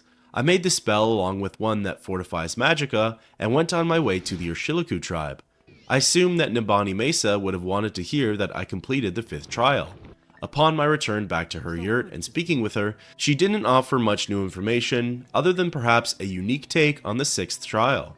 She thinks that it refers to Kagranak's tools. She declares that I will likely need these items when I stand before Dagoth-Ur. She knows that I'm now headed to the temple in Vivec and says that I should be on the lookout for the artifacts. Casting Divine Intervention, I found myself in Nissus. From here, I made my way over to the city of Vivec and leapt all the way to the temple canton. Interestingly, Danzo Indulus was nowhere to be found. I remember seeing her quite some time ago, standing in the tunnel at the center of the canton, but she wasn't there anymore. I looked inside of the High Fane and all around the exterior, ultimately unable to find her. This was when I finally used the long-needed console command of resetting actors, and she appeared right before me. She had a rather anxious demeanor and asked if I wanted to see the Arcanon. She informed me that he was in his private quarters and sought an audience with me. The only catch is that there are ordinators all over the place. If they see me break into his office, a fight will break out. She does tell me though that there's an entrance into his quarters through the Hall of Wisdom, and that using this one will likely not garner any attention. Exiting the conversation, I wandered into the Hall of Wisdom and peered at the local map. I spotted an entrance into the High Fane and made my way over there. The door was secured by a level 50 lock, but all I had to do was cast Ondussi's open door. Doing so and going through, I came face to face with Tholar Soryani. Speaking with him, he opened with the notion that it's time to change the temple's beliefs on the Nerevarine. Inquiring about the temple's doctrine, Tholar mentions that my association with the Imperial Intelligence makes me suspicious. But, as I've been chosen as Hortator and Nerevarine, the temple needs my help with fighting back against Dagoth-Ur. They can no longer defend the province, and I'm apparently their last hope. He says that in order to hear more information, Lord Vivec himself wishes to share the details with me. I'm then prompted to agree to meet him or declare that I don't want his help. I choose the former and Tholar hands me 2 keys. One is to get in and out of his office, and the other is to enter inside of Lord Vivec's palace. Vivec is expecting me, and Tholar says that I should make haste for this meeting. Exiting the conversation, I leave through the main entrance of his private quarters and go back outside. I find it interesting that all of the NPCs are warning me about the Ordinators attacking, but the Ordinators themselves seem to be okay with me. Making my way down to the southern section of the temple, I ascend up the palace steps and unlock the door leading inside. Within, I spot the false god himself, Vivec. Vivec certainly has a unique appearance. He's not quite Dunmer, as his body is half-colored and his eyes are peculiar and omniscient. I approach him and we begin speaking. Vivec opened with saying that he was expecting me, and that the two of us have business. He first proposes to remove the ban of Nerevarine worship and the prosecution of the dissident priests, in order to proclaim that I am the Incarnate, the true Nerevarine, and Morrowind's last hope against Dagoth-Ur. Next, he offers me one of Kagranak's tools, Wraithguard, which will be needed to defeat Dagoth-Ur. I'm prompted to take it, refuse it, or not come to a decision. I accept the gift, and then Vivec asks me if I will swear to use it and dedicate myself in the destruction of Dagoth-Ur. Again, I'm prompted with the 3 responses, and I choose to swear this oath.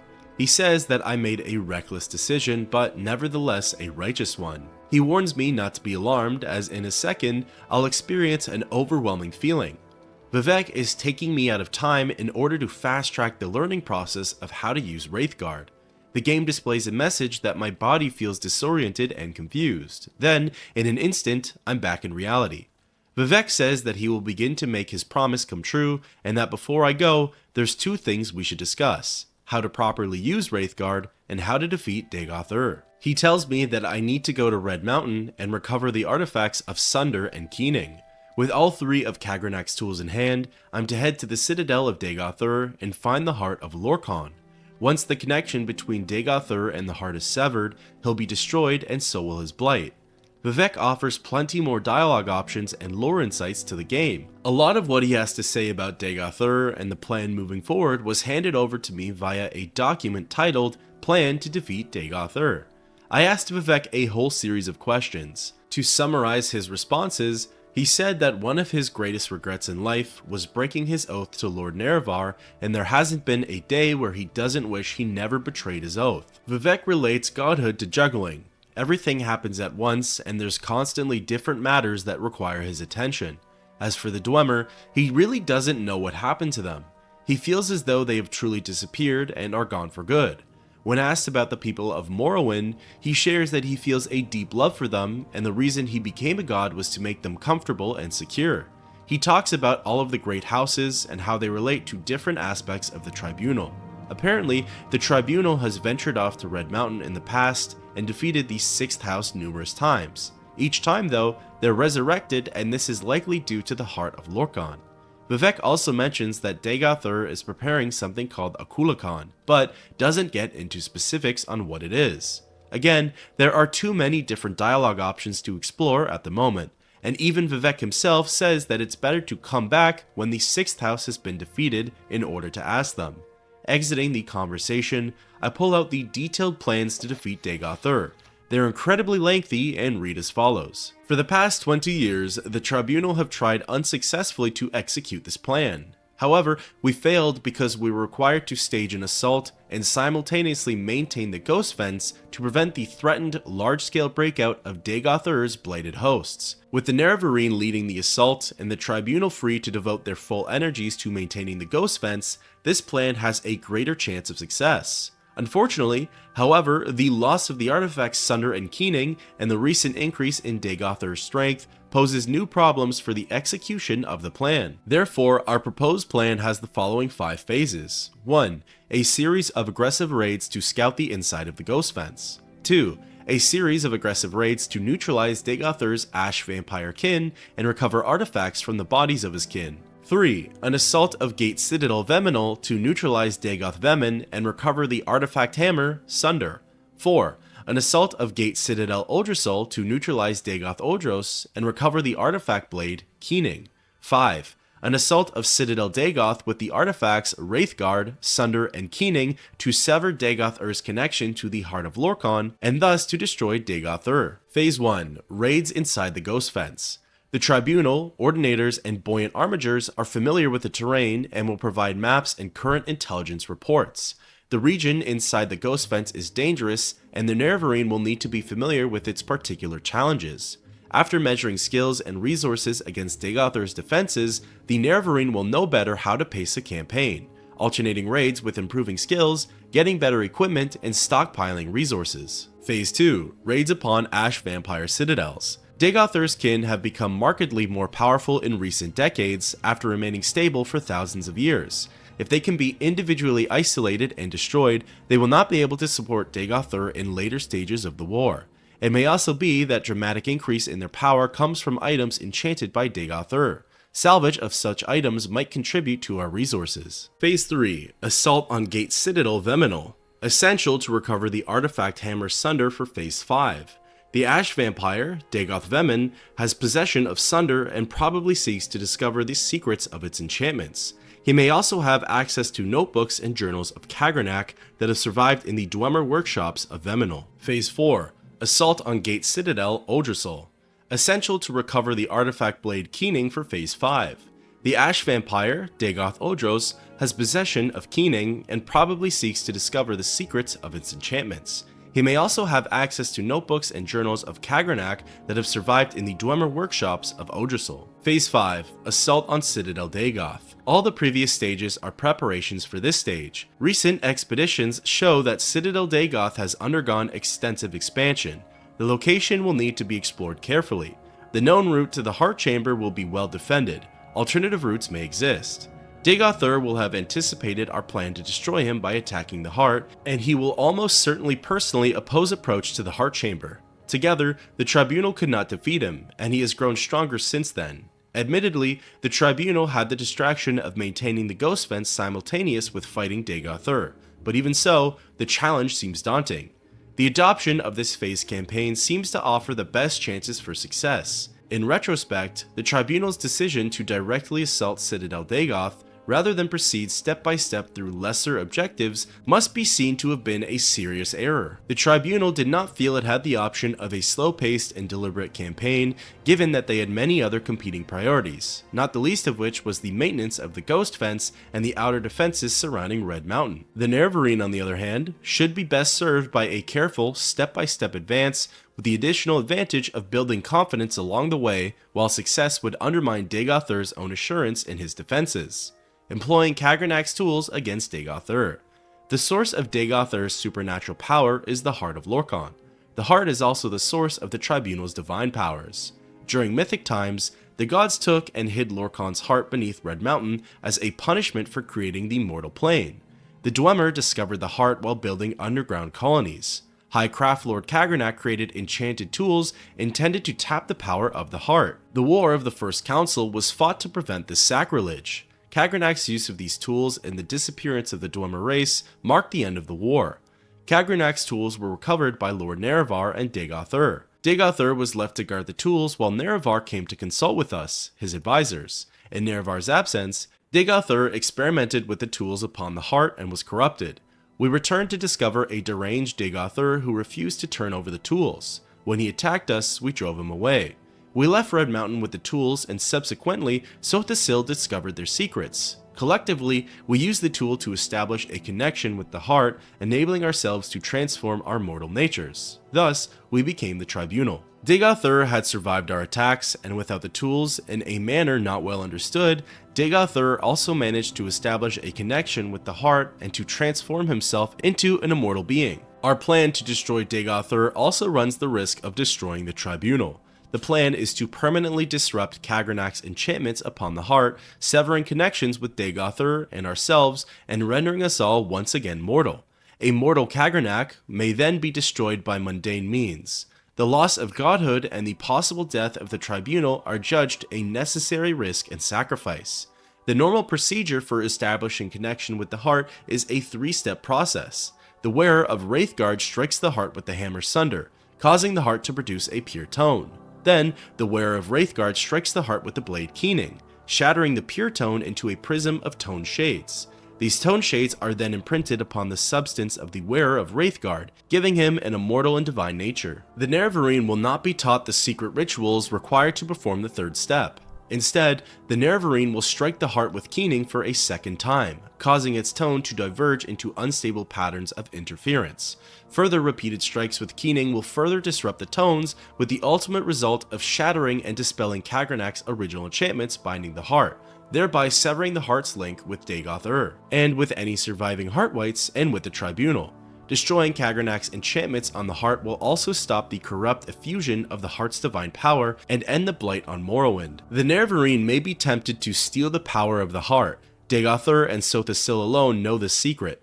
Dagoth-Ur may, in extremity, propose to teach the Nerevarine to use Kagrenac's tools to become a god.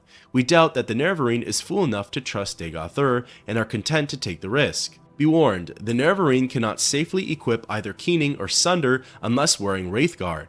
The Nerevarine will be injured every moment while holding either of these artifacts unless protected by Wraithguard.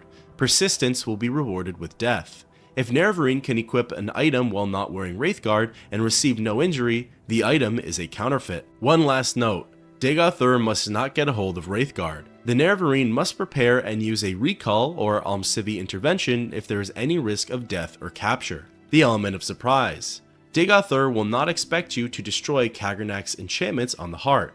He does not know it is possible, he would not do it himself, and he knows that we have never tried it. He will not believe anyone would want to sacrifice the promise of such power. Further advancement in House Dagoth, as in all great houses, is by challenge and confrontation within the hierarchy. The Nerevarine's challenges and defeats of Ash vampires and battles with the 6th house will be viewed in that light. Dagoth-Ur and his kin may assume the Nerevarine's ambition is to control the heart.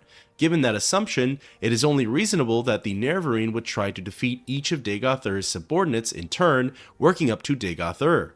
If the Nerevarine can defeat Dagoth-Ur and control the heart, so much the better. But logically, the Nerevarine would wish to rise as high in the hierarchy as possible before cutting a deal with the head of the house. Dagoth-Ur should try to recruit the Nerevarine into House Dagoth.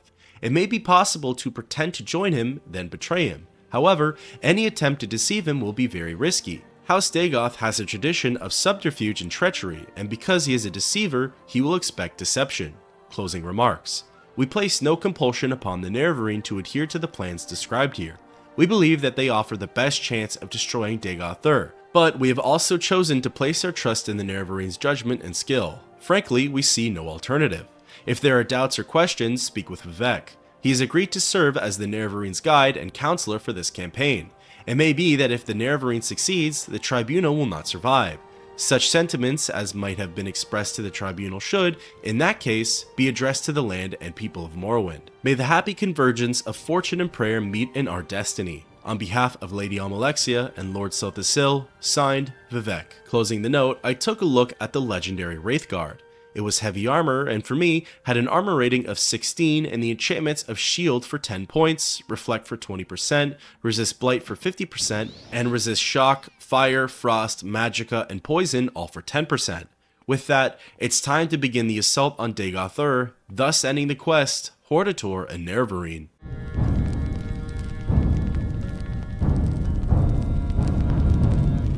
Leaving Vivek Palace, I knew that this was endgame territory, so I wanted to prepare as much as I could. Within the last couple of quests, I've been feeling that my destruction magic has been slightly underwhelming. I have very powerful, magicka-hungry spells and weaker, easier to use ones. I wanted to make a few that were right in the middle, so I made my way over to the Mages Guild Hall and crafted frost and fire versions of the same spell, a ranged, decent hitting attack that lingers for a couple of seconds. Along with this as well, I went to stock up on as many useful potions as necessary, namely some Restore Magicka ones, as those were going to be highly important. Step 1 of the plan for taking down Dagoth is by going to the Ghost Fence itself. Looking at the map, the fence is slightly east-northeast of Caldera. I let my way there with very little incident and entered on inside of the last safe haven. I wandered the halls for a bit before I came across a tavern of sorts. There were a lot of interesting characters in here, but the one who drew my attention was an older fellow named Wolf. Wolf was a kind older man and asked what brought me over here to the Ghost Gate. Inquiring about it, he said it's a hell of a place and asked again why I would make the trek out here. I was prompted to either tell him about my business with Dagoth or to keep it all a secret. I figured I'm this far and might as well share my story. Wolf found my tales fascinating and said that it was lucky that I happened by him. He's an old war veteran, apparently as old as the Emperor himself. He's ventured this far out but wishes to go no further. He asks that I take a lucky coin of his on my mission to defeat Dagoth, as a token of the tough young hero that he used to be. I'm then prompted to accept the offer or to turn it down. I accept it and he's very thankful for such a small act. He talks about how the younger generation will be able to advance history better than the older one could. When asked about the Emperor, he mentions that not only is Uriel's septum growing old, the whole empire itself is waning with it. Perhaps change could be a good thing. Again, the younger generation could shape and progress the unity of the provinces in a different matter. How though, he isn't sure. He's just an old dog, and old dogs don't get new ideas. Exiting the conversation with Wolf, I was really intrigued by what he had to say. Right behind me though was a buoyant armiger, the authority in which I needed to speak with. They introduced themselves and said that they've received word from Vivek that I'm the champion of the temple and that I'm going to wage war against Dagoth. Curiously, I asked about Wolf and to my surprise, the armiger had no idea what I was talking about. He had never seen an older war veteran in here before, and apparently legionnaires haven't been stationed up here in quite some time. Confused, especially since Wolf was literally right behind me, I just decided to progress with the main quest. I inquired about the inside of the Ghost Fence, and he informed me on a couple of things. The map and intelligence itself are old. It shows the locations of the various ash vampires and citadels that they reside in. Within the Ghost Fence are 6th house servants and creatures that have become even more powerful. There are no outposts or safe regions within the Ghost Fence itself. If I need aid or safety, I have to come back to the Dawn and Dusk Towers. Exiting the conversation and taking a look at the map I was just given, it unfortunately doesn't offer too much detail. It lists off the directions in which the major settlements can be found. It shows me all of Vardenfell, but doesn't really hone in on the smaller features. I already had all of the necessary and important locations marked on my map after speaking with Vivek, but there's a chance that a few more were marked down once looking at the armiger's map. Regardless, I left the Dawn Tower and lined up outside of the Ghost Fence. Activating the switch, the first gate rose up. Activating the second, the last gate arose, and I was then truly on my own. Within a couple of seconds, the ashy gray sky and calm weather turned into a crimson-red dust storm. Addressing the battle plans, the first area I needed to go to was Citadel Veminal. Here, I was to fight against Dagoth Vemin and reclaim the legendary artifact of Sunder. Now, technically there is a step before this, and it's to clear out all of the ash vampires. However, using my own intuition and through a little bit of research, I learned that it wasn't necessary for beating this quest. Along the way to the Citadel of Veminal, I fought against various familiar and unfamiliar foes. Ones like Hunger were new to the scene, and I had only ever come across them in the Shivering Isles DLC of Oblivion. Familiar ones were Corprus Stalkers, Lame Corprus, Ash Slaves, and Ash Zombies. Of course, there were Cliff Racers and Rats thrown into the mix as well. None of them were particularly that difficult to beat though, so it was relatively smooth sailing. Eventually, I found myself outside of the first Dwemer ruin and entered inside. There were more of the same enemies in here, mixed in with a few ash ghouls in the form of Dagothur's priests. There was also a greater Bone Walker present, which always scares me to fight, but I managed to take care of it without getting hit. Further down into the outer fortress section was a door leading to the Hall of Torque zone. On the other side, there was an Ascended Sleeper, which gave me a little bit of trouble. The battle was close, as its destruction magic dealt a lot of damage. I took advantage of its close combat weakness and got up on its face with my ebony spear. After a really close call, Dagoth Felmis was defeated. Behind Felmis was an iron door leading further into the Hall of Torque. This room contained multiple other doorways and a hole in the center of the floor. Just below, I could see an ash vampire, and I knew that it could see me. It started out with casting spells at me, and eventually started running into a closed door. It was stuck in this animation, so I decided to cheese the fight. I cast my newly crafted destruction spells, and it took about 3 fireballs to take down the 6th house servant. I could hear various other enemies, but nothing was able to get through all of the closed doors. I again took advantage of the situation and leapt down to the body of Dagoth Vemin. Peering into his inventory, I saw the legendary hammer of Sunder for the taking. Looting just about everything, I peeked at Sunder's stats and saw that it had the enchantments of Fortify Attack for 30 points, Fortify Strength, Endurance, and Luck for 20 points, but Drain Fatigue for 1 point.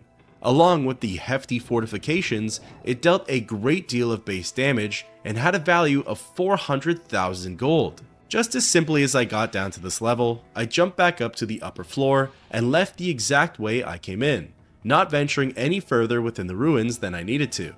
I knew there was likely a lot of loot and unique enemies in these parts, but I had tunnel vision for getting to Dagoth. From Veminal, I made my way back towards the Ghost Fence entrance, as that was where step 4 of the 5-phase plan was based out of.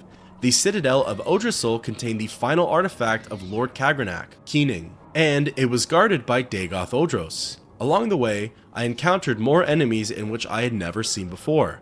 The first was this giant ogre-like being called an Ogrim Titan. It hit pretty hard and honestly had a good bit of health attached to it. The next was a fairly common enemy in Oblivion, yet its Morrowind counterpart seems way more buffed. Daedroth are surprisingly challenging in this game, at least to me they were. This is likely because instead of being brutish melee combat opponents in Oblivion, they use destruction and protection spells in Morrowind. At a certain point within the Ghost Fence, I saw the sun and clear skies. I wasn't sure if this was supposed to happen or not, as I recalled hearing the sun doesn't shine in these parts. I figured it was likely due to me being too close to the Ghost Fence, and the game had a hard time distinguishing the border. After fighting my way through more 6th house servants and scaling cliff sides, I eventually came across the Dwarven ruin of Odrasul. Within, the first enemy I fought against was a Golden Saint. The Golden Saints are certainly strong opponents within Morrowind. She gave me a hard time and made the battle extremely close, but eventually I took her down with the Ebony Spear. Odrasul itself was actually a pretty small zone. The training academy had a doorway at the end of the upper level that contained a Flame Atronach as well as Dagoth Odros. The Flame Atronach was no problem to defeat, and honestly, Odros wasn't too difficult either. I got too complacent at one point and he was able to get in close and drain my health down pretty quickly. The second time, however, I kept my distance from him as best as I could, ensuring that I was out of reach most of the time, and ended up besting the 6th house servant. The Dwarven artifact wasn't inside of his inventory, but he was holding a unique key. I remembered seeing a door that was secured by a level 100 lock right beside the entrance. Going over to it and unlocking it, on the other side was a small Dwarven armory and a ladder leading up to the Odrasul tower section. The tower zone was a small area, and to my delight, all it really contained was the blade, Keening. It had the enchantment of Fortify Magicka for 50 points, Fortify Health and Attack for 30 points, and Fortify the attributes of Agility and Speed for 20 points. When equipped, Keening would raise my maximum Magicka by more than 1/3 of its current max, so I knew I had to make some adjustments. I hotkeyed my spear as well as the blade, so when I wanted to use more magic or have a better hit rate in melee combat, I would have quick access back and forth. With Wraithguard, Sunder, and now Keening in my inventory, all I needed now was to go to Citadel Dagoth and face off against Dagothar himself. Exiting Odrasil, I made some leaps in the direction of the final area and scaled up the side of a steep mountain. Once at the top, I was overlooking the Dwemer ruins, and it was certainly a sight to behold. None of the other settlements here were quite like it, as it was practically built around a pit of lava.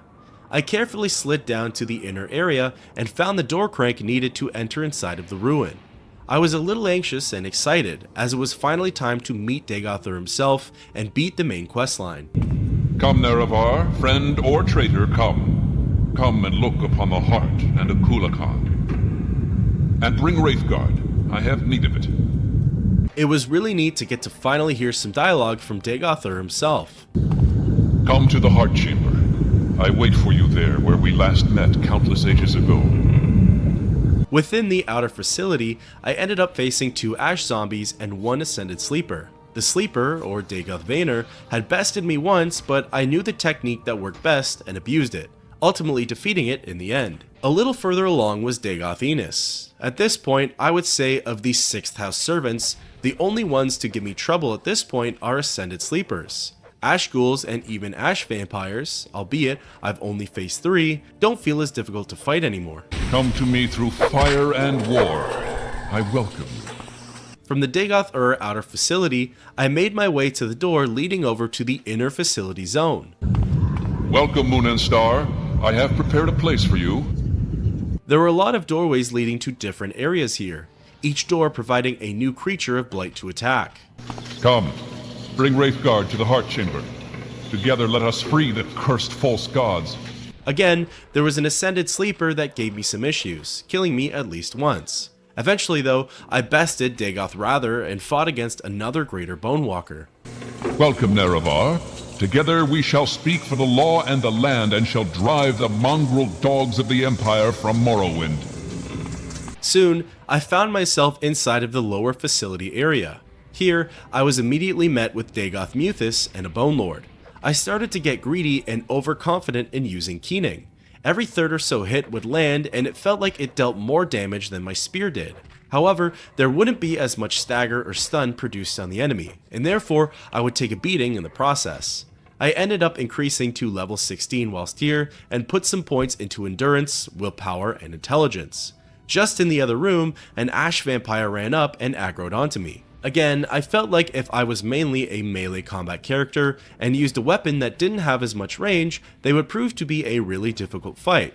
But given how slow they are, their attack speed, and the fact that I'm mostly a ranged character, they aren't too big of a deal to me. Dagoth Gilvoth had a blood ring on him which had the enchantments of Fortify Health and Fire Shield for 10 to 20 points, then Resist Fire, Resist Magicka, and Dispel for 10 to 20%, all for 30 seconds. Is this how you honor the 6th House and the tribe unmourned? Come to me openly, and not by stealth. Just past Gilvoth was a door leading to the facility cavern. I had finally gotten to lay eyes on Dagothar himself. Welcome, Moon and Star, to this place where destiny is made. His body was built like an Ash Vampire, so I understand why they were often called his kin. On his head though, he wore a unique and peculiar golden mask. He was also emanating some very interesting sounds.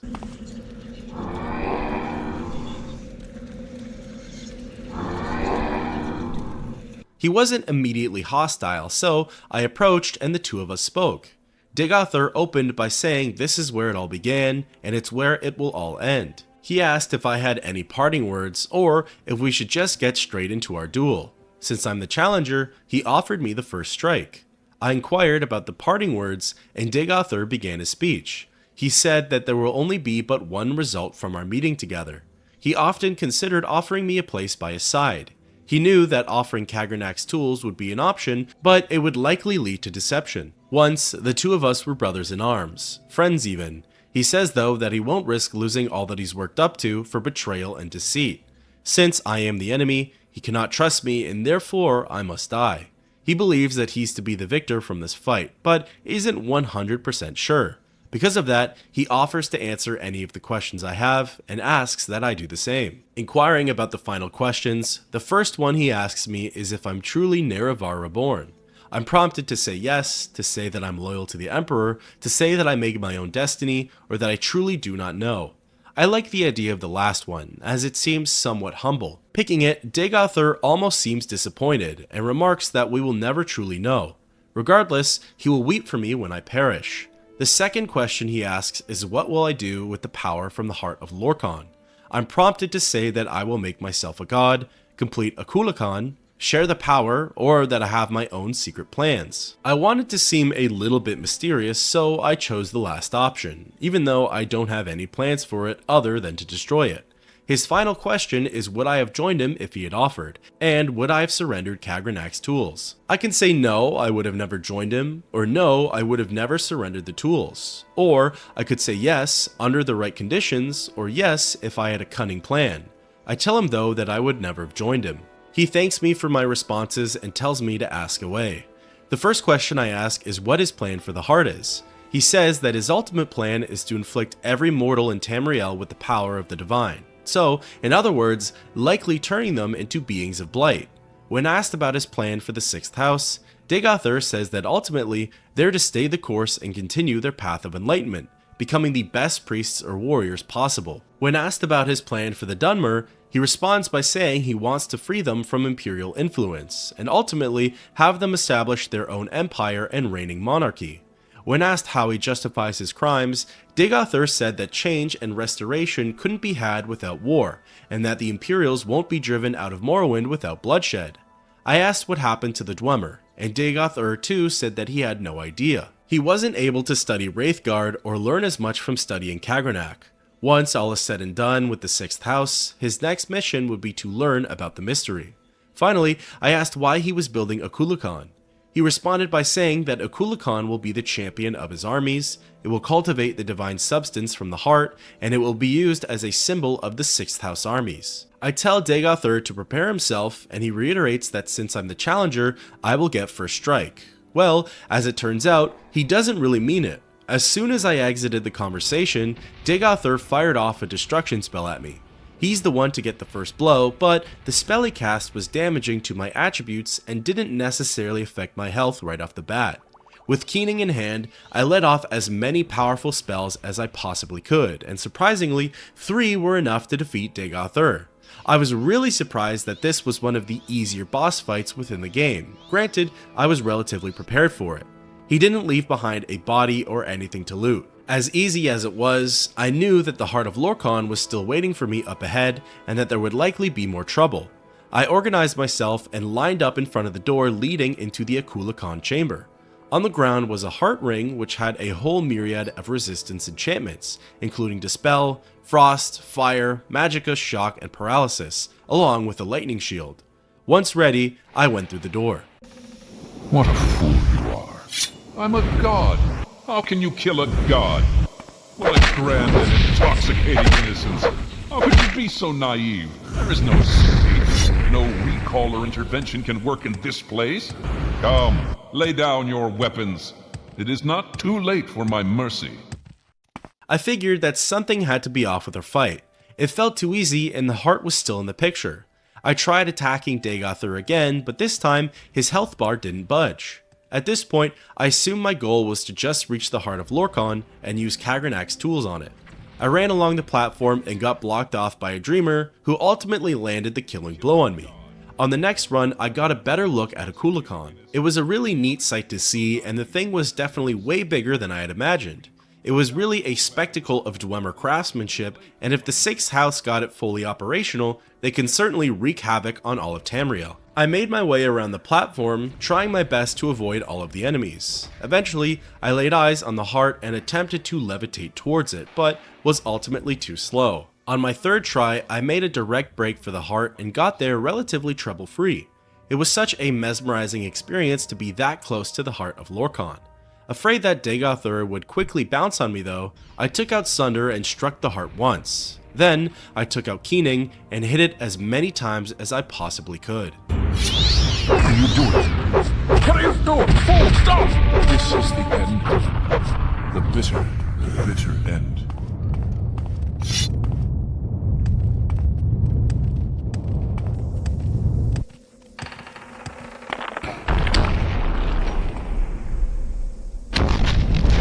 The heart of Lorkhan disappeared, and the divinity of Dagothr and the tribunal with it.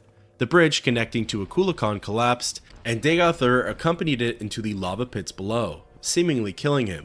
Soon, Akulakan itself broke into pieces and disappeared into the molten lake beneath it. It almost didn't feel real. The devil himself, Dagothr, defeated once and for all. It was a shame to see Akulakan go down with him, as it was definitely a piece of dwarven history. The chamber itself was real quiet now. The dreamers were nowhere to be found, and it seemed like Citadel Dagoth was void of life. I ascended back up to the top platform and turned the crank on the pipe, releasing me from this zone.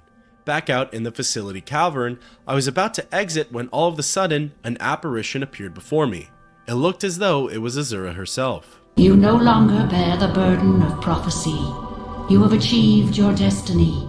You are free. The doom Duima's folly, Lord Dagoth's temptation, the tribunal's seduction, the god's heart freed, the prophecy fulfilled. All fate sealed and sins redeemed. If you have pity, mourn the lost, but let the weeping cease. The blight is gone, and the sun's golden honey gilds the land. Hail, Savior, Hortator, and Nerevarine.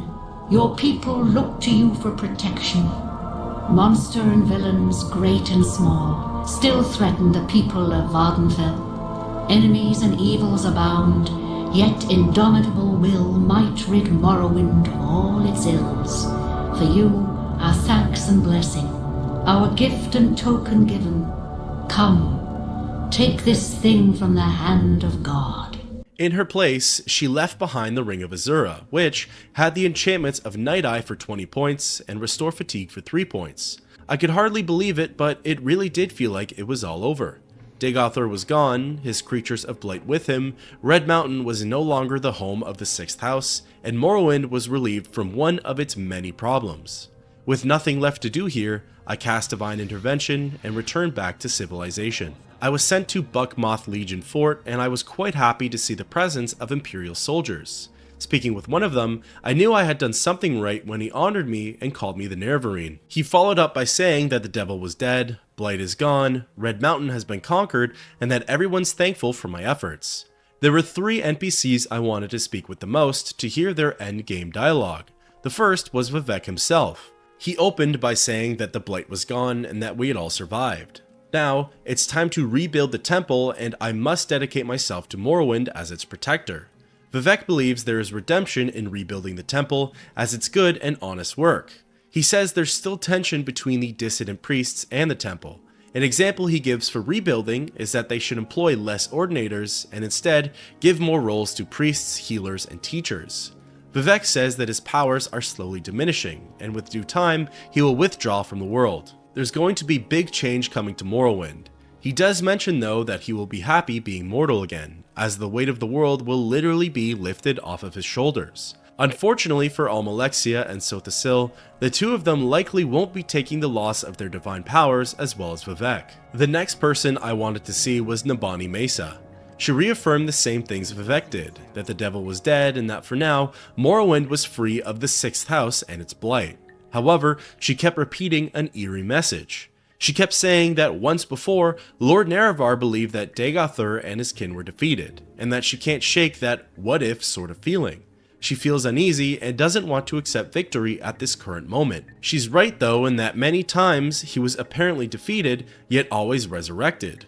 With the heart gone, hopefully the cycle has ended, but right now, who can be for certain? The last person I wanted to celebrate with was the man himself, Caius Kosades. It was a little saddening to think that I would never come across him again. He was a good mentor and helped me out in a lot of difficult spots. I was curious if the game was going to bring him back or not for the final segments of the main questline, but alas, he's seemingly gone for good. With that out of the way, thus ends the quest, the Citadels of the Sixth House, and ultimately, that's the end of the main questline featured in the Elder Scrolls III Morrowind.